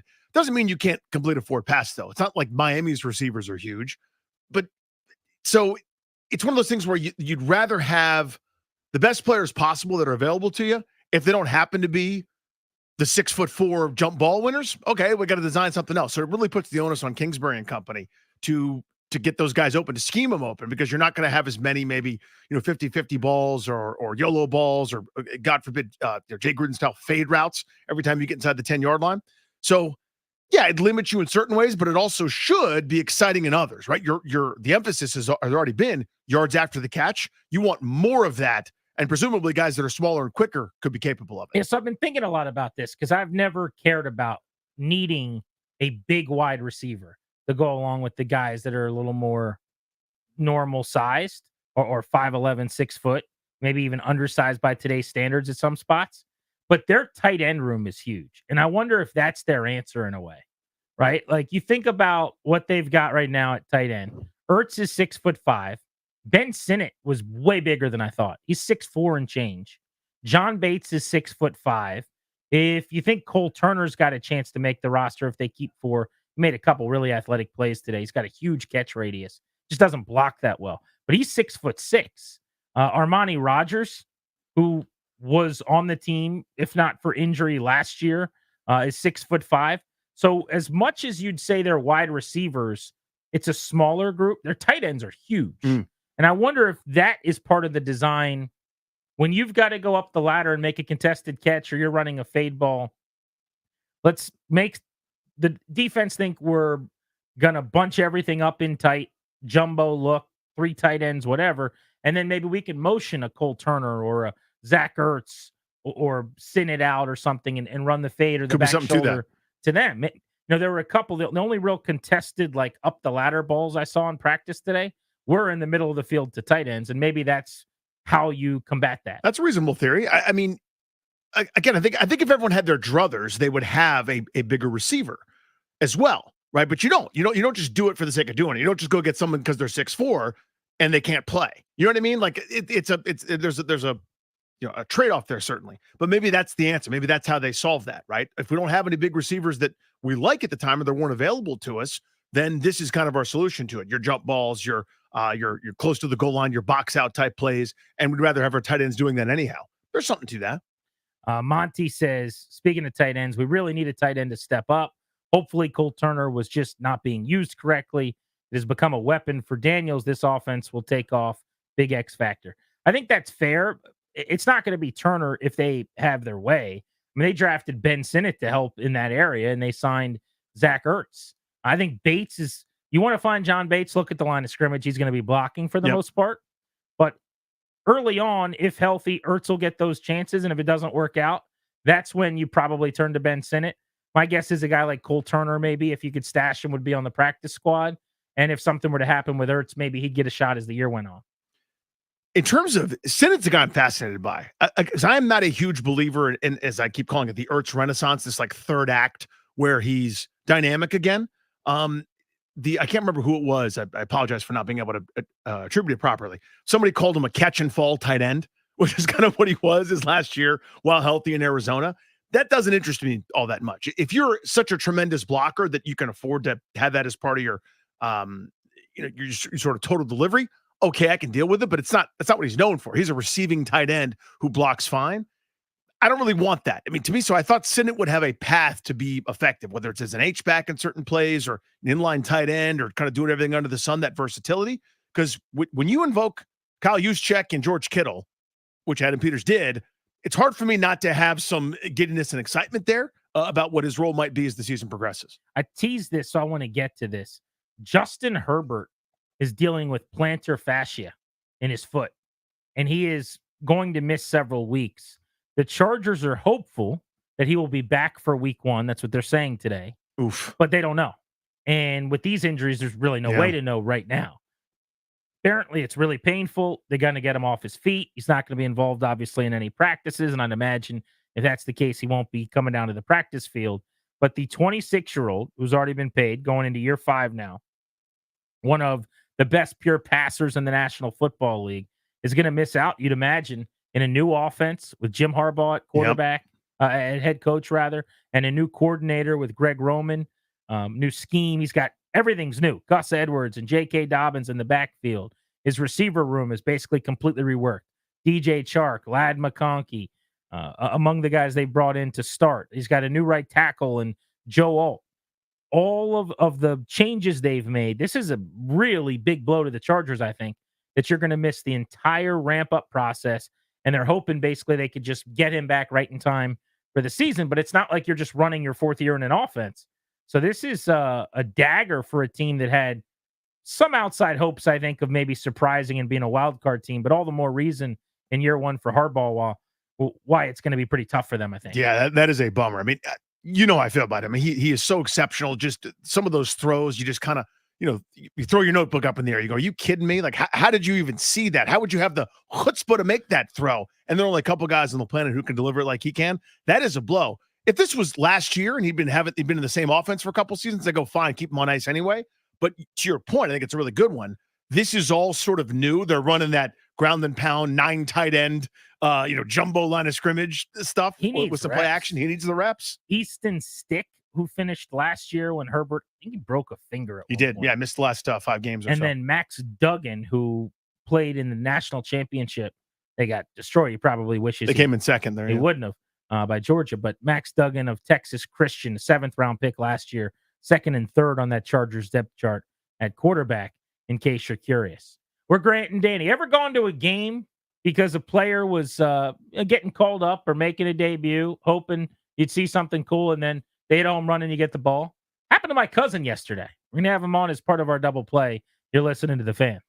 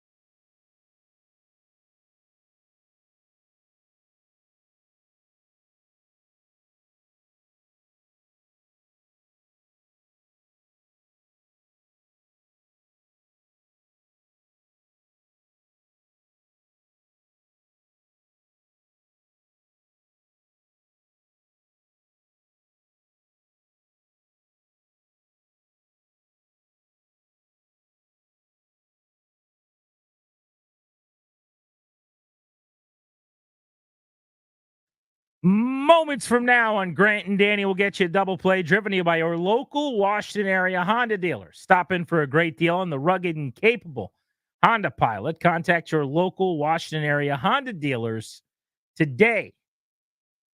G&D on the Fan, taking you up to 6:30. No Nats baseball tonight. The Nationals back home for a homestand that starts tomorrow, going to include the Milwaukee Brewers coming to D.C. for 3. By the way, you know that Bryce Terang, who's having an unbelievable season for the Brewers, is the brother-in-law of Tress Way, Commander's punter. Indeed. So I caught up with him after practice today. I was asking him about Terang, who's got 32 steals playing Gold Glove defense. Pretty cool that just in that family, they're watching NFL games for Tress. It's not bad. They're watching ball games for Bryce Terang. Yesterday at Camden Yards in Baltimore, Danny, an amazing happening for my cousin and his son. So they go to the game. They're going to watch Orioles baseball. They obviously want to see Jackson Holliday called back up. This is his chance to reintroduce himself to the Birds fans after he had 2 hits and 34 at-bats, got sent down, right? He's back in the big leagues. It's the big story of the day in Baltimore. And then Jackson Holliday does this. Holliday drills in right field, down the line, grand slam! The happiest of holidays. Bedlam at Camden Yards. We're watching on TV in studio.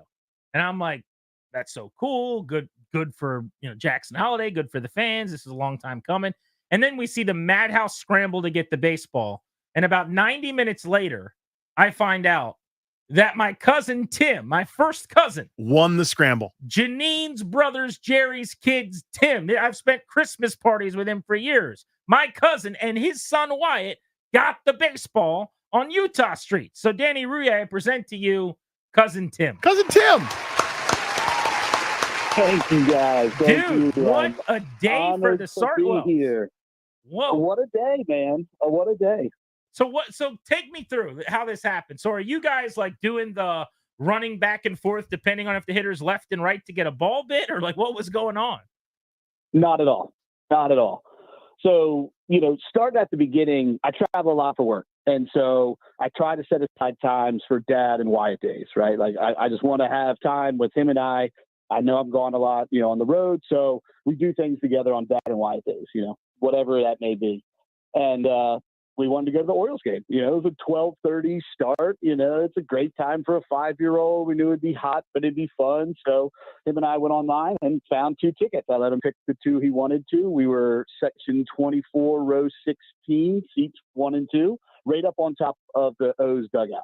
Love that. So, yeah, great. Just great seats. It was awesome. Fly balls are shooting around near us and everything. We were hoping to get a ball.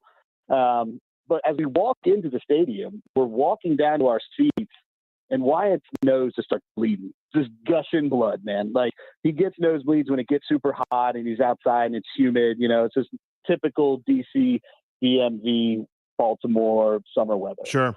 So I'm a dad just stuffing napkins in his nose up on the concourse. Yep, been there. By the way, what a terrible way to start a baseball game is a bloody nose. Dude, he was ready to go. He's like, when are we leaving, Dad? Like, this is miserable. We literally, it was almost 2 innings. We missed Kowser's first home run. We heard it, but we ended up going to the first aid stand, and they ended up getting it to stop, like, inside the little first aid room.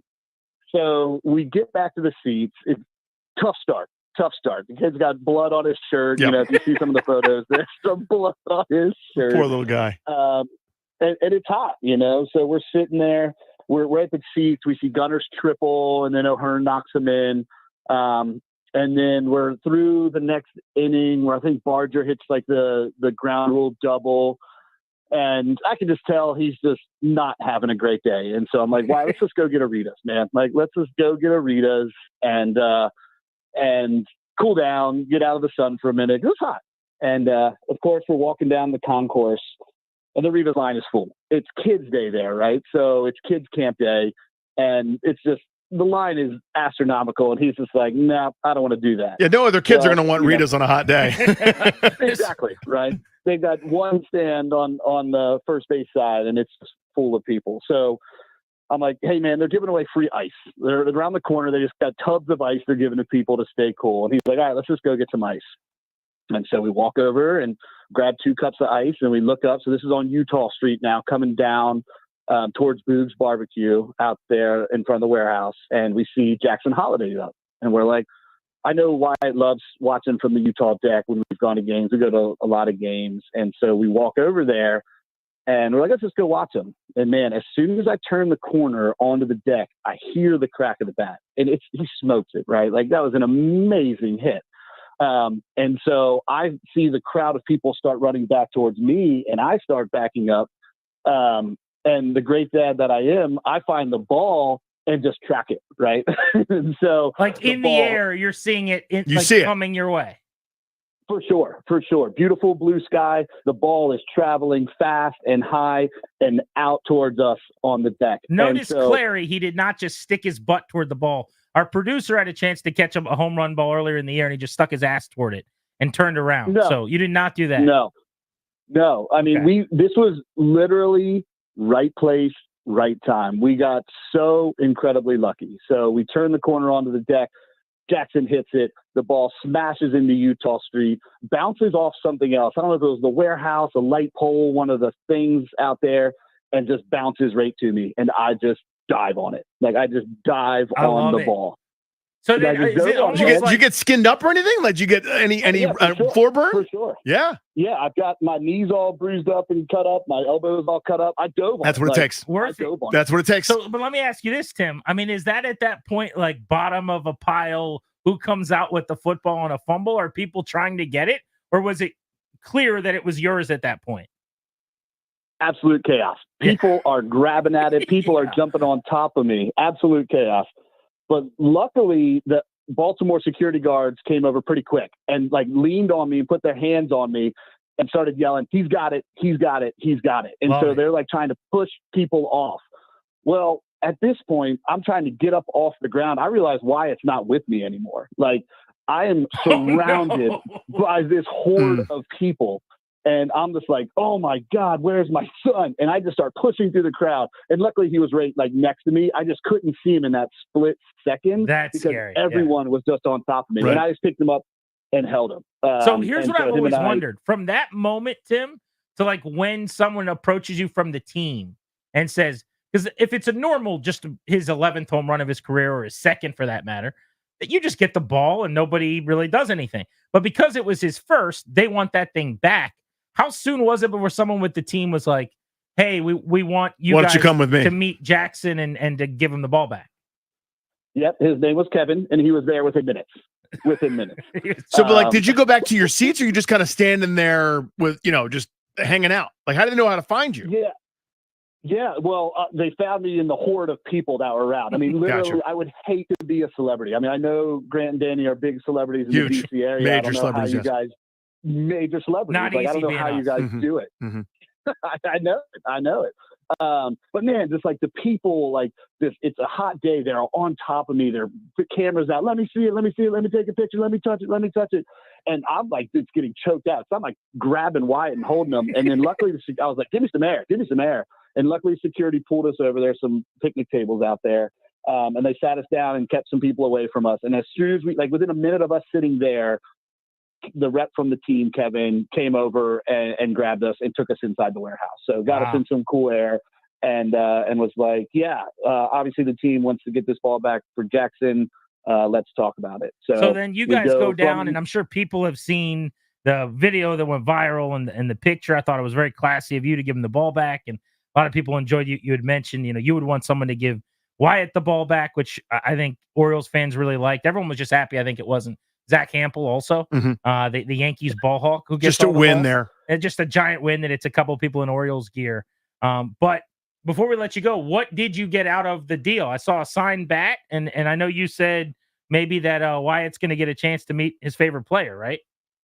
That's right. Yeah. So in the chaos, one of the security guards gave us like an Orioles pack of cards. There was a Jackson Holiday rookie card in that. So it's like a Topps trading day card. Jackson signed that for us. Wyatt's birthday's coming up, so the Orioles are going to have us back to the stadium for that night and let Wyatt go down to batting practice. And meet his favorite player, Adley Rutschman. Wyatt's in T-ball. He wanted to be number 35 on T-ball. Loves Adley. Jackson may be his new favorite player. We haven't talked about it yet, but You might have to update that. Yeah. Might have a competition there now. So this, go ahead. Yeah, we're going to go back for that. Jackson gave us the signed bat, the signed card. We're going to get some tickets for next year as well. But dude, it wasn't about that for me. It was, I would give that ball back 10 out of 10 times. The Orioles have been great about it. Jackson was awesome about it, but that was his ball, man. That guy's ball. Here's my only question. Did you feel pressured? Like, in other words, did you feel like you had a choice? Like, let's say you didn't feel that way. You're like, dude, I want this. What a keepsake. I just got this kid that's going to be a Hall of Famer one day. I got the ball. Like, did you ever feel like you could have kept it? Not that you wanted to, but do you feel like you could have? Maybe I could have kept it, but it just never crossed my mind. Like, honestly, like, just being an Orioles fan, having that piece of history, like, what is it going to do? Is this a ball that sits on my shelf? Like, I don't know. Maybe I could have kept it, but it never crossed my mind that I would keep it, I guess I'd say. Gotcha. Yeah, I think you got the story itself is the It's pretty cool, all-timer. yeah. And then, you did pretty well with the signed bat, the signed card, and some access to Adley in the future. Amazing. I was so fired up when so cool. My Uncle Jerry, his father, texted me yesterday and was like, "You're not going to believe this." And that could go a lot of different ways for my Uncle Jerry. I was going to say. And he's like, "Tim just got the ball." I said, "You got to be kidding me. That's incredible." So way to go. That is awesome. The video that came out last night, I was just so proud. And that was a really cool thing you did. Just a good moment and a good lesson, I think, for dads out there. And great having you on, Tim. Good catching up, buddy. Guys, I really appreciate it. Really appreciate it. Great memory. Huge thanks to Orioles and Jackson. They've been great about it. Very, very cool, dude. That's my cousin Tim. You guys listening, you've all thought about what might it be like one day if I could get the baseball from the player that I go to watch. It happened. Just kind of accidentally because they were hot and wanted to go get some ice cream. He had a bloody nose and his kid was too hot. Beltway Blitz is next. You're going to hear my interview with Emanuel Forbes from practice coming up at 4:30 on The Fan.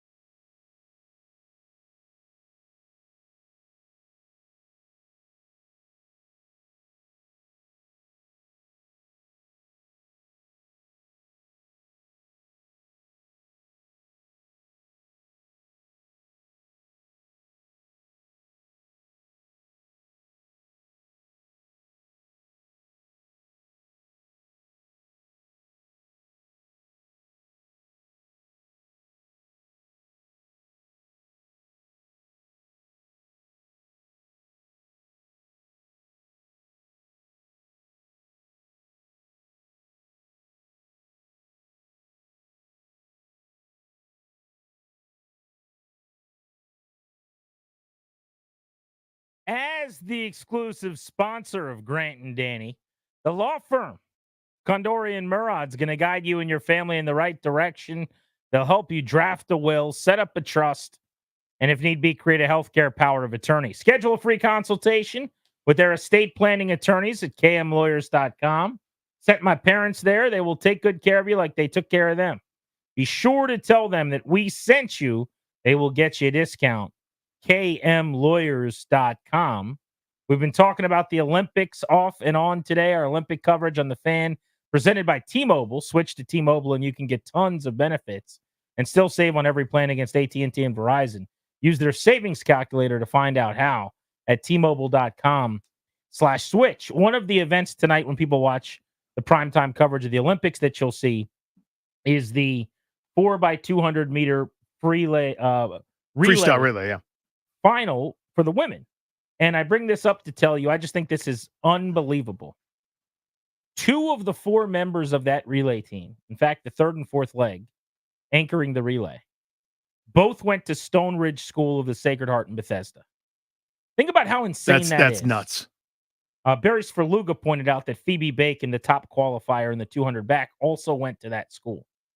All on the Olympic women's team. Not a bad swim program there at Stone Ridge. Stone Ridge Schools of the Sacred Heart. I don't know anything about it. It's in Bethesda. Yeah, it's in Rockville, right by Georgetown Prep. People are driving past it right now, listening to Grant and Danny. Mm-hmm. From Bethesda! 50% of the 4 women. That's crazy. Representing the United States of America in the pool, gunning for gold in the relay tonight as you're watching in prime time, went to that school right here in our backyard. Pretty amazing. It is time for our Beltway Blitz. We are covering the teams in town you care the most about, the Nats, the Commanders, the NFL. Let's get to it. Mark Zuckerman gets us started, massinsports.com. Mark, tell me why I'm wrong. I'm now on losses are good mode for the Nationals. They went into sell mode. It's tank season. They have the 4th best shot at the number 1 pick. There's no rules against them getting the number 1 pick this year. Let's go get the top pick. I get where you're coming from, Grant, but here's what I would say: if you're somebody who cares about the progress of the rebuild, and you've seen over the last 3 years them work their way up now to 71 wins last year, and this year they've been ahead of that pace. I think emotionally there's a little bit of a letdown if you end up somewhere in the 60s this year. It's one of the worst records in baseball. But I think even on a more practical level, here's what I'd say in counter to that. And I'm not saying this should be the case, but I think it could be the case. If they fall back to that extent, then is it a harder sell for Mike Rizzo to go to Mark Lerner this winter and say, hey, we're ready to win, go spend us some money on free agents, as opposed to if you get to 75, 76 wins and you say, hey, we hung around for a while. We've got good young pitching. We got the other young kids up here. We're ready, but we've got a couple important holes we need to fill. It's time to start spending on free agents again. I think it's a little easier sell. And again, I'm not saying that it should be that way, but I think on some kind of subconscious level, you see a team in the mid-70s, you think, okay, we're not that far away. You see a team in the 60s, you're saying, no, we're not ready to win yet. Mark, what's going on with Mackenzie Gore? He had 1 strikeout the other night. I think he'd like it to no longer be July. I know it's not anymore, but goodness gracious, just it has not seemed like himself here. It really looks like he's really fighting and going through something. Well, the good news, Danny, is that actually he felt like it was a step forward yesterday, and it was, given what he had done the last few weeks prior to that. The 1 strikeout was odd. His velocity was down a little bit. He said it was a combination of, I think, just his stuff didn't feel as good. He did go into the start kind of making a point to say, I need to throw more strikes, given how high his pitch counts have been recently, and so a little different approach. And he said the Diamondbacks were very aggressive against him, and that was their mindset offensively the entire series. They swung early in the count, so he didn't get to 2 strikes a lot. The last inning of it didn't go so well. There was an inherited runner that scored. I thought up to that point it was a step forward for him. Obviously not as good as he needs to be or wants to be. Hopefully this is like the first step towards him returning to that. These last 2 months are huge for him. If he really is going to be a frontline starter for this team, he's got to show he can do it over a full season. And what he did in July really negated a lot of the good things he did from April to June. Mark, James Wood, 3 for 9 in the Diamondback series, also walked 4 times, which was really good to see. The process has been excellent. The results have kind of varied from time to time, but how you feeling about the rookie at this point? I'm still feeling really good. There was that lull there in like his second and third week in the big leagues where he was swinging at everything. He didn't draw any walks, I think, over like 50 plate appearances. Was starting to get frustrated. Was hitting the ball hard, but a lot on the ground. He's elevating the ball now. He's hitting for extra bases. And what you just said about the 4 walks, I thought that was huge. There was one in the 9th inning yesterday when they're trying to mount a comeback, and he's got a chance in the top of the 9th to either tie the game or give him the lead. And he gets to a 3-2 count, and I'm sure he's feeling like, hey, I can be the hero here.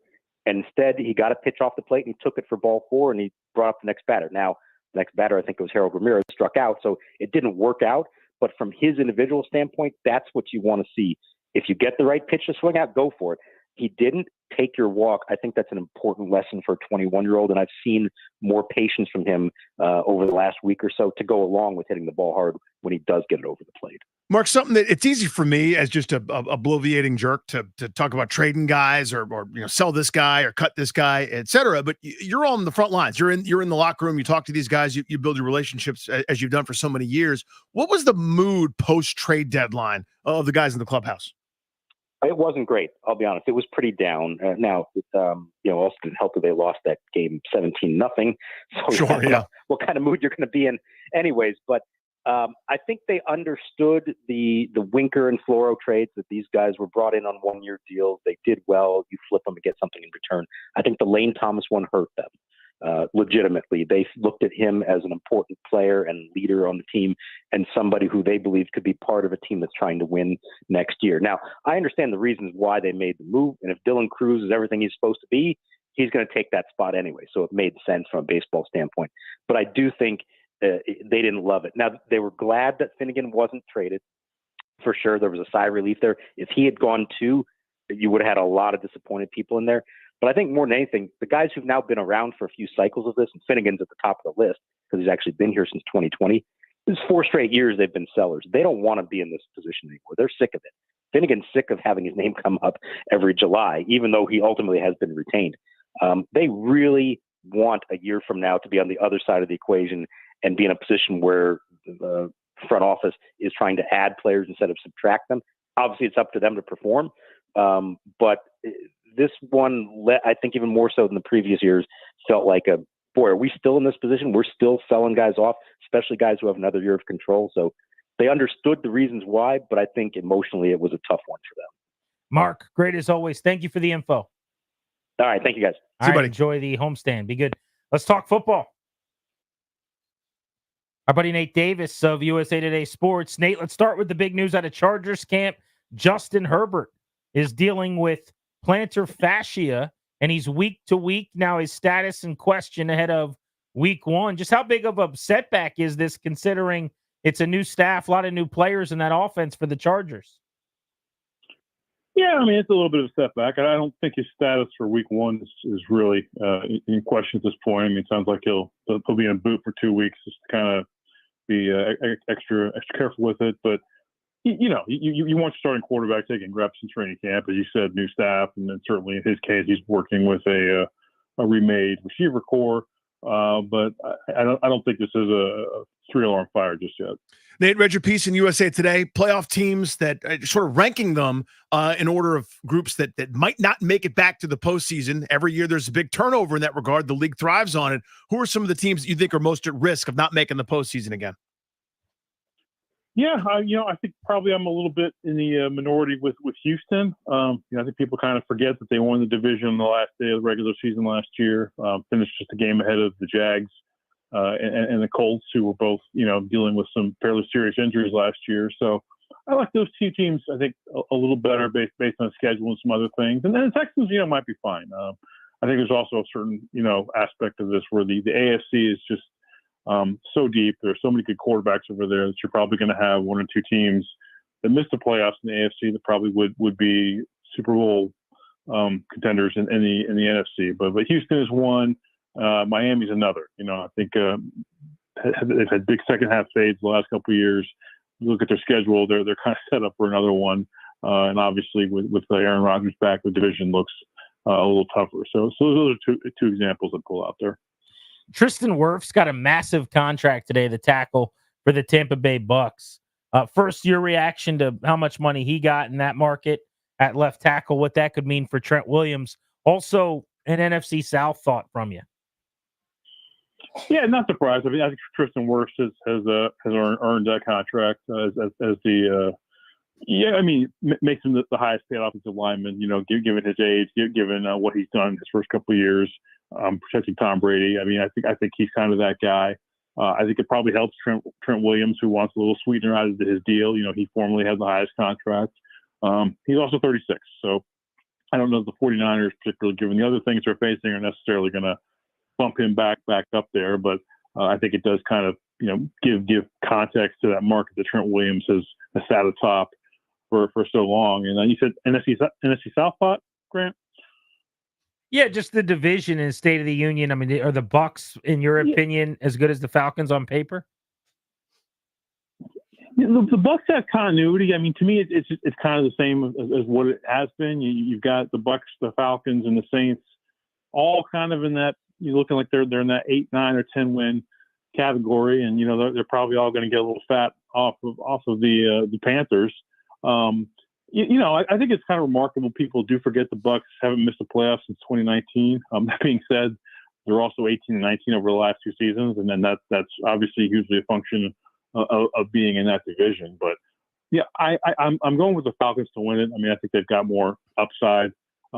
Finally getting presumably a solid quarterback there.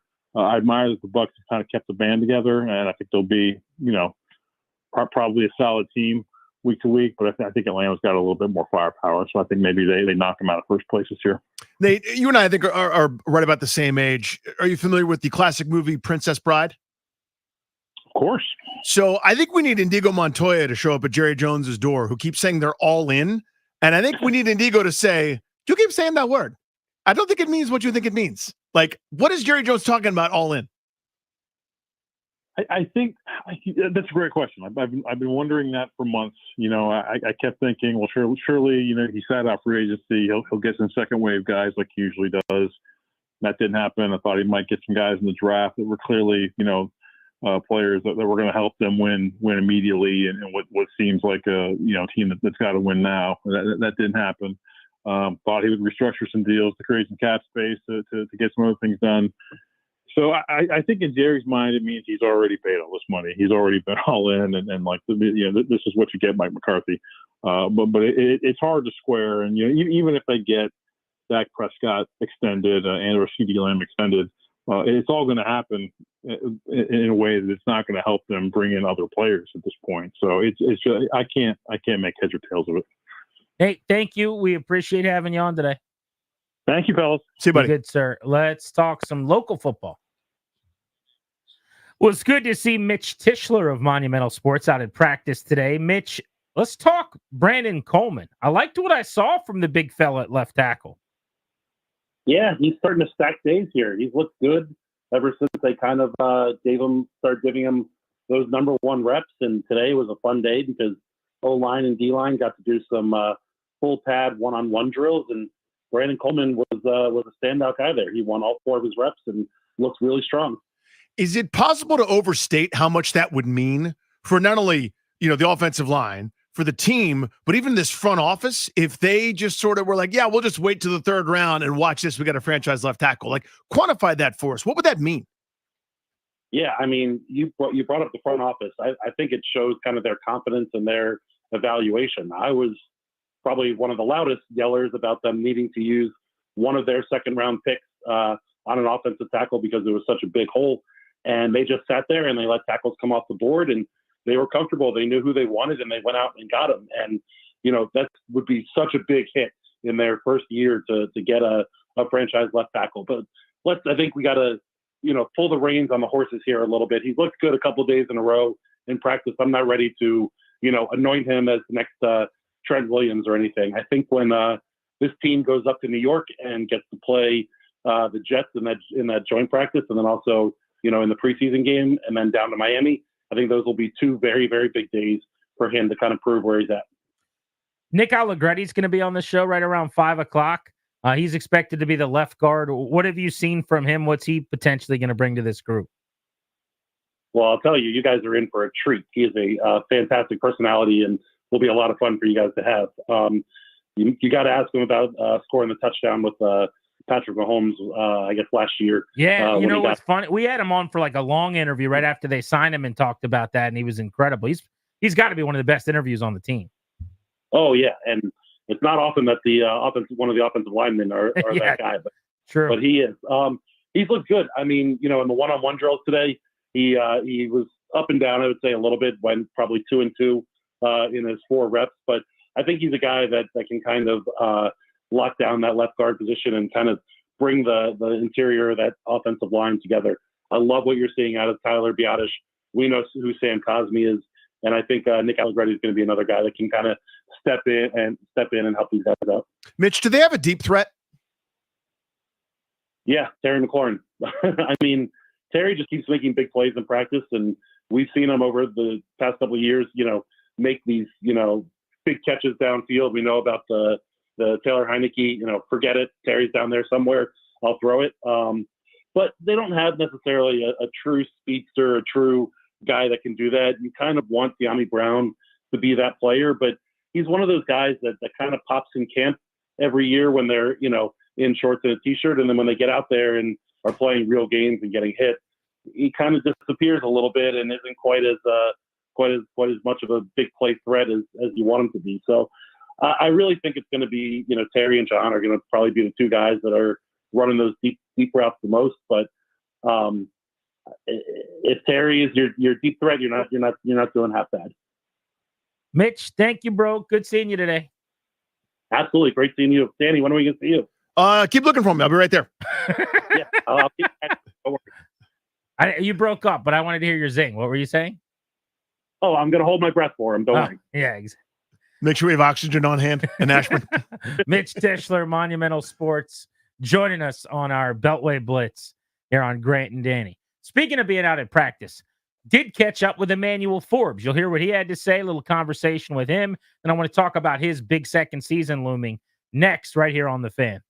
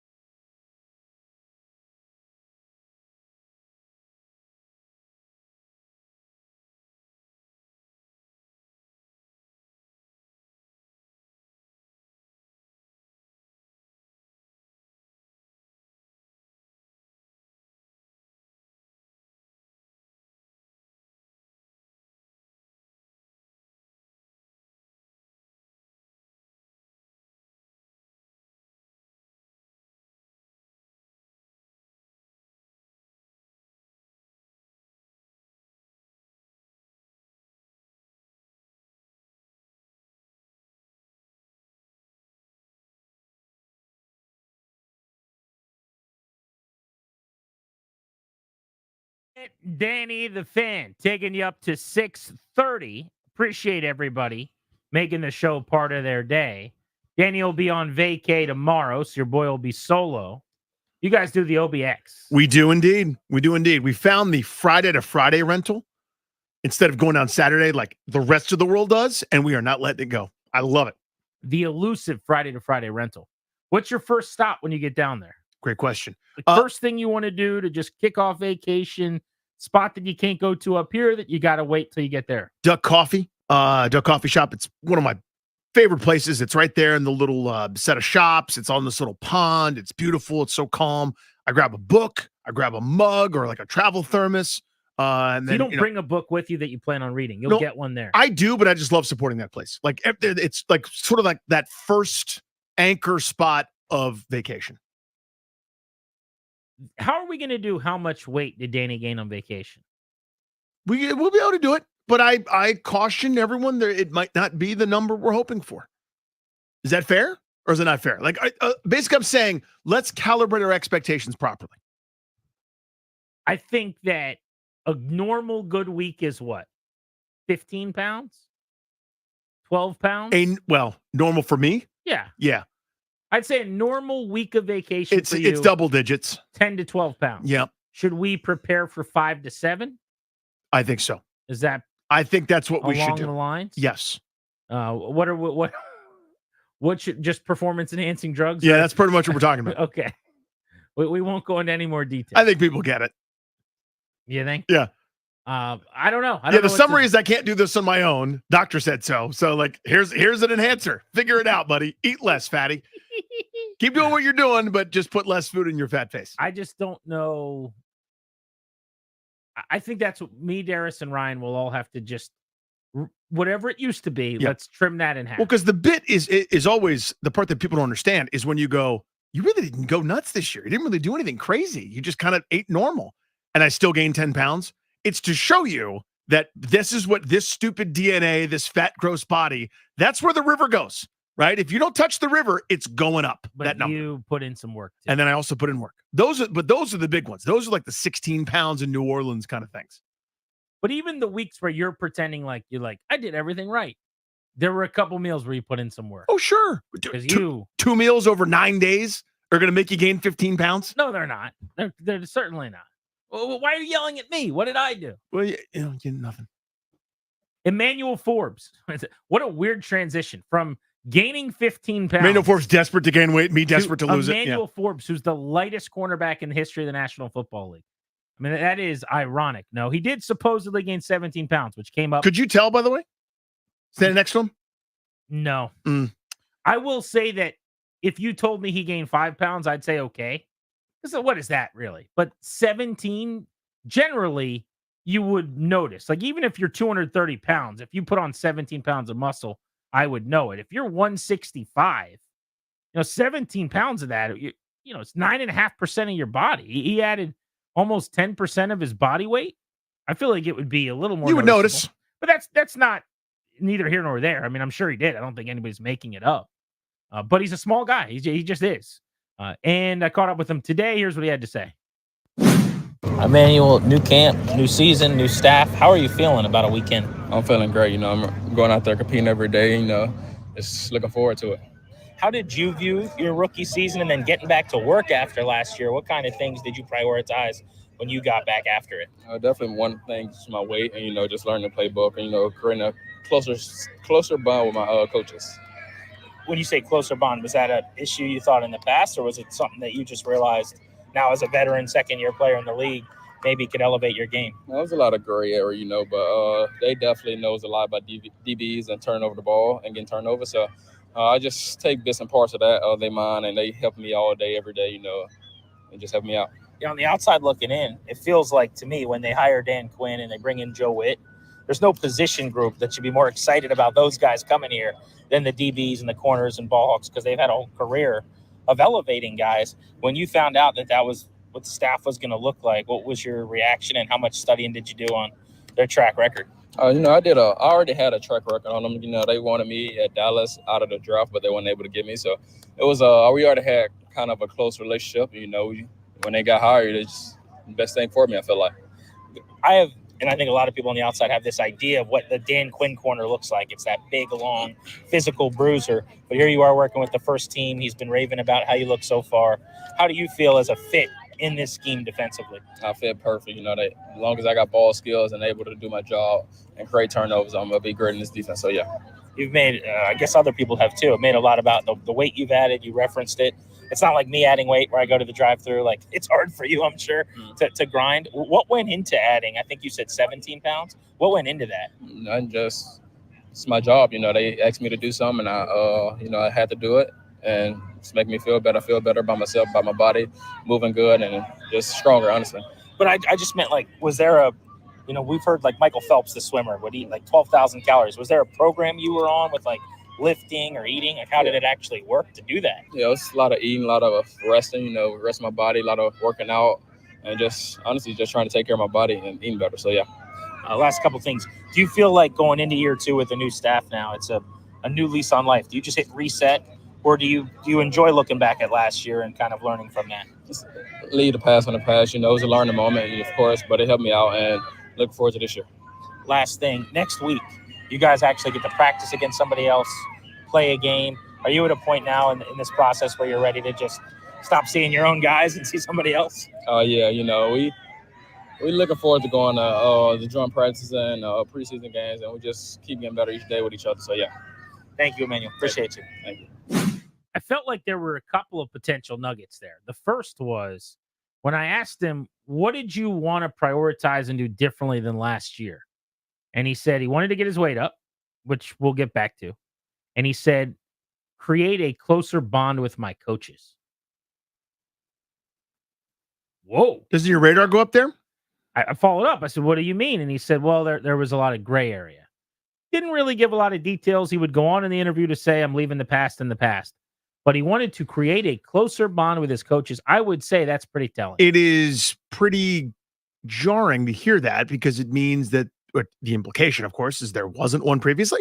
That's a pretty reasonable conclusion there, right? And by the way, if I'll, just naming random DBs that came through here, Corn Elder or some practice squad hopeful at some point, or some, waiver wire claim that played like Rashad Wildgoose, didn't have a great relationship with coaches or whatever.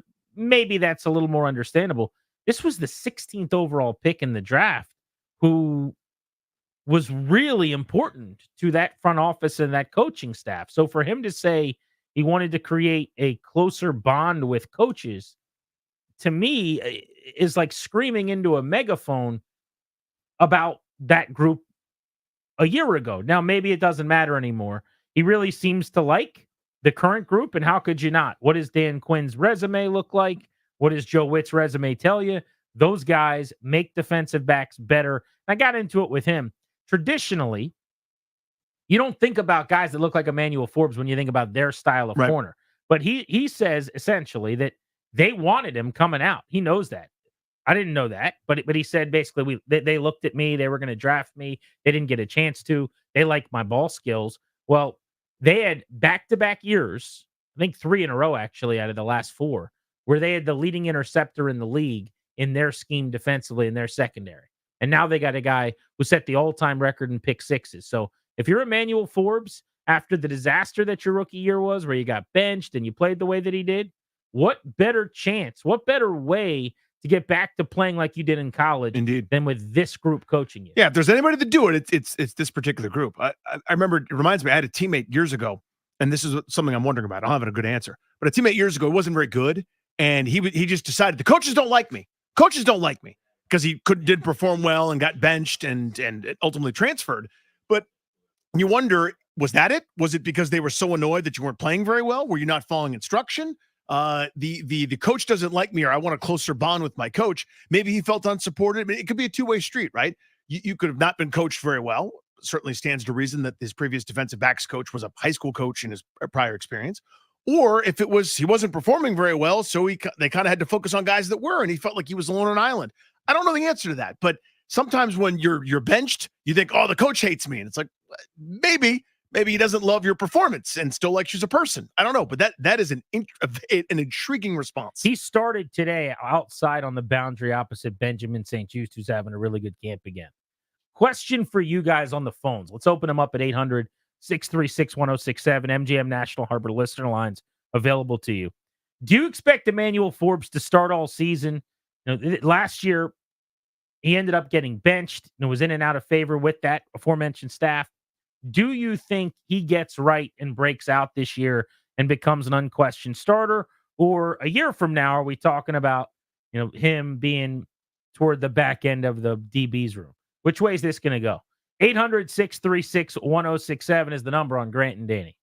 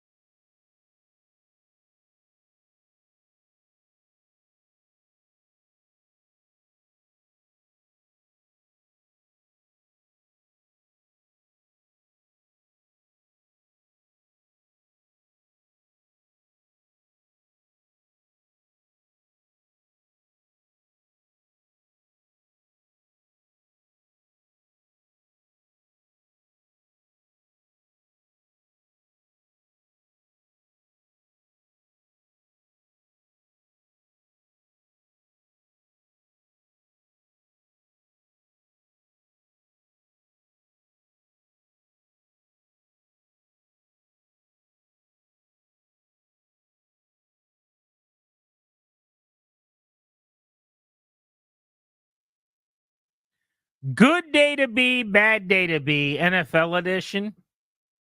Good day to be, Tristan Wirfs, Tampa Bay Bucks, Pro Bowl offensive tackle, 5-year contract, $140 million.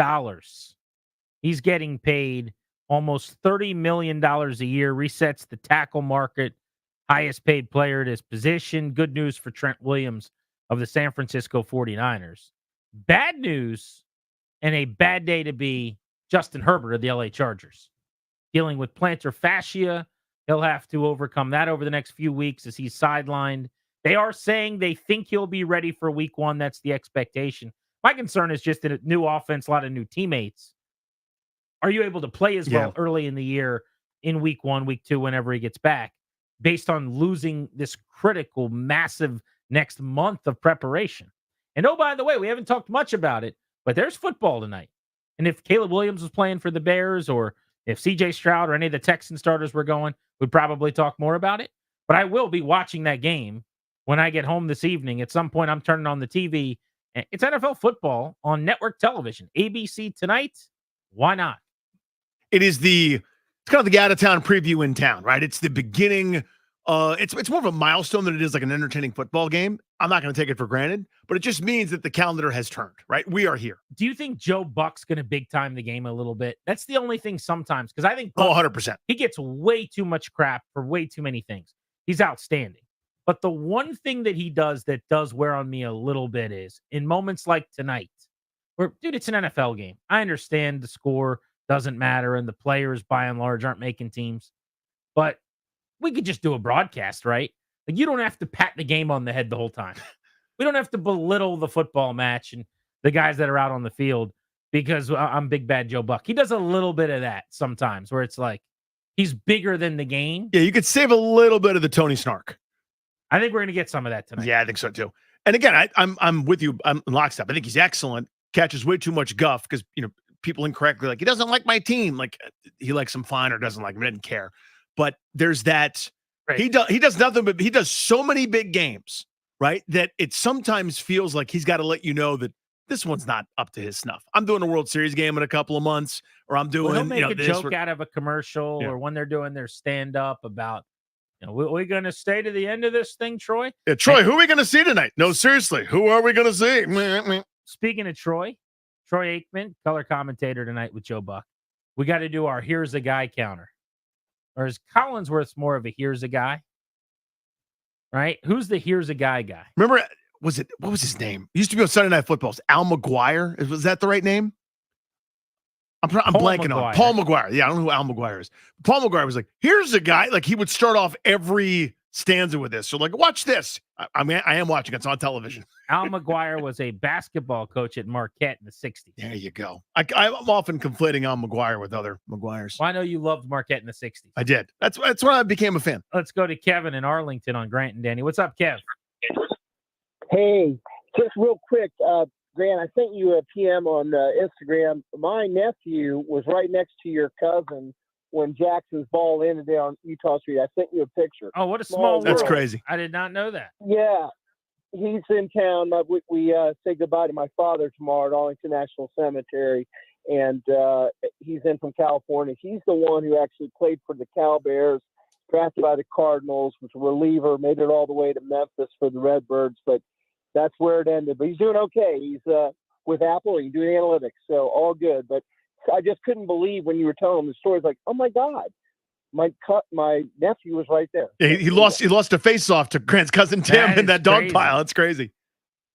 Unbelievable. Exactly. So, I wish I was more bullish on Forbes, but guys, okay. The linebackers drafted Jamin Davis. The Marty corner drafted Forbes. Until I see that he can play, I'm just not going to believe it. I mean, that's encouraging that the coaching staff we now have was interested in him when they were in Dallas, but he just looked to me to be so overmatched, and I just can't get past it. The corner we should have taken, he's up in New England. I'm with you, Kevin. Lockstep. I am in seeing his believing mode for him, too. For the record, Kev, I need to see it. I'm not going to put any eggs in that basket. Yeah. I will tell you, I did like that they're giving him full confidence They've got him out on the boundary, man-to-man against McLaurin. He was getting reps. I don't know if it's his decision or theirs, but, one-on-ones, he's going against Terry today, Jahan. Like, they're treating him as if he's going to be starting. So they're going to give him every chance this summer. Well, that's good. You know what? I hope he puts it in my face and says, you are wrong. I can play. I hope so. So I'm sorry to hear, by the way, about your father. Yeah, I hope everything goes well tomorrow. That's okay. Actually, he passed in December. What it is to be buried at Arlington National Cemetery with all the greatest generation, passing on, you have to wait months. And tomorrow's our day. Yeah, that was the same experience for my grandfather. Do, like the military, any of the, the shots and any of that stuff in the air? Yeah. Well, yes, it'll be full military honors. I'll send you some pictures. Okay. Really looking forward to it because again, at this stage, he lived 97 years. That's a hell of a life. You ain't kidding. Yeah, man.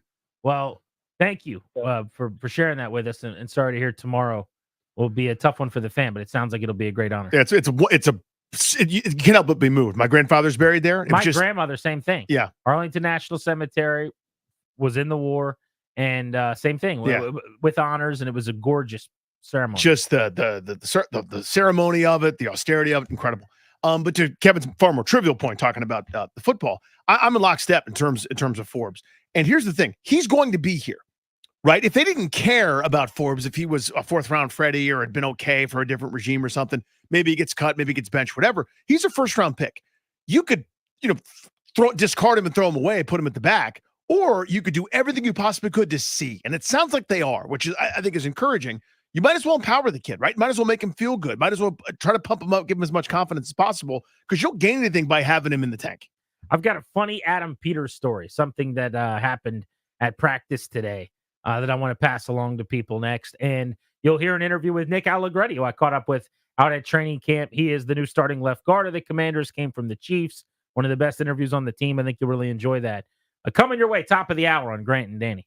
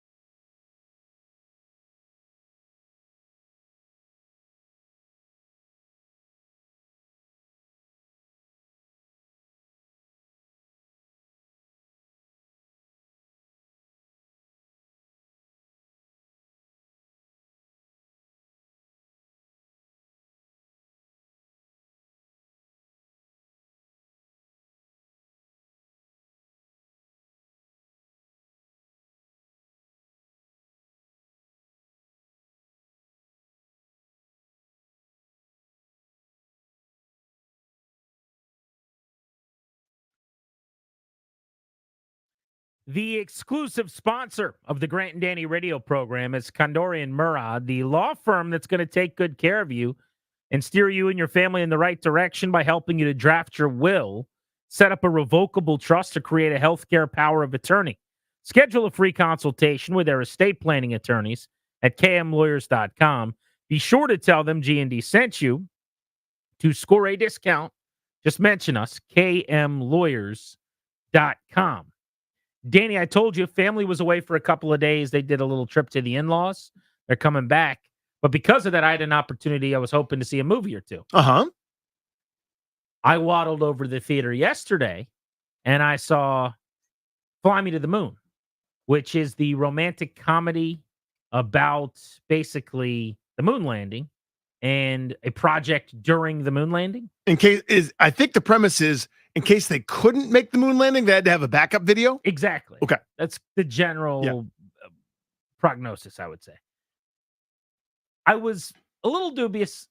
So I hate conspiracy theories that, like, they just generally annoy me.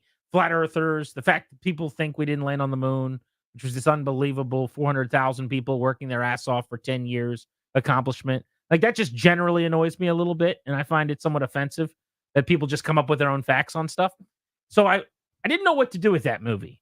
And I dug into it a little bit, and I'm like, is this perpetuating that nonsense? Is this feeding into that? And the bottom line was the director was like, look, we make it pretty clear we landed on the moon. We're having a little fun at the expense of people who don't necessarily think we did. And frankly, we're doing a good romantic comedy. That's what we're doing. It's Scarlett Johansson, and I'm a huge, huge fan of Scarlett Johansson's work. As an actress. I think she's one of the best. Also, Channing Tatum, excellent actor. Well, in fact, one of the great actors of our time. Indeed. The whole Magic Mike catalog. Yeah. I've always said personal favorites. Very few actors as quality as Channing Tatum. But it's a good little flick. I enjoyed it. It's fun. I need people to kind of I need them to not break this down as if it's everyone's trying to win Academy Awards. Okay. We're just having fun. It's a little summer movie. Having a nice But it's time. well done. I liked it. It's a comedy. I'm a rom-com guy. I got what I wanted out of it. Okay. Got to see ScarJo again. There's some good acting. Sure. Overall, we're going to give it a, out of 10 Buffalo Wings, we're going to give it 6.75 Buffalo Wings. Okay. So it means if you got some free time, you've seen other stuff that's probably a bigger priority, go ahead and see it. Yeah, I would see Deadpool Wolverine before this. I would see Twisters before this. Now, this is a better film than those two films. If you're like quality of production and which one wins more awards, this is higher on that scale. Sure. Twisters is just a fun time. Deadpool Wolverine, we're just signing up for laughing at some very vulgar, gory, raunchy jokes, a lot of Ryan blood. Reynolds shtick. Smash that fourth wall with a hammer. Let's go. First time, long time, though. There's some stuff I actually wanted to see in the theater. Like, you could go 3 different choices, bing, bang, boom, and knock them out over the course of a week or two. So it's been good to get back in the theater game. I like it. Also, I'm pretty sure Awad's dad was in the theater with me yesterday. I'm 95% Okay. sure. Sorry. Okay. So, Maury, if you saw Fly Me to the Moon yesterday, I was in the theater with you. That was, I thought I didn't have any. So I was solo, Yeah. and I wanted to wait, but it seemed like he was waiting for the credits or something. Okay. And I really had to go to the bathroom. So Yeah. I did not wait to confirm if it was him or not, because I don't go to the bathroom during the movie. No, you don't. Can't have it. You're great at that. But it was very dark when he walked in. All I could make out was like white dad New Balances. And That sounds like Maury. what I believed to be Maury. And I Wow. I texted Wad during the trailers. I'm like, is your dad a big movie guy? He's like, absolutely. And I was like, is there any chance he'd be at AMC Hoffman theaters right now? And he's like, there's definitely a chance. And I was like, I'd say a 72% chance I just saw him. I think he's in my theater. So I thought about moving over and sitting next to him, but I thought that'd be weird for him. Because especially if it's not him, then now you just Now what do I do? you just slid over. I thought you were my friend Maury. Here's my good Adam Peters story. Well, actually, I got 2 quick ones. First is, you did not watch the Netflix documentary about the now wife of Austin Eckler, who's a dancer, correct? No, I've not. You know what it is? I'll sum it all up. Is it the Cowboys one? No. His wife is a dancer, okay? She and her sister were famous, like, TikTok dancers together. Her sister, again, this is Eckler's now wife. Her sister, who was also a famous little dancer with her, okay, gets into a dancing cult, basically. Okay. She didn't know it when she signed up, but it's basically a cult through religion and dance, and they've like lost her as a family to this cult. And the whole documentary is about that. And you don't know that this person is engaged to Austin Eckler until like an hour into the documentary. You're like doing the Leo meme, like, oh my God, that's Austin Eckler. Wow. So anyway, I saw her. She's very pleasant on social media, very nice girl. She's like inspires people to be active and seems like a really good person. Mm-hmm. But anyway, she was out on the field with Austin Eckler, his now wife, and like Adam Peters was walking by, and she wanted like a selfie with her and Austin Eckler. And so she just stopped Adam Peters and asked him to take the picture. And I don't know why, but I thought that was hilarious. Just like the GM of the team, you know? Like, hey, will you take a quick selfie? And he's like, yeah, no problem. And he was super cool about it. But I'm like, the GM of the team's just taking a selfie. That's pretty neat. Of one of his players. I I like thought that that. was funny. The other thing is, a fan getting into his car today stopped me and told me that his kid had a football taken. It was like an autographed football. He left it somewhere. I don't think anyone nefariously did it, but like found a football and grabbed it or whatever. And so the kid was really sad. So he just mentioned it to a staffer who was wondering why the kid was crying. And he's like, oh, he lost his autographed football. He's bummed out, whatever. And they said, oh, well, follow me. And they like brought him over and they went inside and they brought out Terry, and Adam Peters came down and like hung out with the kid for 10 minutes and signed a bunch of autographs. Love that. So, I love it. Things like that, man. I love it. Little by little, they're winning people over. You got to do it. You got to do it. I mean, again, it's your give the people the pickle thing, right? Yeah. I mean, that's what it is. Like, that didn't hurt anybody for anything, right? That was just time, energy, effort. Someone, instead of saying, not my problem, hey, what's going on here? Even that little interaction's worth it. One at a time, right? Mm-hmm. And from sad because you lost your autographed football to memory of a lifetime, and you'll always love Terry McLaurin, and you'll root for Peters probably if you're that kid until you're a grown adult. Nick Allegretti is the new left guard of your Washington Commanders, came over from the Kansas City Chiefs, started the conversation with him juxtaposing this camp to what he's been used to in KC. We're long enough into camp now, I guess, to get a good feel for the tempo and the pace with the new staff. You've obviously experienced a whole nother vibe in Kansas City. What do you make of this? I like it. It's high pace while we're out there. He's not keeping us out here for hours and hours. We're out here. We're getting our work in, and he's reading the group. If he calls it early, knowing we have a real hard day the next day, so he's taking care of it, which is great. But I love the tempo. Everyone has a really good understanding of how to practice with speed and take care of each other, which I think is it's a huge challenge, especially with so many new guys. A lot of young guys coming out of college don't really know how to play like an NFL player, but I think they're doing a great job. So I think that's been awesome for us. One observation I've made is I feel like there's a lot more rotating along the line, too, rather than just having the same five guys, first, second, third team. What do you make of that, and how does that help you guys as you get closer? Well, yeah, it's such a new group. It's been awesome to get to play next to a bunch of different guys, whether I'm, at left guard next to Ty and Brandon or Lucas, or Trent's been out there at tackle, or at center getting to work next to a bunch of guys. It's good because you need to know the guys that you're playing with and trust the guys that you're playing with. 18-week season, there's an offense, knock on wood, but I don't know last time all 32 offensive lines played 17 games. So that's not going to happen. Someone's going to have to step up at some point. So knowing and trusting the guys that, we have in this room, the 8 guys we're going to have dressed on game day is super important. I think it gives us a really good chance to do that when we're playing and, intermingling every day. As far as learning the offense or learning the guys around you as you're referencing, how long does that typically take, or do you already feel like you've kind of mastered the playbook as you're out here right now? In terms of the playbook, I'm real confident with it. There's some small nuanced things that, in training camp, the playbook is huge. And you continue to install, and then you get to the first game, and it's a 5% or 20% of that, so it's much smaller. So we're getting to the point now where we've got some plays in that we're only going to run against certain defenses. It's training camp. We can't tell the defense how to line up. So there's some challenges that come up there. But in terms of the playbook, I mean, it's football is football. The way we're going to pass protect is always different team to team. But a deuce block's a deuce block, an A block's an A block. That stuff doesn't change. So feel really good with where we're at with the playbook, and a little bit different the way we call it. It's more of a college word-based offense, but gotten real comfortable with that. I think the QBs love it, so it's been good. Next week, you guys have the joint practice with the Jets. I'm curious for your perspective. There's a lot made of this in the media. Do you find those practices more helpful maybe than a preseason game, as much so?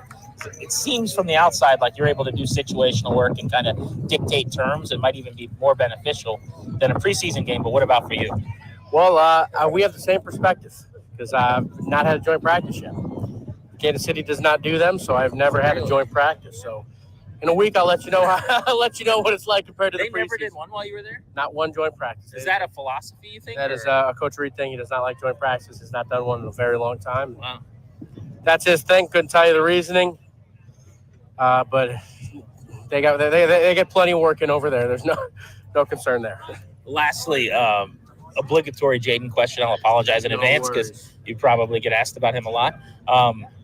What's your perspective of a rookie and how he's performed and what he's shown so far?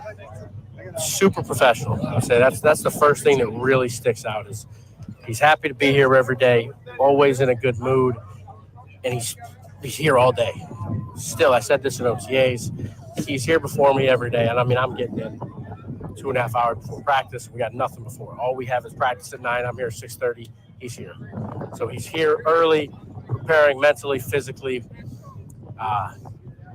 Not, I don't want to say quiet, but, there's some rooks that come into this league and they're a little too loud, a little bit too big of fans of themselves, comfortable. Jaden's not like that. He's able to talk and we, shoot the shit, which is awesome.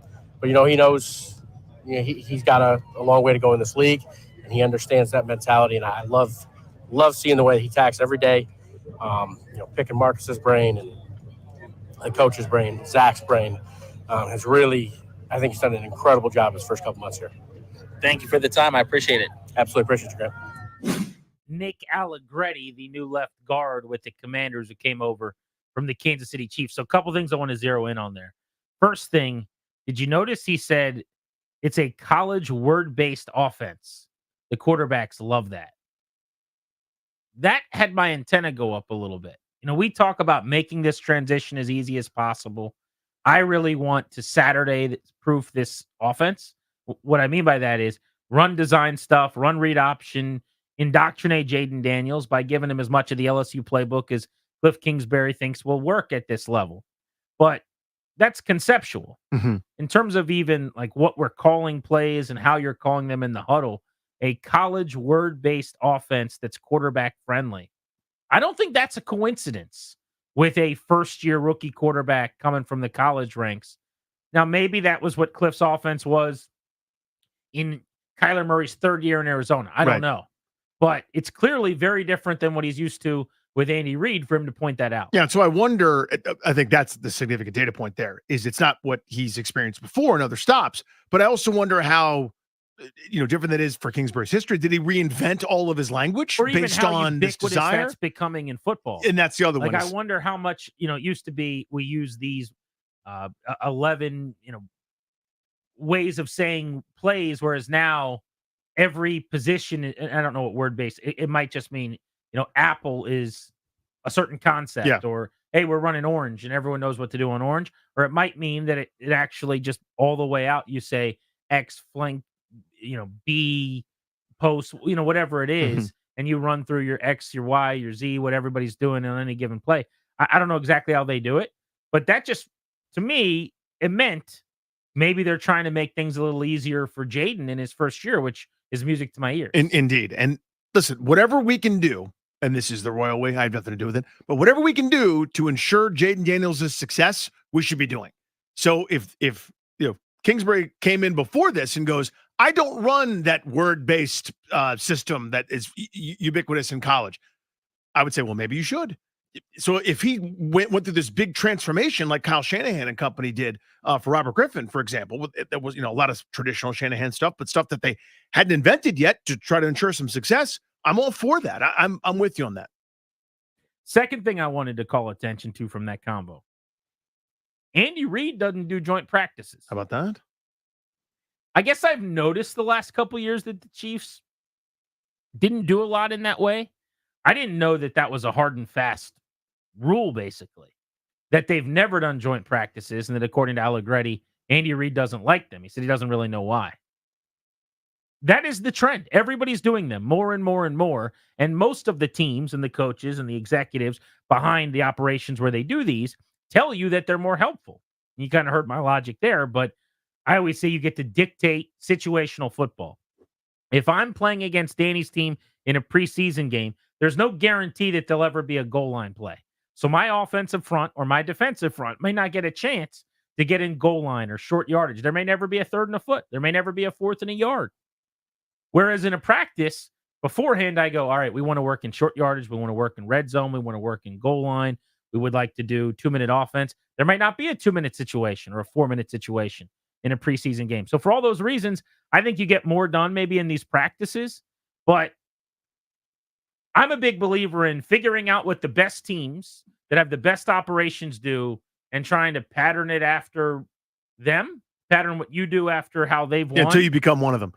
I wonder why Andy Reid doesn't like joint practices, because he seems to be in the minority. Yeah, it's, everybody's got their own little picadillos and kind of, things that you don't really believe in or kind of how you were raised. And What's he's been a picadillo? Just some small little set aside, like everybody's got a little something like Grant rubs his eyes. Flavorful ground beef, spices, green olives, boiled eggs, and raisins cooked in a delicious tomato sauce and then served over a bed of rice. I think that's what it is, yeah. Cuban picadillo? Yeah, I think that's what it is. So, but everyone's got things, Reed's been so successful, he doesn't need to. But, everybody else, the trend line is going in that direction for the reasons you just stated, right? Where you can get more work done, more important work, and you can control it. You can get some of those matchups that you want to see. I need to see a guy that's vying for the starting right tackle job go up against a speed rusher. Well, I got one of those. Let's have him do it 7 times in a row or whatever, right? You can work those things out with the other coach. The preseason model is now gone to guys don't really play in the preseason. We're not showing anything. I guess if you've got one of the best quarterbacks ever to live, that you don't really need to show anything and you're confident in your own stuff and you got some continuity there. I don't know. Veteran team, continuity. It's been the same offense. Yes, there are some new players, but it's basically table dressing.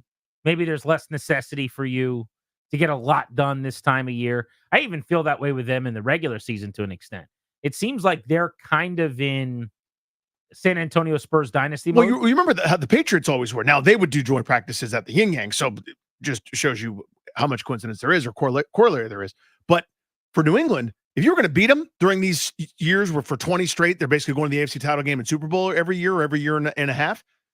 September, they weren't as good. Remember, Kansas City was floundering last year at various points, lost their opener. They were just okay. The offense was scuffling. And wouldn't you know, that group was good enough to win the Super Bowl. Yeah, again. everything they do is about being at their best in January. Yeah. And they can play that game because they know they'll be there with Patrick Mahomes. Mm-hmm. But what I was saying was the Spurs dynasty mode was regular season was just kind of like a, all right, we got 14 more games and then we'll get, then we'll get to the playoffs. They just kind of had to get there. And eventually they'd flip the switch, Duncan Robinson and the boys, and now you're not beating them. The Chiefs have a little bit of that where if you go back and look at Travis Kelce's first half last year, it was fine. Yeah. All of a sudden, he got his him. numbers, Mm-hmm. but they don't really break more than a sweat than they have to, it feels like, in the early part of their schedule or in the regular season. So maybe that's reflective of that. I also think, and I have no idea what Andy Reid's logic on this is, I think there are coaches, even the ones that do this, that hate the fights in these things. They hate them. You can't have a joint practice without a melee, it seems like. You cannot have two teams get together in the heat on a practice field where there's no real rules. I mean, it's kind of, do whatever you want. No one's suspending you. No one's fining you. Worst case scenario, you're getting sent to the sideline and screamed at or told to go back into the locker room. There's not a whole lot of punishment beyond that. I mean, how often are we seeing brawls and the benches clearing and guys swinging on each other? And I just think coaches don't love suffering that kind of tomfoolery either. So maybe Andy Reid I wonder if that's it. Out on that. He goes, we're not playing that game. I'm not getting somebody hurt, punching a helmet, breaking a finger. I'll just practice against my own guy. Yeah, probably every speech in every meeting room is about punching somebody in the mouth and getting up and not getting pushed around in our house and establishing physicality and doing our thing. And then, whoa, you guys did that? It's always funny to me. I don't think you literally mean to punch someone in the mouth. I know. Just it's crazy though that like we're talking about all this aggression and let's get it out and let's establish dominance and next thing you know it spills over. I can't believe that happened. Yeah, I mean, that's the game though. It is the totally control of the aggression and being in control of yourself. It's always been an admirable, amazing thing, even at the college level when these guys threw the whistle or just gladiators, and then Mhm. the whistle blows and they help someone up, or they'll pick up the cameraman they knocked over, or whatever. Nick Allegretti's got a chance to be a free agent signee who ends up giving this fan base more than it expects. Which player that Washington brought in this offseason do you think makes a bigger difference than people anticipate in light of the Allegretti conversation we just had? We can open up the phones at 800 636 1067 on that next on Grant and Danny.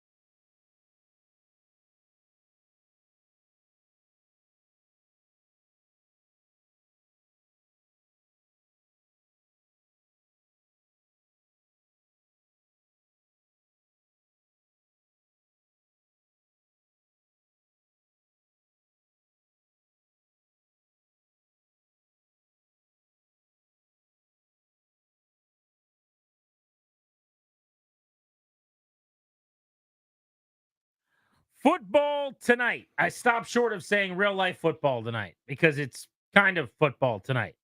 Texans, Bears, preseason NFL action kicking off from Canton, Ohio at the Hall of Fame game. Houston and Chicago both going to be sitting all of their starters, I would imagine. Very close to that, if not all of them.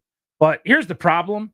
Like, let's say you wanted to get Caleb Williams a series or something like that.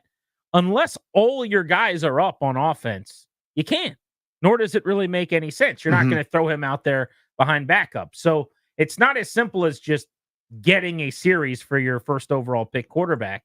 And Washington's going to have this same dilemma to deal with soon with Jaden Daniels. If you want to play JD in the preseason, the way you're going to have to do that is all the other starters have to commit to the bit too. And so it gets increasingly difficult to get a whole lot of reps. My guess is Daniels will play in 2 of the 3 preseason games, probably not a ton, but tonight is going to be the Davis Mills show. We might get a bunch of Case Keenum. I'm going to never have enough. I'm going to assume Tim Boyle gets some work at quarterback for the Houston Texans, their 4th quarterback. And for the Bears with no Williams, Tyson Bagent, how many plays in before we hear about his dad being an arm wrestling champion? I just want to see his dad, by the way. I find his dad, every once in a while, since I saw him do that when he arm wrestled, who was the guy, the reporter, Tom Pelissero maybe, on TV, where he was so funny. I've gone down some YouTube rabbit holes to watch that guy talk smack and arm wrestle people. But you're not still into that bit. Right? Are you're happy for it tonight? You're ready for more? No, did you guys know, were you aware that his dad's an arm like, I'm already on that level, so I know. I just want to see the dad do shtick. Okay. A little bit less Tyson Bagent do anything at all. If that makes sense. I don't know if that's a good distinction. Yeah, I'd rather see Tyson Bagent play football. That's what I'm here for tonight. I'm good on his dad. I understand he's an arm wrestler and he has muscles. We've done that a few times now. We have done it. So I've been there, and we will move forward. Brett Rippon, you may be familiar with that last name. I know that one. Yeah. He's going to get some work tonight. And Austin Reed, the college free agent. Austin Reed from Bears quarterback, 4th quarterback, Austin Reed. He went to college. I'm going to give you 4 options. An American college. I'm going to give you 4 options. All right. Eastern Kentucky, Western Kentucky, Eastern Illinois, Northern Illinois. Western Kentucky. Austin Reed went to Western Kentucky. He's a hilltopper. Western Kentucky. Vince is in Accokeek on G&D. What's up, Vince? What's up, guys? Hey, buddy. How y'all doing? Good, man. So my under the radar guy, that I feel like don't get talked about a lot, but I think he's going to make a big impact is the center, Tyler Biadasz. That's my answer too, buddy. We all know how well Dallas offensive line, has played. And it starts with the center. No disrespect to the left tackles. We know how important they are, but if the center position is trash, so is the rest of the offensive line. We can speak to that very well from last year. They just went through centers the last 2 years, Vince. I mean, there's been 2 straight years. I don't know if last year was one of them, but 2 of the last 3, I think they went through 4 Gates centers. and Larson and Stromberg, and I mean, it felt like it was a new one every week. Right. So I feel like as long as he stays healthy, fingers crossed, knock on wood, I think he's going to make a major difference, and I think that's going to do wonders for Jaden. To have that, that veteran savvy, that a guy who's seen a lot of coverages, a lot of different things. So Jaden make calls. So we'll see. Appreciate the call, buddy. Before we talk about Tyler Biadasz, Darius, fire up some game show music. Ryan, I want you to spell Biadasz. I'm looking for a spelling for Tyler Biadasz's last name. This is a tough one because I was typing in the call screen, Doc, and yeah. BIADASCHZ.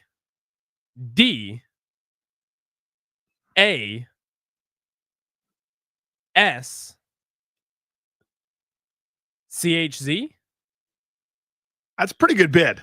That's a pretty good attempt. You're wrong. Yeah, missed the dismount there. Darius. Tyler Biadasz. All right. I'm gonna go with BIADIASZ. Biadasz. You got the part wrong, right, that Ryan got wrong, but you botched another part. Biadasz is BIADASZ. Biotish. So does he qualify as an under the radar addition? Here's why I asked that. They paid him $10 million a year. Who'd they pay more to in free agency than him?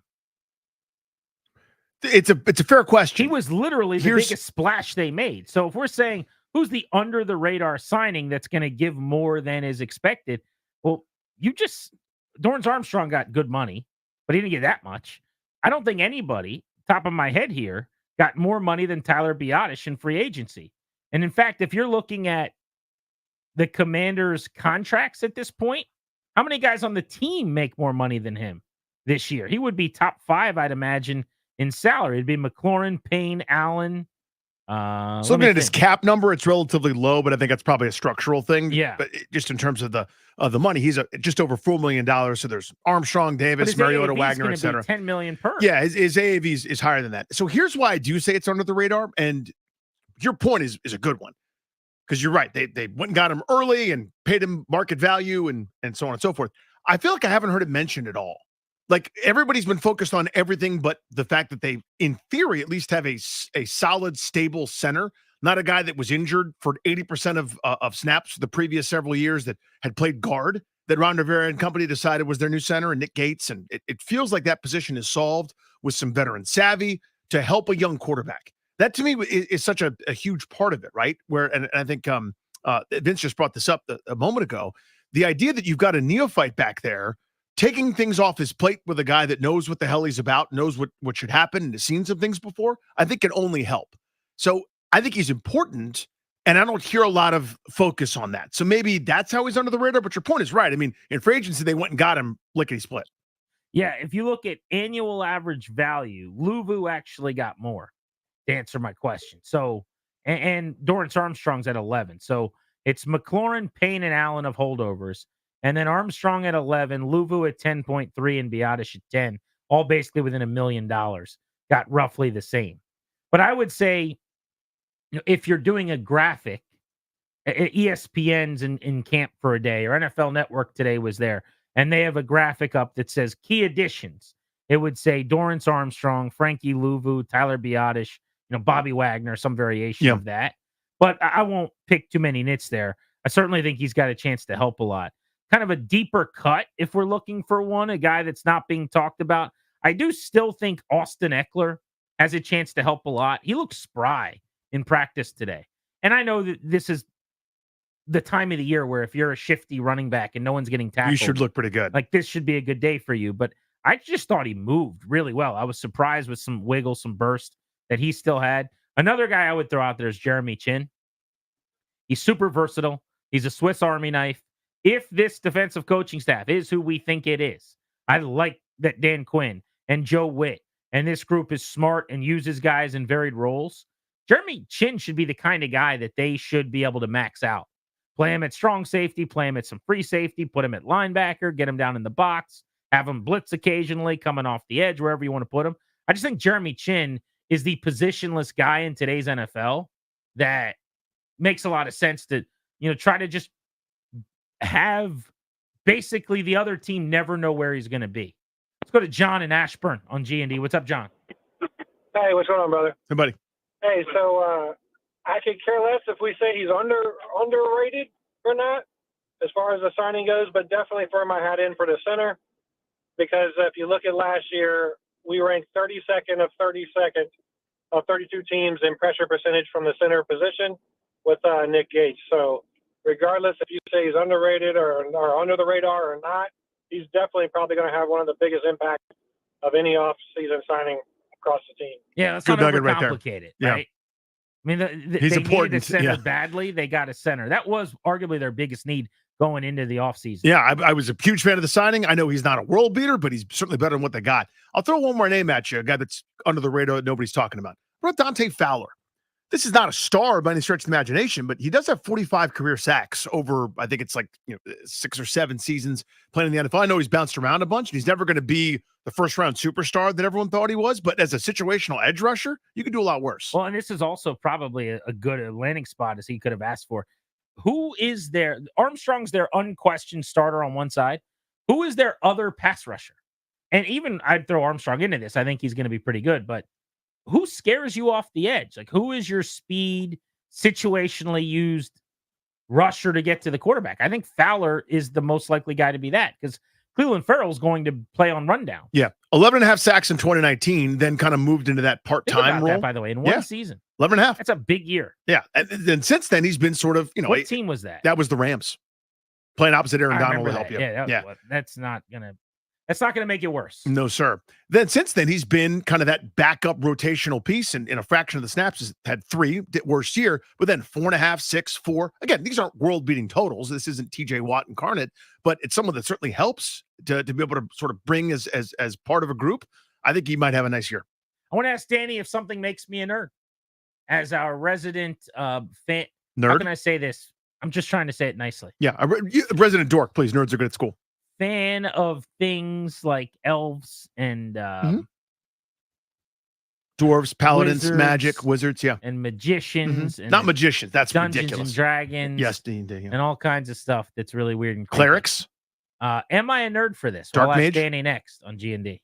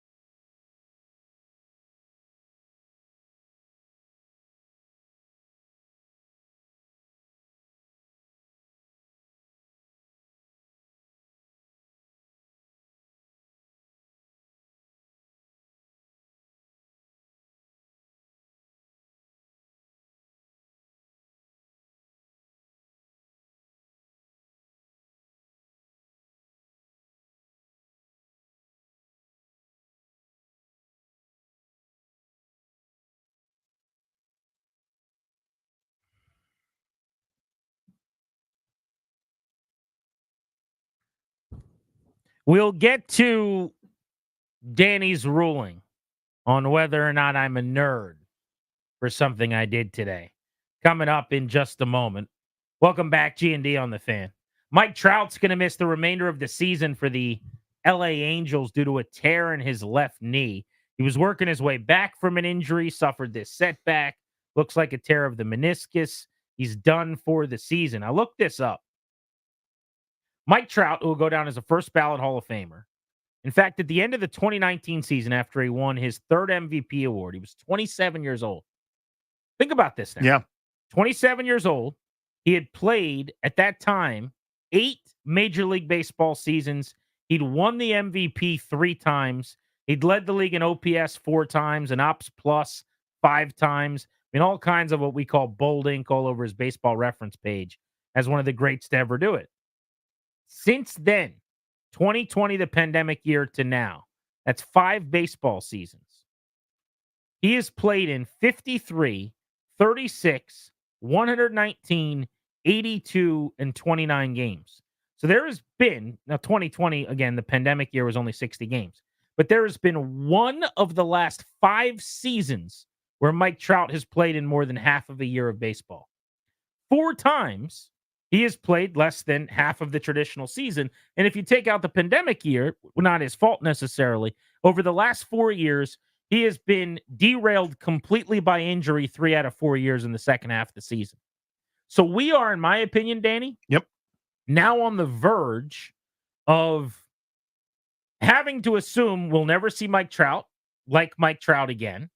He's going to be 33 next year, which you could still have a lot of success. But it's been 5 years since he was at his Mike Trout leading all of baseball qualifying and statistics levels when he was winning the MVP award. I don't want to say he's on the list of if only we could have kept that guy healthy. But if only we could have kept that guy healthy. But now he's close because we were right on the doorstep of a conversation of is he the greatest baseball player of all time? And the way the last 5 years have trended, there's no real reason to have that discussion anymore. So obviously his career's not done this minute, but you're now talking about somebody that when he does hang him up eventually will have paltry totals compared to other Hall of Famers. Like, we're not getting to the 500 home run club unless something turns around dramatically in terms of his health and he's able to stay healthy. The number of hits, some of those milestone barometers, but the resume is, as you already said, right? The prime of his career, the bold ink all over the page, leading the league in runs, walks, on-base percentage, slugging percentage, OPS plus. The dominance of that 8-year run with another couple years later where he hit 40 bolts a couple seasons ago, just to remind you that if I'm healthy, I still got it. But he's going to end up like not in the top whatever of homers, hits, and all kind of the normal things we used to say. From 2012 to 2019, which coincides basically with the Nats' really good years, from when they made the playoffs the first time to when they won their World Series. He was a Rookie of the Year. He was top 2 in MVP voting every single year, but won when he finished 4th. But think about that. Yep. Either won the MVP award or got 2nd, and there was a year where he got completely screwed, where they gave it to Miguel Cabrera. Triple Crown. Cabrera won the Triple Crown, which is just a dumb, antiquated, old guy. He led in these 3 categories, as if that's more important than being a better player in 10 categories. Yeah, Cabrera had an unbelievable year. It was amazing. Trout should have won the MVP. Absolutely. But I digress. 3 MVP awards, should have been 4, top 2 every single year, but 1 when he was 4th over the span of 8 seasons. And now you're looking back 5 years ago to find the last full dominant Mike Trout year. And it's not like he hasn't performed. He hit 333 with 40 home runs at one point in this stretch in 119 games. But he's kind of been a shell of himself overall because he can't get on the field. And who's got it worse than an Angels fan as a baseball fan at this point? With Trout never getting on the field, and then they gave Anthony Rendon 7 years and $245 million to leave DC, and I think he's played 6 times. And has told you how much he hates baseball when he's not playing. Like, that's not that fun to hear as a fan. No, not even a little bit. I mean, I'm paraphrasing. I know it's an exaggeration, but I mean, actually, because he's not playing, not performing very well, those comments looked a lot worse. But I know what his point was. He's like, my family comes first and everything else, and I also happen to play baseball. But just because the attitude, the way he delivers it, and the fact that he's played, as you said, 11 times and has hit 210, in 7 games since being in Los Angeles. That hasn't gone well. I mean, Trout was going to put up Bonzian totals in terms of home runs, steals, and all those sorts of things. And he was going to be kind of the, like it or not, the legit champion in some of these kinds of metrics for people that, he did it clean and we don't like Bonds or whatever. And we're robbed of that. Grant and Danny with you on 106.7 The Fan, and of course in Richmond on AM 910. So we're taking you up to 6:30. We're live and local deep into the evening. I got to get into whether or not I'm a nerd, and I want to set the table for Danny's vacation because he is like a high school senior on June 11th for the final half hour of the show, I would imagine. You're going to have one foot on the beach. It will not be long before you're on the sand. You are locked into The Fan.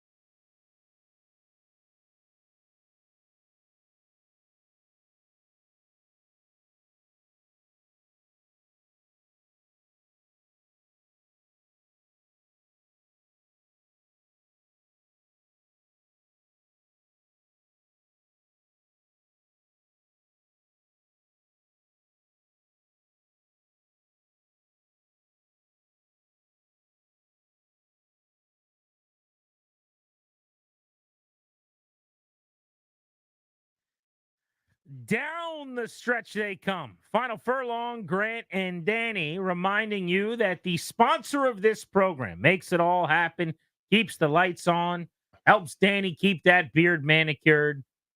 The law firm of Condori and Moran. Indeed. They will guide you and your family in the right direction. They will help you to draft a will. They will set up a revocable trust for you if need be. Create a healthcare power of attorney as well. Schedule a free consultation with their estate planning team, kmlawyers.com. Be sure to tell them we sent you. You'll get a discount, kmlawyers.com. If you missed any of our conversations today, rookie lineman Brandon Coleman, cornerback Emanuel Forbes, veteran left guard signed from Kansas City, Nick Allegretti.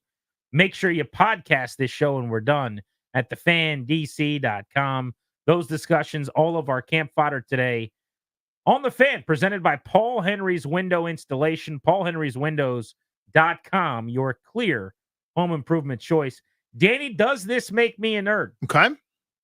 I love a kicking battle. And when Ramiz Ahmed and Riley Patterson started booting kicks today, starting from the 40 and 45 yards, 47 yards, it worked all the way back to 55 yards. Your boy was locked in. I was salty that I didn't have a notepad to just start checking off make, miss, make, miss. I get up for a kicking competition at training camp. That moves the needle for me. Does that make me a nerd? No, it's there. It's something. Maybe of the sport variety. Maybe a sports nerd, but not one of us, not a dork. I mean, it's got nothing to do with like magical acumen or having hit points or anything like that. There's something to, and I can't explain it, the thump of a booted football, like the kick, that initial thump of a guy with leg strength, and then the high booming end over end kick sailing through the uprights. In a practice setting, I just get steamed up for. Like, nobody's rushing. There's no blocked kicks. There's no bad snaps. It's just I would watch it, honestly, on social media if I see someone's kicking a 60-yard field goal. I'm curious. I want to see what that looks like. There's that make or miss element where you can see where you're kicking. I've been playing paper football since I was knee-high to a grasshopper. I don't know, man. I've just always gotten into, I know you're anti-kicker in general in games. I love that part of football. I like watching field goal attempts and big kicks late in games. The immediate gratification of did he make it or didn't he? It's so much different and easier to analyze than guard play or even a wide receiver trying to get open. Yeah, it requires more nuance on those other things. I just love it. So, but the kicking battle element of it, exciting. I don't think anybody else is in that camp. So it makes you something. I don't know what that is exactly. I mean, most of us just want the kicks to go in. I'm not that concerned about he made from 41 and 45 today, and tomorrow he might miss from 52, but it sailed just right, but there was a breeze blowing. I don't think anybody really cares about that. They just want the kick to go in the season. And really what people want is extra points to go in every time. And, long kicks are a bonus. It always seems that everyone else has a kicker that can kick at 60. I'd like that too. But yeah, to me, the kicking battle part of it, I just cannot get up for that. I have no idea who's going to win the competition. I do think that the fact that Riley Patterson's kicked in the NFL for 3 different teams probably means he's going to have a leg up. Oh, thank you. Anybody? No? Darius was disappointed, it looked like. I would be if I was you as well. Thank you. I do think he'll have an early lead in the competition because he's done it before, whereas the other guy's kicked in the UFL. But he's also been here all offseason. He's been a part of the program. Maybe that evens things out. I don't know. But sign me up for a real-life kicking battle that's wide open where we don't know who it's going to be going in. I'm in on that. That's fun for me. I'm more of a let me know who wins and don't screw me kind of kicking battle guy. You want to watch who gets the reps? No. Do you give each of them a preseason game? Do they alternate in game? No. The pressure of the other guy made from 51. Now I'm kicking from 49. If I miss this, I probably get cut. Anytime you kick, that's pretty awesome. I can't get there. Okay. I can't get there. What I want is when the games count, the kick to go in. So you're excited about that process. How we get there. I get that. You're doing a Dusty Baker. Don't tell me about exit velocity bits. Exit velocity is where hits come from, Dusty. And First of all, it's tough to comp me there. I would have hit Rendon second. I apologize. Well, it's nice here. But to me, ultimately, it's one of those things where because I don't appreciate kickers or care about them or think they should even be in football altogether, we should go back to the days where there are no specialists in real football. You want Nick Allegretti kicking the field goal. Well, or an athlete, like the way, the punt, pass, and kick competition. We don't have that anymore. We have guys that do one or the other or the third one. I hate that. I'd like it for it to be real football again. But for the sake of argument, that kicking process is just, there are too many incredible athletes doing incredible things for me to care at all about who wins the kicking battle, who has a leg up. I can't do it. I just can't get excited. But it was a good effort on leg up there. Thank you. And I do want to apologize again. You don't deserve to be comped to our guy. Mm-hmm. He's a very nice man. Friend of the program, Dusty Baker. I'm the kind of guy who wouldn't double switch out my catcher and have Jose Lobaton get picked off. That's a wacky. It's the kind of guy I am. I want to go around the National Football League with you, but first let's squeeze in Jim, who is in Haymarket on Grant and Danny. What's up, Jim? How are you? Jimothy. Hey, guys. How y'all doing? Good, buddy. Doing very well. Very good. Hey, Grant, I know you are going to a nice dinner this evening. Have you run down your selections for tonight? Ooh, I'm glad you asked. I have not gone over those, no. But, I mean, I always know what I'm getting if I'm going to a steakhouse. I'm going to get a delicious ribeye is what I'm going to do, sir. Okay. How do you feel about the ribeye choice over Danny's beloved filet? You okay with that move? Yes, I think you get two nice flavors for the price of one. I would agree with that. Yeah, I mean, the question really is, it's Jim, all about the sides there. Thank you for the call. The question really is, what are we going to do as an appetizer collectively? And we got to get everybody on the same page. How many people in the crew? There's 4 of us at the Stake of the Union tonight. Do they have? I'm asking a lot of questions, but Yes. I actually am way more curious about this now. Do you have raw bar enthusiasts in this group? Like people that are going to want oysters and like oysters? Because that's going to influence what happens. I think you came to one of these, didn't you, Darius? Did we do raw bar when we did Stake of the Union? No, I don't remember there being raw bar. I don't Because think so Darius, either. it would explode if there was seafood there. That'd be correct. You don't yes. really care about it. So like all of a sudden now, if there are 5 participants at that particular True. dinner, 40% don't But want I it. love calamari. Yep. I want fried calamari all the time. I also enjoy a good lobster biscuit. And you know that my good friends at Randy's have a delicious lobster biscuit. So that's going to be a consideration. We often do the prime Wagyu meatballs. So that's probably going to be part of the conversation tonight. But yeah, really, it's just all building up to the big main event, the 16-ounce ribeye. And the question being, do I go ribeye traditionally, or do I go with the 5-ounce rib cap? The old ribeye cap. The cap is a possibility. I feel bad about ordering a ribeye cap, though, while I am in khaki shorts. I feel like I can't do, like, if I'm having a rib cap, I need to have a jacket on and some slacks. Based on the khaki shorts, I probably only deserve to get like a fried chicken sandwich or something, like that's right. I need to do like You got to go for the pasta a menu. Nashville hot chicken. Now the sides at Randy's, they sing a little bit, and I feel like you always lean towards one or two things. Well, I'm eating steak, so I will be eating mashed potatoes. Yeah. Are you capping? Are you going to go duck fat fries? No cap. Little Charlie. Parmesan truffle fry? Not going to deal with the fries, and getting cute with French fries is unnecessary. But they're so good. So mashed potatoes. Yep.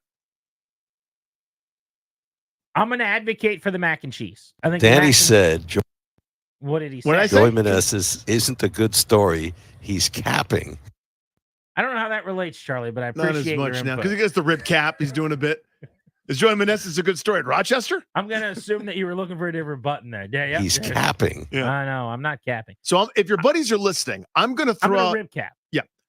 I'm going to throw out a suggestion for them, and I want you to be overruled. I want you not to have a voice in this thing. Okay. The corn brulee with bacon. Nah, nobody wants that. But again, I'm talking to everyone else now. No, but they don't want that. They need to.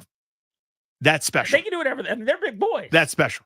They can have some corn brulee. Yeah, I they just do. know Shut up, Danny. That they don't want that. They're there to eat meat and to enjoy their time. Mm-hmm. Or do these guys have unsophisticated palates also? Oh, no. These guys These are have grown-ups? Also sophisticated palates. They're just, read some of those sides. They're really good, and they're better than corn. Truffle and mac and cheese. Yep. Corn brulee with bacon. Cream spinach. Loaded mashed potatoes. Yep. Duck fat fries. Parmesan truffle fries. Of course. Not too shabby. Now there are other sides, mixed baby beats. Can we get Randy, whoever Randy is, on the phone and be like, "Could you just throw that off the menu?" I just want to wear dark jeans, Yeah, and a button-down shirt. I know. I feel like such a nubber. Could you have one of your buddies bring pants for you? I think they're already at the bar. They were meeting at the bar like at 6:15. Now, yeah. Yeah. And I'm going to join them in 45 minutes when I whole butt down 395 Get out and of around here, the yeah. Beltway. All right, it is time to spin you around the NFL for the latest headlines during training camp. Here we go. We start with the Jets and Aaron Rodgers. Did you see that he and Garrett Wilson got into a heated discussion, it sounded like, looked like, during a practice? Pretty normal to me, but a lot was made out of it in New York involving Rodgers, as you'd expect. He was asked about the discussion when he met with the media. Yeah, I mean, I think there's often appearance versus reality in life and on the football field, and what it appears to be might not always be what the reality actually is, as far as whether or not we're upset with each other. We're just passionately talking about the details of a situation that might not have to do with either of us. So G and I got a great relationship. We spend time together off the field. On the field, there's a way of doing things that we both agree on. And when it doesn't look exactly how we want it to, sometimes there's some side conversations that happen. I love those conversations, though. I mean, it's about the details. It's about winning. It's about seeing what he sees. You know, he's got to get on my page, but I got to get on his page too, because he's got a whole book that I need to understand fully of skill set and ability and feel and rhythm and all the different things that he does out there. So those are good conversations. They might appear to be much more heated than they are, but there's usually a smile on our face afterwards, at least one of us. So I believe a lot of that. I think they probably do get along very well. We saw on Hard Knocks, they had a good relationship. Where the Hard Knocks cameras and mics when you need them now. But I also think they're probably really upset with each other in that moment. Sure. Whatever happened in practice. And that's way more normal than the outsider understands and fans would like to be the case. But have you ever been annoyed with somebody at work? I mean, have you ever gotten into it with a colleague? You ever fought with a sibling? Yeah, exactly. I mean, it's going to happen. So probably not that big of a deal. 100% agree. And Rodgers still remains a lot to deal with, but I thought his answer was actually 100% correct in that regard. Remember, Deron Payne and John Allen, mid-game, things aren't going very well. It was Allen put a finger in Payne's face, and they're nearly coming to blows. They're like brothers. They're like great friends. So that kind of stuff I totally buy. Heat of the moment, competitive atmosphere. You want something done a certain way, and your competitive teammate who's also an alpha because he got to the highest level there is, pushes back. That's normal. From one excellent young wide receiver in Garrett Wilson to another in DJ Moore, the former Maryland Terrapin, discussing the difference between playing with Justin Fields and now transitioning to number one pick Caleb Williams. Just, you going, how can I say this? You're going to fight for the quarterback that's with you, that you're going to rock with during the season. So, I mean, Justin is my guy, but, I mean, he was the quarterback last year. Now we got Caleb. He's my guy times two because he's going to be here. So, that's how we're going to rock. It's a hilarious quote for a lot of reasons. Now, I'm going to put my own opinions on that quote. It's like, what do you want me to say? He was my quarterback last year. I had to say nice things. He's got to be really happy to have Caleb Williams, that skill set added. And oh, by the way, DJ Moore's not alone now among the weaponry trying to make Williams look good. That might be the best trio of receivers in the league. I think it is the best 1, 2, 3 triplets when you go with DJ Moore, who just got an extension, Keenan Allen acquired via trade, and the draft pick of Rome Odunze is going to be a baller out of Washington. Yeah, DJ Moore was in the Allen Robinson memorial tier of never getting to play with a really good passer, and maybe now that changes. Honestly, Terry McLaurin's on that podium as well. Hopefully that changes for him too. But yeah, I mean, you went from just alone on an island, toiling away in anonymity in Carolina, putting up pretty decent numbers, to breaking out a bit in Chicago last year with 1,364 yards, 8 touchdowns, best season of his career. Now all of a sudden you look to your left, look to your right. They can't only focus on you. A chance at a big offensive year in Chicago. Former Washington Commanders quarterbacks coach turned Green Bay Packers excellent head coach, Matt LaFleur. He's got a very young offense. They paid Jordan Love. Love has a bevy of rookie contract wide receivers who are all very good. This was Matt LaFleur talking about one of those receivers who's coming into his own at a huge playoff game, Romeo Doubs. Saying yesterday just how much Romeo has come along from a rookie when he couldn't catch a pass on him and one-on-ones to now catching 50-50 balls. What do you think's been the biggest jump in the growth in Romeo's game since his rookie year? Well, I think that all young players come in this league and there's going to be a learning curve. And I just think it's just how he prepares. He's very deliberate and intentional in the work that he puts in. He takes coaching. You can coach Rome really hard. He's very hard on himself. He expects a lot of himself, but just where he started from to where he is now, I think it is night and day. Just his ability to get off the ball. He's a great route runner. He takes a lot of pride in his routes. He's got very strong hands. He catches probably more balls than anybody in this building in terms of pre-practice, post-practice. I mean, he's always working. He's always on the jugs. So I think it's not a shock to me. I mean, the guy puts in the work, and you're seeing the benefits of that. LaFleur on Dobbs specifically is not overly important in this market. However, I wanted to use that as an avenue to tell you I am high on the Packers right now. Love playing the way he did at the end of last year, growing together with Jaden Reed, Romeo Doubs, Christian Watson, Dontavian Wicks at wide receiver. They drafted the 2 tight ends last year in Luke Musgrave and Tucker Kraft, who's starting the year on PUP. I don't know a team in better position over a 4 or 5 year window with just all guys about the same age who have all flashed over the last year.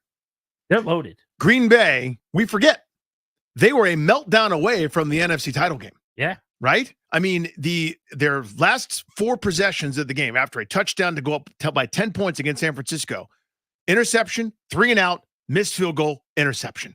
Just a total collapse. A week after shellacking Dallas in Dallas and getting a couple people, on the hot seat, I would say, after another 12-win regular season leads to nothing. They're a team on the rise. The Flowers are going to the Lions, understandably so, because of what they did do. But, man, Green Bay, it looks like their patience rewarded again. Taking you around the NFL during camp week number 1 on Grant and Danny here on The Fan. Speaking of former Washington coaches, let's stick with that theme. And Sean McVay out in Los Angeles. It is training camp number 1 for he and his staff without future Hall of Famer Aaron Donald. A lot of people ask, would you try to ask him to come back? I mean, if he ever wanted to do that, you sure would be welcoming him with open arms. But I'm just grateful for the opportunity to have worked with him, and more so for, the relationship that we were able to build. He really let me into his life. He obviously changed my life in an amazing way because of the things that he was able to do on the football field, but more importantly, because of the relationship that we had, watching the father he is to his 4 kids, the husband to Erica, the son to his family. He's an amazing guy. He is, we know this 5 years from now, we're going to be in Canton watching him put on a gold jacket, and there is zero doubt about it. And I think both he and I will be crying. Oh, he's going to be a Hall of Famer. Yeah, you think he makes it? Oh, he's going to be a Hall of Famer. I mean, that dude, he going to be a Hall of Famer. Yeah. Right? I'm going to say it one more time. Oh, he going to be a Hall of Famer. It's first ballot. I don't even know if it's a thing in football. Is there such a thing as there's no voting, right? So in terms of like public, so it's not a unanimous Hall of Famer. He might be the greatest player to ever play his position. How many guys can say that? There's a case. Like, if there is a Hall of Fame of the Hall of Fame, if there is a greatest to ever do it by position, like whatever is above all pro, like all-time list, he might be one of the D tackles. He's just I'm going to miss watching him. I mean, McVay's talking about missing having him around. I'm sure you do. I'm going to miss just turning on the game and watching him take over on a Sunday. I do not know what to make about the Rams. What are they? If Stafford's healthy, they're going to be in the playoff mix. That's kind of the end of my analysis. They've still got enough on offense with Cooper Kupp and Puka Nacua, I think. Their running back, Kyron Williams, got hurt last year, but he was on his way to having maybe the best season of any back in the league. That's right. They drafted Blake Corum out of Michigan, which didn't make a lot of sense to me, but maybe they'll spell Williams with the 3rd-round pick, who was with the Wolverines last year. Their top 2 picks in the draft were both D linemen from Florida State and Jared Verse and Brandon Fisk, who are going to play on their 3-4 up front. I think they're a non-playoff team, if I had to guess right now. Probably like a 9-8, 8-9 kind of team. But McVay's such a good coach, you just never know. Yeah, they're in that range, right? I mean, I remember this one particular, I'm trying to remember how we got access to it. I don't know if it was one of these all or nothings or if it was a Hard Knocks thing. I'm not sure exactly what it was, but I remember Aaron Donald was heated about something. It was in game, okay? So whether somebody pushed him or there was some kind of fracas or whatever, and the way he and McVay communicated to each other, where McVay's like, I have to allow you to be mad, but then it was like, oh, okay, buddy, the moment's now over. And like, we was able to move on super quick. And it was like this, you get this, like, you can't just be a hard ass and yell at the guy while he's heated. You had to let him do his thing, knowing that he's such a pro and such a grown-up and such a star that he was going to come back and do what he was supposed to do. Like, it was this moment of trust, of great coaching, of mentorship and leadership. And I'm like, McVay's like 3 years older than this guy. And it's happening in that regard. I just remember seeing that and going, A, you have to let Donald be Donald because he's incredible, but B, great moment for McVay. And then Donald, of course, to his credit, snapped out of it, was mad, but then kind of was able to move on and get back to being dominant. What a player. Last stop for the train on Operation Were You a Coach for the Washington football team at some point. It's a nice tour we're on, yeah. Kevin O'Connell, who's an excellent head coach in Minnesota with the Vikings. I don't know in the North how the pecking order goes on paper. I'd imagine it'd be Detroit, then Green Bay, then a gap, then Minnesota. Maybe something like that. But the Vikings still have a lot of talent. Jefferson, Addison, Hawkinson, and the running game should be a lot better. They went and got Aaron Jones, rather. Aaron Jones, the former Packer who can catch. He can run. He's a great leader. You know Kevin O'Connell will find a way to get him in the mix. And I've said it publicly enough, and I know our opponents who tend to tune into the show because of the greatness that you are, they're hearing that we're going to run the football, and we want to establish it. I have a ton of confidence in Ty Chandler. I have as every bit of the feelings towards Aaron Jones that you do. That's why he's here. I did offer to go pick him up in Green Bay and help him get his stuff here as fast as possible when we heard it would be possible. But Aaron Jones, Vikings fans, Skull Nation, everybody's going to fall in love with this guy. Our building has already. He's unique. He's dynamic. And he cannot, be more excited to be part of our team and what it means to be part of this team. And we couldn't get him here fast enough. Vikings.com, that audio. Record for the Vikings this year? 8-9. I think it's part of that cluttered, because I don't know what Chicago is either. I mean, Chicago's on the rise too. That division is crowded. I'll say 7-10. I'm just not sold on the quarterback spot with Darnold, McCarthy in year one. But if they can get decent quarterback play and that the fall off from Cousins isn't as substantial as we think, maybe they can hang closer to 500. There you go. Your trip around the NFL on Grant and Danny. All of your camp coverage today provided by Paul Henry's Window Installation, paulhenryswindows.com, your clear home improvement choice. Danny, are you packed up and ready for the beach? Yes and yes, my friend. A couple things that have to wait till the morning, like my toothbrush has to get used, and then I'll put it in my toiletries and zip it all up. But yeah, we are ready to rock and roll. A solo expedition for your boy at 2:00 tomorrow. One of our good buddies from The Athletic, who's been making a camp tour, Robert Mays, is going to stop by the show at 5:00, among the other things we've got planned for you tomorrow. So make sure you check us out at that time. Linnell Willingham, who was working hard out at training camp today, is going to come your way next with Overtime right here on The Fan. For Darius, Ryan, and Danny, who's heading out the door on vacation, I'm Grant saying so long until tomorrow, Vargas. Thank you for coming.